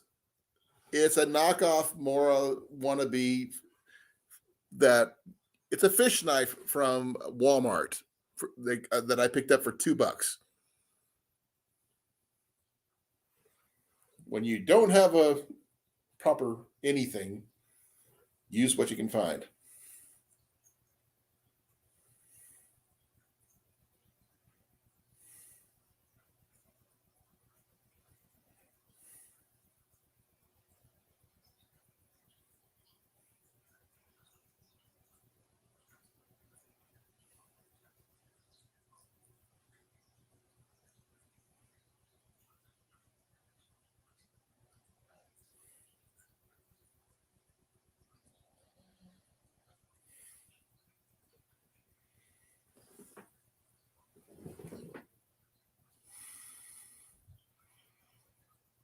It's okay. The edge does not hold up as well as a Mora, honestly, but because I'm not sure how well you can. Let me go solo screens on this one so I can show you the edge on these. Let's see if I can get it. See, this was supposed to be a Scandi grind. Then it's got the little additional bevel on there, and now it's sharp enough. Almost. Well, not now. This one's pretty old.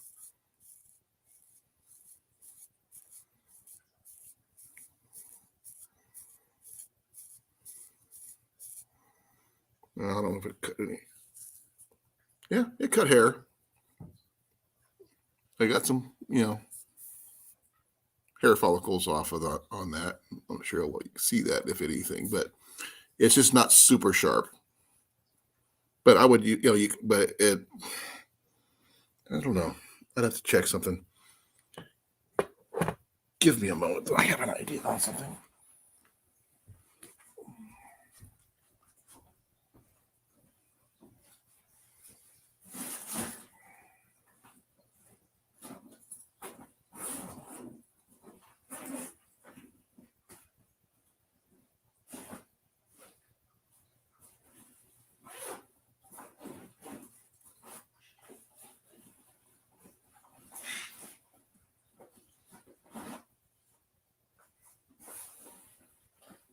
Did I not make that in there?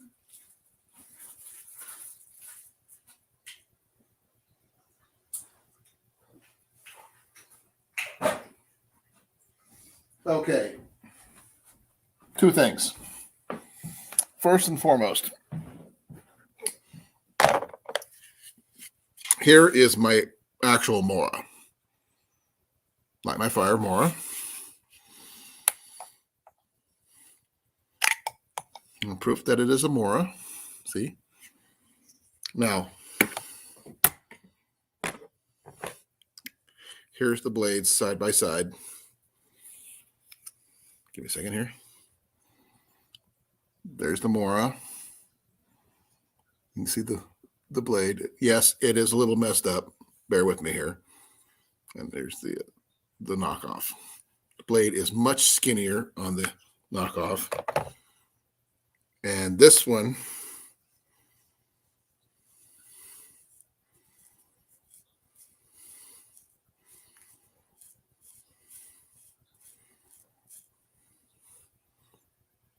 yeah, even sharper.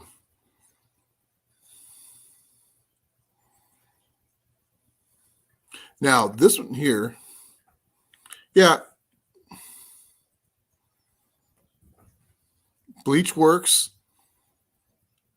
Also, iodine also works if you're going to do that route. You can get water purification tablets pretty much anywhere. I just put the wrong knife in the wrong sheath. Even the sheaths are very similar. But Evan, on this one right here, here's where you're going to like it. You can see it right here. It gives you the reason why you I want this. I like this one.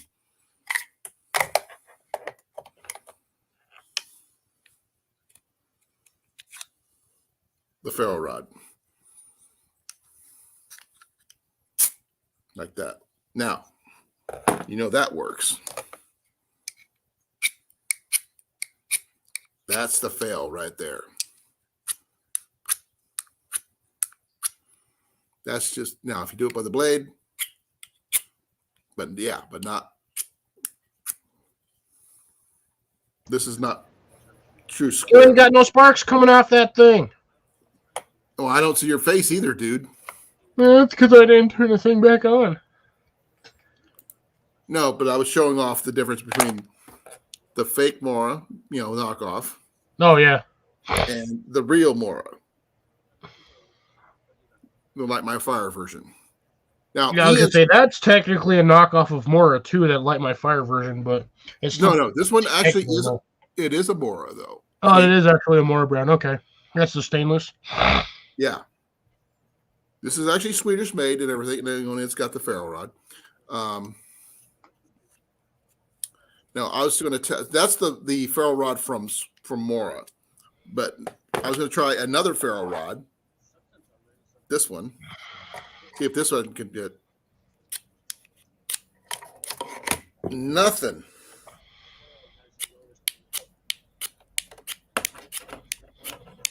I would have to file that puppy down. Yeah, that's probably got a rounded end on it. To get that, because you can grind these down right here to give it enough of a square edge to do. I did that with my first one. That thing had a rounded edge. I took a file to it and stuck it in the vise and flattened it, and that sucker throws sparks like you wouldn't believe now. Yeah. Now, like the square edge of this right here, it comes with this one.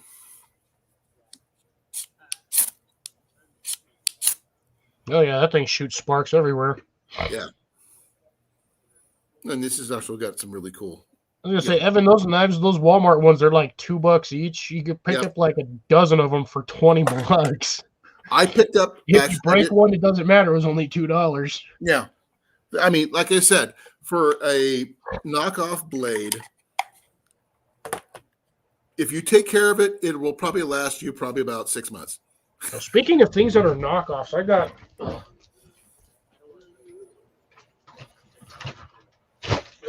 Can't move everything.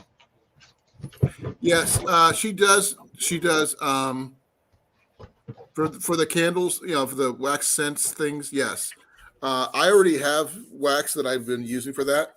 I've been using every one she's ever had for making. I use the cotton makeup pads that work better for that because they can stack those a lot easier than cotton balls. Where is it at? There it is. Wait about it. All right, so random things that are absolute knockoffs, but I just have this stuff. This is stuff that I had in my car. This is all half. This is a small amount of stuff that I pulled out of my center console. I've got these absolute trash flashlights, and I have two of them in my. Normally have two of them in my glove box. They run on, I think, AA's. Yeah, it runs on one AA. Super loose in there, by the way. You can see the gap in that thing. I could probably wrap that with some tape and it still fit in there.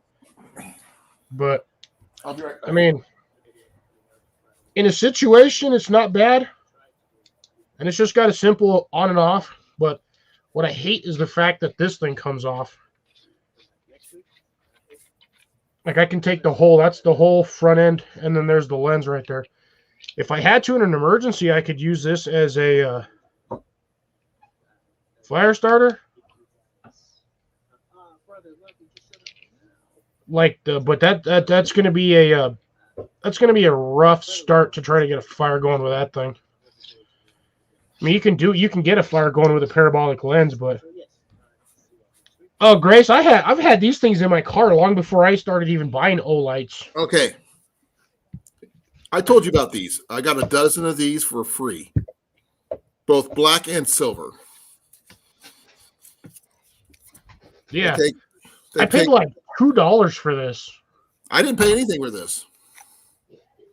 They wanted to get rid of them. Said, "Here, take them." Oh no, it's dead.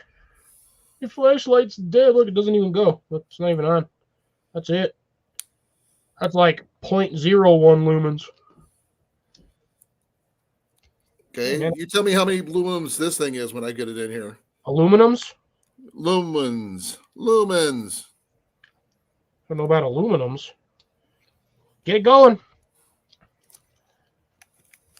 Now, this one I keep in my car. This is an absolute emergency. This is a crank flashlight. I paid, I think it was like $3 at I'd probably say about around 50, maybe 60. It's a simple flashlight. That's all you need. I'm sending one of these to Tristan. Ian's got one that's got the solar panel that actually can charge your phone, the whole 9 yards.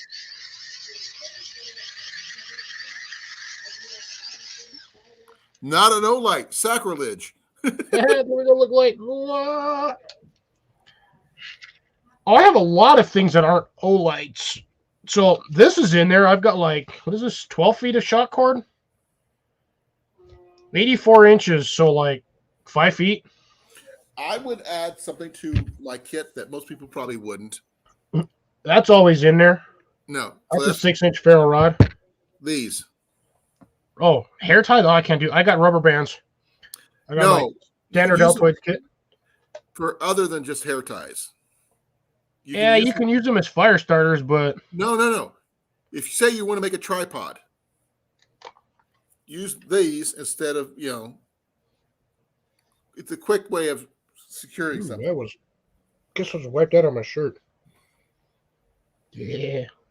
It's hard to see because it's solid black. But you did yours different than mine. I just put a little pinhole. I don't put a big full size hole in mine. Yeah, I drilled a hole in that. I drilled probably 1/4-inch hole in that thing. And it's still, dude, this char cloth works like, this stuff works like a charm. You know what I saw someone do once? Thick. No, what someone did once is they took a tea towel, 100% cotton tea towel, in a biscuit tin. You know, those big cookie tins? And made one out of that. You mean grandma's sewing kit? Exactly. But they used a tea towel instead. And the thing is, it's reusable to the point because they use it to get their tinder bundle started. Then they put the lid back on it and shut it off. And for they don't burn all of it. So kind of like the same way you make charcoal in a charcoal oven. I got this thing. Yeah, you want to talk about, look at how bright this one is. Yeah, mine's pretty bright too. And I Look at legit, that. this was another one I randomly bought at like AutoZone because it was there and they were stupid cheap. Well, like I said, I got this one at a yard sale with about a dozen others for free. Lucky. Also keep this thing in there, but Blake's is a back. trip. Huh? Blake's back. Welcome back, Blake. I thought he was gone for going to bed. Yeah, he probably got bored and then came back like he normally does. I've also got this in there. This is always in my. I got a big old roll of medical tape. I'm not some medical tape. I'm not really a big fan of because as soon as it gets hot, it ruins the adhesive. Yeah, I'm pretty sure this stuff is probably toast. It's been sitting in my car for years. And then this sits in my center console. That's your sleeping bag? That is a Soul Reflective Emergency Bivy. Sleeping bag. I have some Soul stuff, but not a lot. By the way, folks, I did unfold this once and folded it back in here, and I still got it to fit right back in the package. Pretty good. And I even climbed in the stupid thing. So I had this thing fully expanded and opened, and I folded it back up in here. Yes, it's possible. You just have to have patience. Yeah. Here's what he wasn't ready. And then here's another one. You can pick these little toolkits up at like AutoZone, places like that. Right. Oh, yours is the actual ratchet though, right? Yeah, I just got to remember how to open this thing. Which way does it turn? There we go. Yeah, so I've got it's basically just a 1/4-inch drive ratchet, and then there's all the bits are right there. I've got something similar that I use. Here, I'll show you.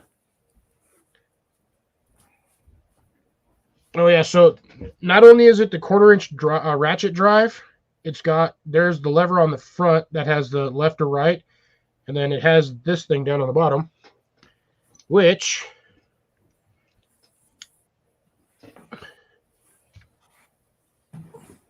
Cliff.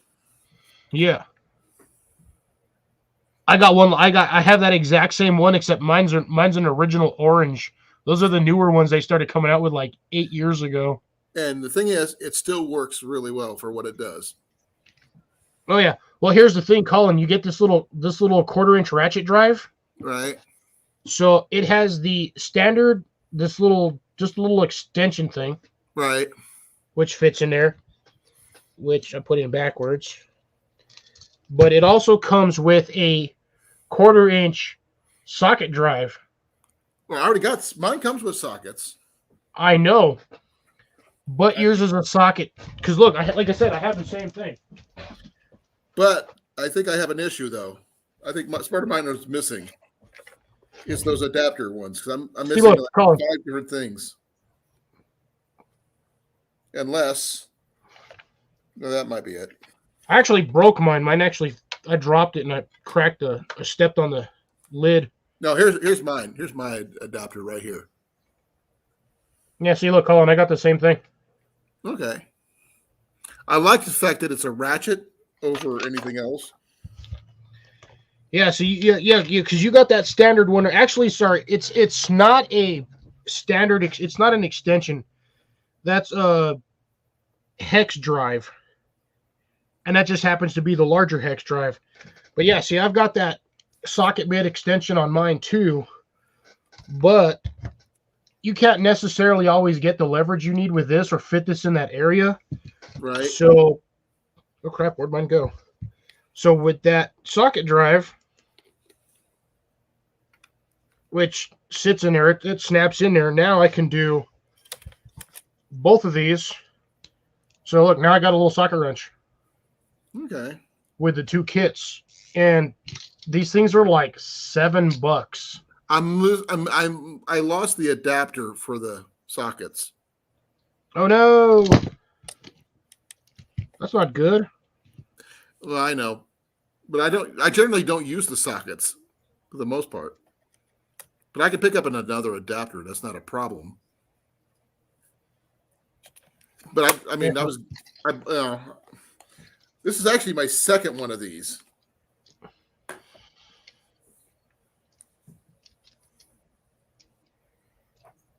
Yeah, I don't know. I think that honestly, I think these things just come in super handy for just about anything.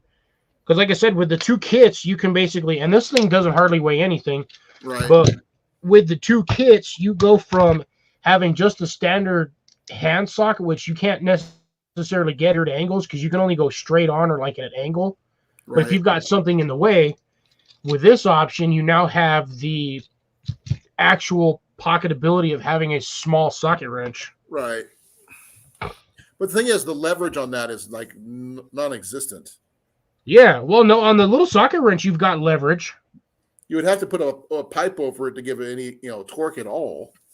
Well, I mean, it's not like you're sitting here trying to take off an engine bolt that's torqued on there to like 37 foot-pounds. But I mean, it's just for smaller stuff. I mean, you've got your hex drives, you've got 3 standard Phillips and a flathead. And then, like I said, the option for a socket wrench. You can buy these. They actually sell these kits, too, that actually have like 3 or 4 different sockets. Up to, I think, because this one is... What's the largest one on yours? 1/2 inch, right? I didn't even look. I just closed it. So you can go from, I think it's like 7/16, so 5/32 up to 1/2 inch. Mine's a half. Yeah, so I mean, with the 2 kits, you have a various range of like smaller stuff. Right. My You can do smallest things. one, if I can get it out, Should be the 5/32. it is. But like I said, I'm missing a bunch right there at the top. Oh yeah, you're missing all your Adapters. you're missing a star drive, your standard hex, your large hex, and you're missing 2 driver bits, No. and then your Cliff. oh, you've got your large hex, your star bit. Yeah, all my star ones are right here. Or right here on this end. Well, yeah, see, I've got the same thing on mine, but you'll notice on the top. I got some smaller ones. See, I've got. I mean, I've got I my don't know what small I ones. hit, but yeah, let's get the heck out of there. If I disappear, I'll come back. I don't know what button I hit. Okay, there we go. I'm just missing 5 of them right here on the long. Yeah, you're missing all the stuff at the top right here, right? I just told But you if that. you look at mine, I have a large star drive. There we go. And then I've got my socket adapter. That's what I'm missing is the socket adapter. I have the large style hex head, which is pretty much basically the whole shaft is the same length. And then I've got my super pointy, second super pointy one. And I then can't I have even this. tell you how many times I've used this kit for just everything. Dude, this always sits in my car door, and I used to use this thing at work constantly. That's why I have it. Okay, now we've talked about knives. I'm getting ready to go to the Mora site just to let you guys know.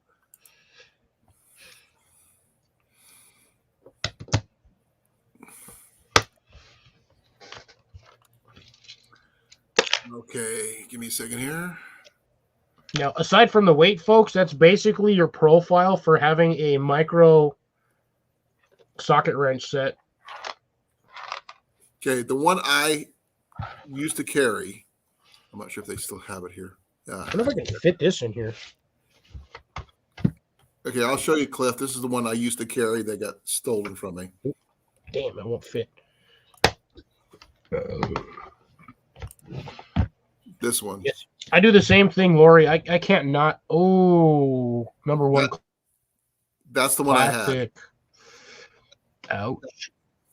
That Get was another one. They're only $9. Oh wait, does that say 84? That's euros. Yeah. Yeah. I don't know how much it is in English, in American. Yeah. Probably like 70, like $60 or 100, depending on the conversion rate. 96.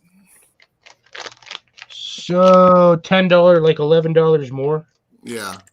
But that's what I used to have. Now, I'm putting it back in English record, actually. I don't know if they have the, well, the more classic is what I had. You know, I like the classic. Can't even get this tape open. There we go.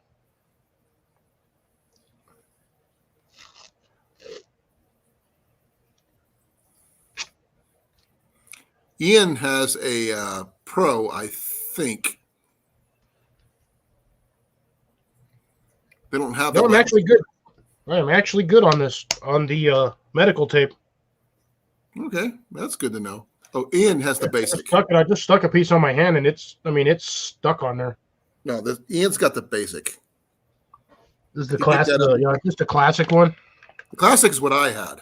Well, the classic wood ones. Yeah. Oh, see, that's what I want right there. I want that freaking draw knife. This one right here? Yeah, that splitting knife. Yeah. They make a really nice draw knife, but the draw knife is like $175.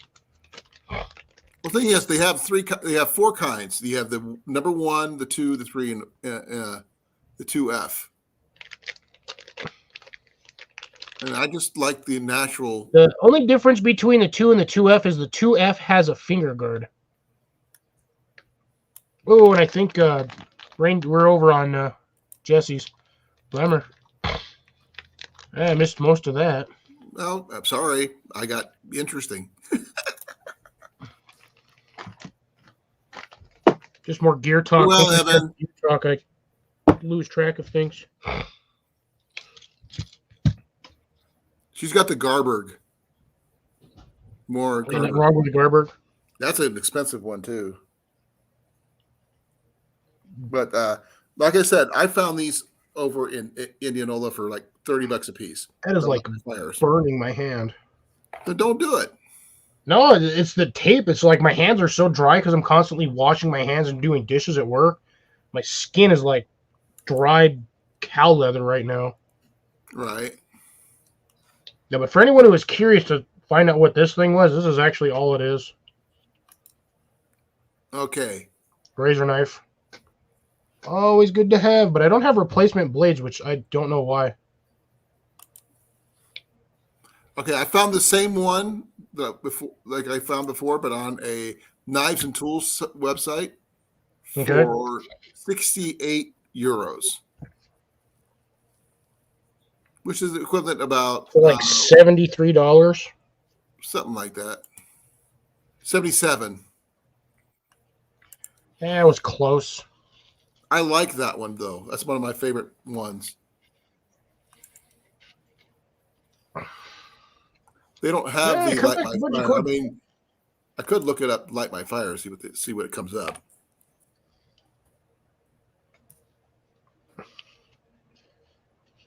Come on, baby. We got the Garberg with the multi-mount. They call it the Companion Spark now. Yeah, that's the multi-mount is what I have on that one that I showed you earlier. It's got that. It's a weird, and they'll connect to each other the way this thing is designed. It's the same as mine. It's just that it's a and there's. Yeah, I got my original over here. Hey, Cliff. It literally is exception of one thing. It is my knife. So here's the two different versions. So you see this weird little. This is my knife. It's the same as the one I'm looking at right now. Yeah, let me look. Let me look at your sheath on it, though. Give me a second. I'm a. Here's my sheath. Okay, so you just got a standard, like, yeah, it's just a standard pocket sheath with a standard belt clip. Yeah. These ones here, once you put them on a belt, it's nearly impossible to get them off unless you physically take the belt off because they actually have little loops. Like this one's actually, let me see if I can show you. See, that one's curved. Yeah. Look at this. That's the same Oh thing. yeah, you've got that. Okay, so you've got that good pocket belt on there too. Well, here's the thing. So this is Now, the multi-clip. Here's the one for the knockoff. Yeah, that's just a standard garbage clip. Yeah, it's got a little bump right there. It's like it wants to be. Like I said, it's the knockoff. So yeah, so here's the standard belt clip. You see that weird little keyhole notch? Right. Like you see the weird little emblem connect. patch on that thing on the front? They connect. Oh, actually, this one won't. Not with this one. It was worth a shot. So if you have another one like this, because of the way this, see that little notch right there? It'll actually sit in there and it'll snap in. Okay, that's cool. But I guess you have to use the Mora Pro C in order to do that. This one, I guess, just worked. This one, I just tried. Grace was heading out. Oh, no, bye, Grace. But I didn't realize Grace. I thought it was Evan. Oh, man. Grace never usually goes home this early. Goes to bed this early. She must be tired. Yeah. Yes, we're doing night talk. So if you want to come up, let me know if you got anything. We'll see how long Colin lasts. Well, I'm actually going to go to bed in probably about 10 minutes just because it's There is the one thing I absolutely love about Moras is the drain hole on the end of the sheath. Yep, got that too. Now, this way your knife isn't enough, sitting in water rusting. Look, the knockoff has got it too. I mean, literally, it's pretty close.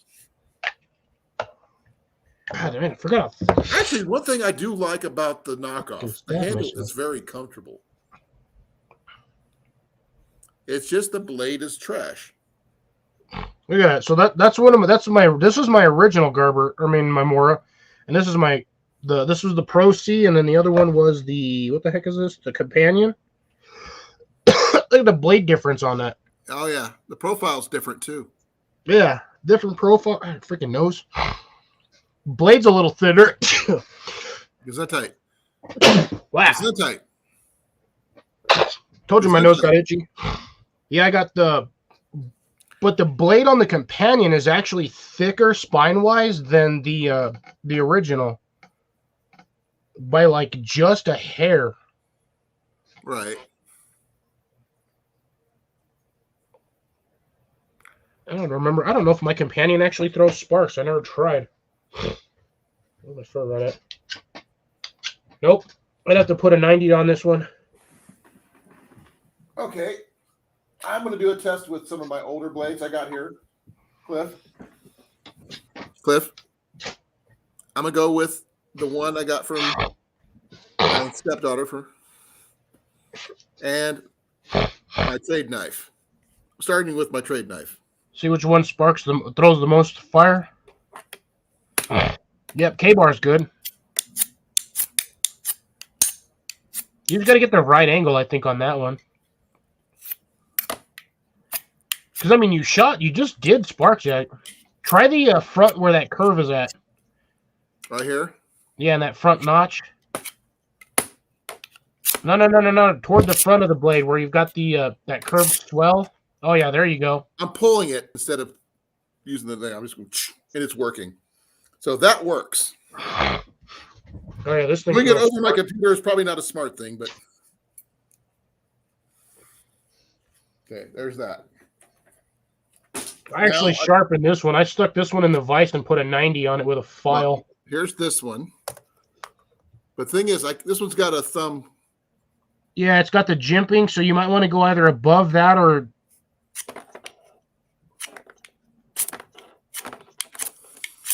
It works. Still throws a spark, so as long as it works. But I think, Cliff, I did the sharpening on this one already. Yeah, you already put a 90 on there. Yeah, I did. So that one didn't have one originally, but I put one on it. The only one that doesn't is this one. And I mean, I could probably fix this one with that, just with my file for a couple strokes or something like that. I've got this gorgeous little baby. Um, And this one shoots sparks like you wouldn't believe. I put Ian's back in his room, so I'm not going to go grab his. I'm leaving his alone. He's got the Damascus one. Get him, Mandy. Get him, Amanda. Get him. Yeah, like as soon as a nice little caster on this thing's got a 90-degree spine. And this sucker here, you watch, caller. Look at the sparks on this thing. Well, you're going to pull the ferro rod, not the I knife. can either way. Yeah, that's better. This thing shoots fire. Yeah. I got to remember to put those knives back in my bag. Jesse actually got jealous when I showed him that I had this one. He wants one of these. What is it? Castrom. I don't have one of those. Yeah, I was hoping one for with a Scandi grind, but I got this one with a flat grind. But I mean, to be honest, the blade profile on here doesn't even matter. This thing is stupid sharp. It's very thin blade from what I can see. Oh no. Oh, thick. Okay, so I was going by what I could see from what I could see. Yeah, from the blade profile from the front it's watch here. Let me see if I can I'm trying to get a good view of the light. There we go. It's really hard to see. Blade profile is really tiny. Yeah, it's got a narrow. Right. Sort of like what this junky one has. Yeah, it's thick on the spine and then just tapers down to like an arrowhead point. Well, I got this bad mamma jamma. That's a skinning knife for me. Oh no, not with that blade profile. Look how thick that thing is. Well, what would you use it for? Stabbing a bear in the head. You only get 4 inches in. Then you'd be dead. Dude, yeah, but look at that. That's a solid spot. It wouldn't even matter. I could try to break this off in the bear's neck and then, or I could stab a buffalo. Lower. If it was a male, I would go way low. No, I'm not kidding. I know you're not. But here's the funny thing. By the way, this thing actually got a ferro rod notch. He's not wrong. Well, it depends. If you don't get enough spark, you're not going to get your tinder. And that's what she said. No, literally, that's what she said. It's literally what she said. I think this is the one that went in it. Yeah, that's the one that goes for it. Yeah, I don't like that ferro rod notch. No, there you go. Yeah, this will shoot sparks like you wouldn't believe too. I'm gonna catch something on my room and fire. That's Good thing I got tile floor. Yeah, I had to stop because I was afraid I was going to do something. Well, I got tile floor. I ain't got to worry about nothing catching on fire, but I got towels and paper everywhere. Right. And I'd rather not potentially catch my stuff on fire. Same here. But yeah, I mean, all in all, I like this blade. It's a Lord and Field blade, but still, it's honestly better than nothing. Oh, Cliff? Anything's better than nothing. Hoyt. Man, I haven't seen a Hoyt hat in forever. Oh, I get those all the time. I literally haven't seen one of those since like the late 90s. But I go to the Deer Classic and I get them all the time. Oh, okay. I'm going to be going to the Deer Classic this year. Well, have fun. I always do.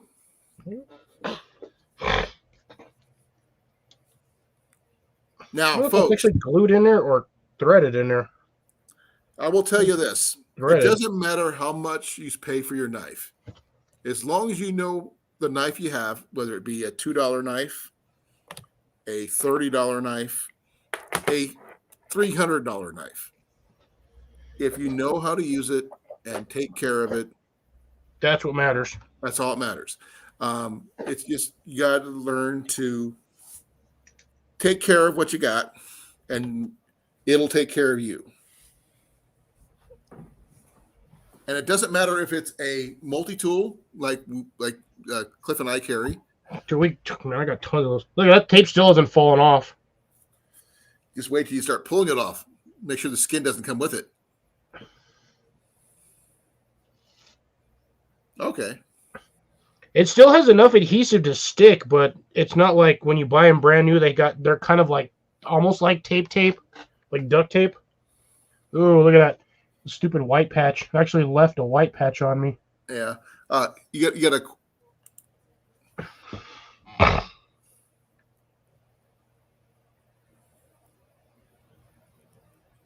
Getting any activities from the volcanoes. I ain't getting, dude, I'm in the middle of the country. I ain't going to get squat from there. Unless one randomly erupts in Yellowstone, I'm not going to feel jack from a volcano. If that one goes, everybody will see it. Oh, if that one goes, everybody on this continent is dead Pretty much. within a week. Because that caldera in Yellowstone, that's 50 miles wide. If that thing goes, civilization as we know it will be done for. Exactly. But right now, we both. I mean, I was throwing my arrows earlier, but everybody has their favorite tips and stuff like that. Cliff, I mean, I know you got some. Don't have every. Amanda, we all gotta die somehow. I'm gonna die by being eaten by creatures out in the woods. I'm gonna fade away into time because I'm gonna live forever. The rate I'm going, I might be the next Dick Clark. Didn't he pass away though? Yeah, unfortunately, but that dude he went. How many years was he doing the freaking ball drop in Times Square? Hey, And we all thought that guy was never the next going Betty anywhere. White. Oh my God, Betty White almost made it to 100, which really sucked. Yeah, she's like 2 weeks away from her birthday or something like that. Yeah, because I think her birthday was like the 11th or the 17th, something like that. Something like that. 11th? No, 11th or the 17th. I thought you said 11th. I go, what? No, I'm not Lord of the Rings over here trying to do 111st birthday. Hey. By the way, do you know what date was the birthday? Of what? In Lord of the Rings. What day was that? I don't remember. I do. All I remember is that he Forget it was celebrating his 111st birthday, and everyone was Which like, happened on what day? Tuesday? The 22nd of September. Oh, that's Which is funny. my- That's my sister's birthday. That's my birthday. That's No, here's what's making it really interesting. You know, my longbow is called Equinox. makes I was sense. born on the autumnal equinox. Yeah, my sister's 9/22/83. 9/22/67. She was born on my birthday, not the other way around. Oh, still. I've known her longer than you, so Ooh.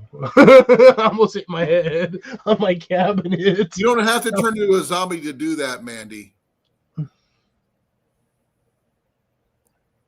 said turn into a zombie and eat everybody. Good luck. You'll probably get eaten by a wallaby first.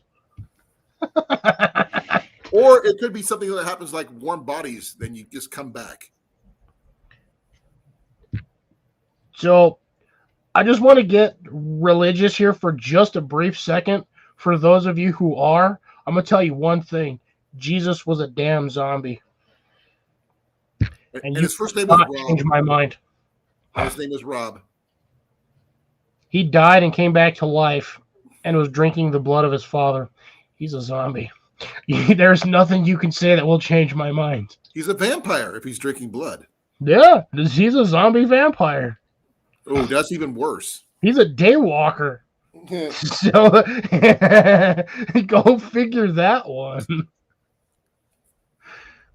I'm actually looking forward to seeing the new The Blade remake. Yeah, I think It they might. looks good. dope. Now, if they have Wesley Snipes in it, that'd be even better. Blake. Do that when you're sober. It's easier to find the toaster. I got ferro rod stuff everywhere. All his stuff is like all over my desk. Now, Cliff, I still think you should get some of these tips for your arrows. All those funky blunts. These are hex blunts. These, I mean, I've hit these things on full-on metal plates, 1/4-inch metal plates, and they just. No, the easiest thing to do is because I mean those pretty much just go on there. What you do is you get those safety nuts that they have that Teflon washer inside, but they're rounded. The ones that usually use for like swing sets and stuff. Right. You just thread one of those on there and use that. Okay. I'm decreeing that I will end this thing at 5 hours, which is in about 12 minutes. Yeah. I'm gonna get at least 5 hours in.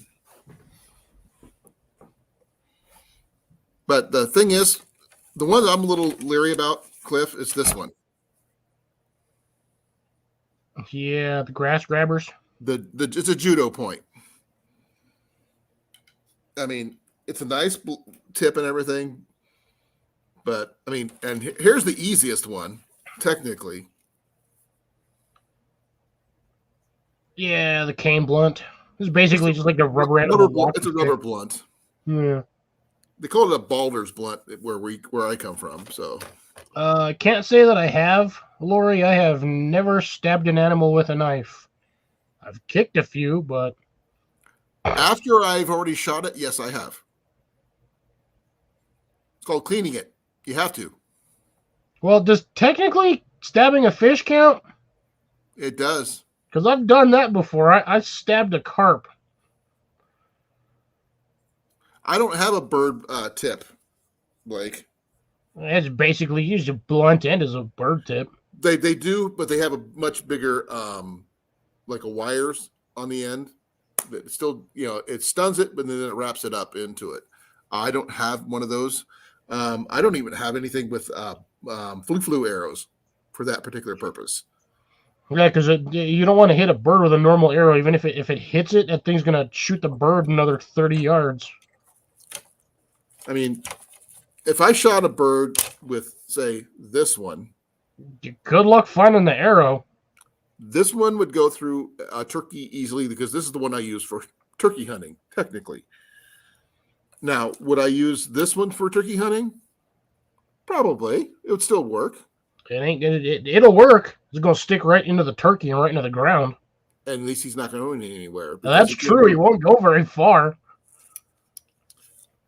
And, I've got a couple of these, so I do like these. These are antique broadheads, by the way.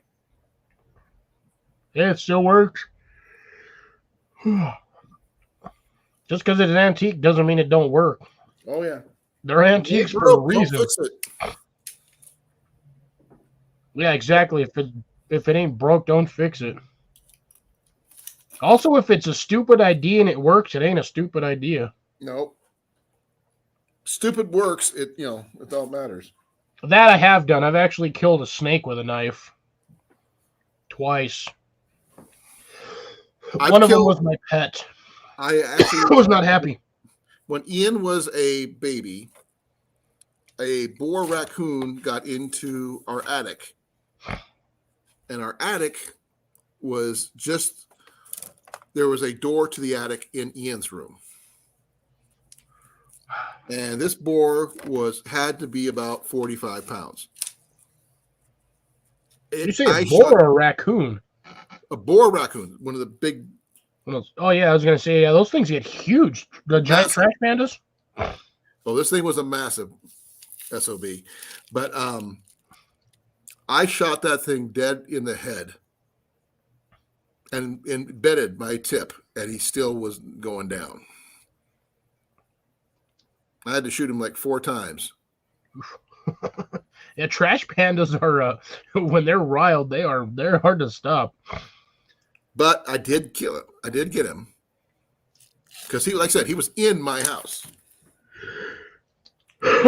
He was violating the sanctity of your bubble. We got 7 minutes, folks. Yep. Well, technically 8. I can't read. I'm blind. I Wait, have to not put all this anymore. stuff away, man. I got crud everywhere. I have not killed a rattlesnake, but then again, as a kid, when I was about Evan's age, I used to catch water moccasins with my bare hands.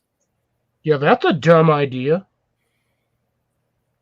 Like I said, when I was Evan's age, Those things are dangerous. I didn't know. I didn't care. It was just like it was a big snake. I caught it, and personally, nowadays, if you do that, you milk them and then you let them go.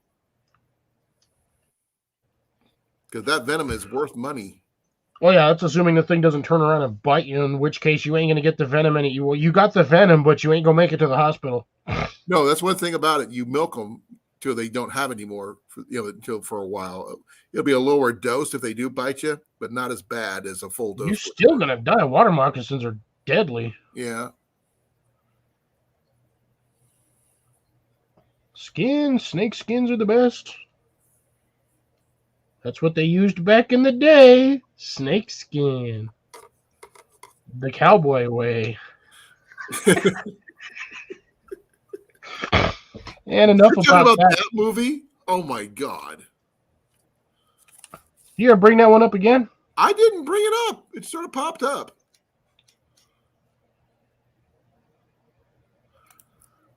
Just tried strangling a cottonmouth. Didn't work.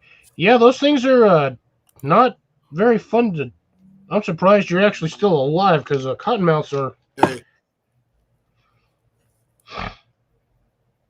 Don't blame it on the age. no, you don't realize.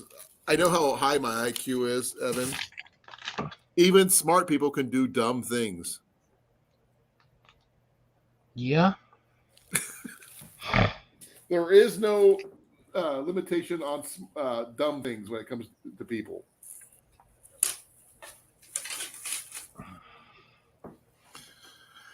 Oh man, I'm actually surprised this made it this far. I was down for a little bit, then I came back up, and then everything got interesting. I think we started talking about all kinds of random funky stuff. Well, that's what we usually do. And I still have more of these, by the way. I still have like 4 more flashlights in that stupid box down there. Wow, this thing's actually got a really decent. Let's see. That box right there, I still have. Oh, no, that's one. Oh, you can't even. That box right there, I still have like 4 more flashlights in I'm it. trying to see through my fingers. Look at that. I've always wondered why I can't see my bones. You know? Because there's too much. Look at that. What you're Look at doing is you're illuminating the fluids in your hand, not the bone itself. Well, the thing is, that's what I mean. It would be like a shadow. You think you'd see a shadow of my bones. It's only dumb if you get bit. Very true. See, look at that. Look at the amount of light that thing's jamming out there. Ah, it's getting warm. That thing gets hot fast. That's all. It's like a freaking 1,200 lumens all at once. No, mine's just a simple little thing. I'm probably not even going to put that in anything. It's just going to be what it is. Oh, I would use my big one that's back here, but that thing is 3,200 lumens, and that thing actually, last time I tried that, I burned my hand.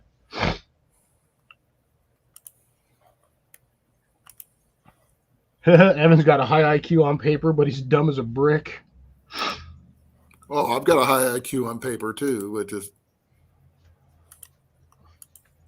And I had somebody in school saying, "Oh, my IQ is higher than yours."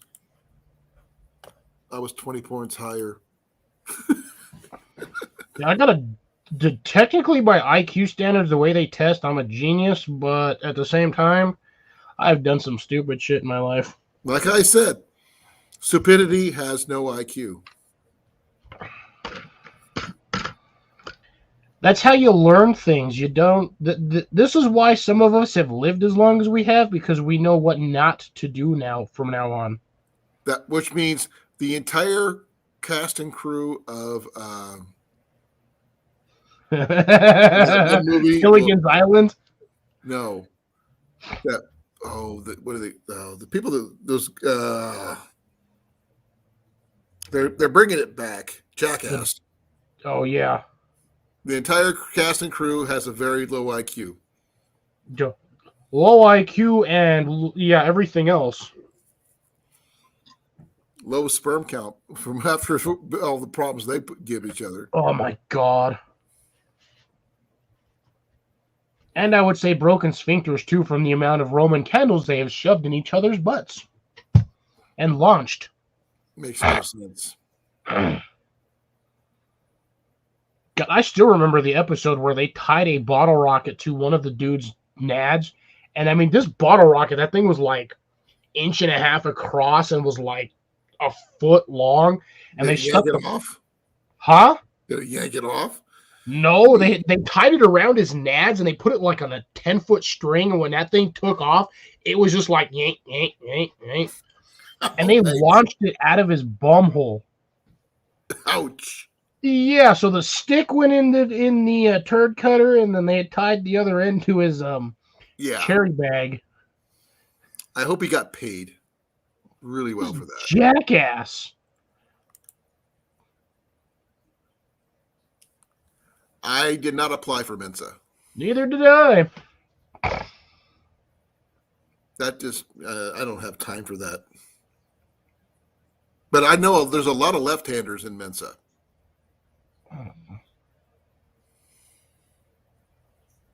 So that makes, interesting. That it does. 1.5 minutes. Okay, folks, I'm going to start winding it down. Thank you all for coming. Thank you, Lori. Thank you, Sal. Thank you, Blake. Thank you, Evan. Thank you, Grace, wherever you are. Sleeping. And Cecilia. Who else is? Backwoods Barbarian, who was in here earlier. And PA Hunting and Outdoors. And Evan. And Evan. And Evan. And even. And Evan. And especially, I want to thank you, Cliff.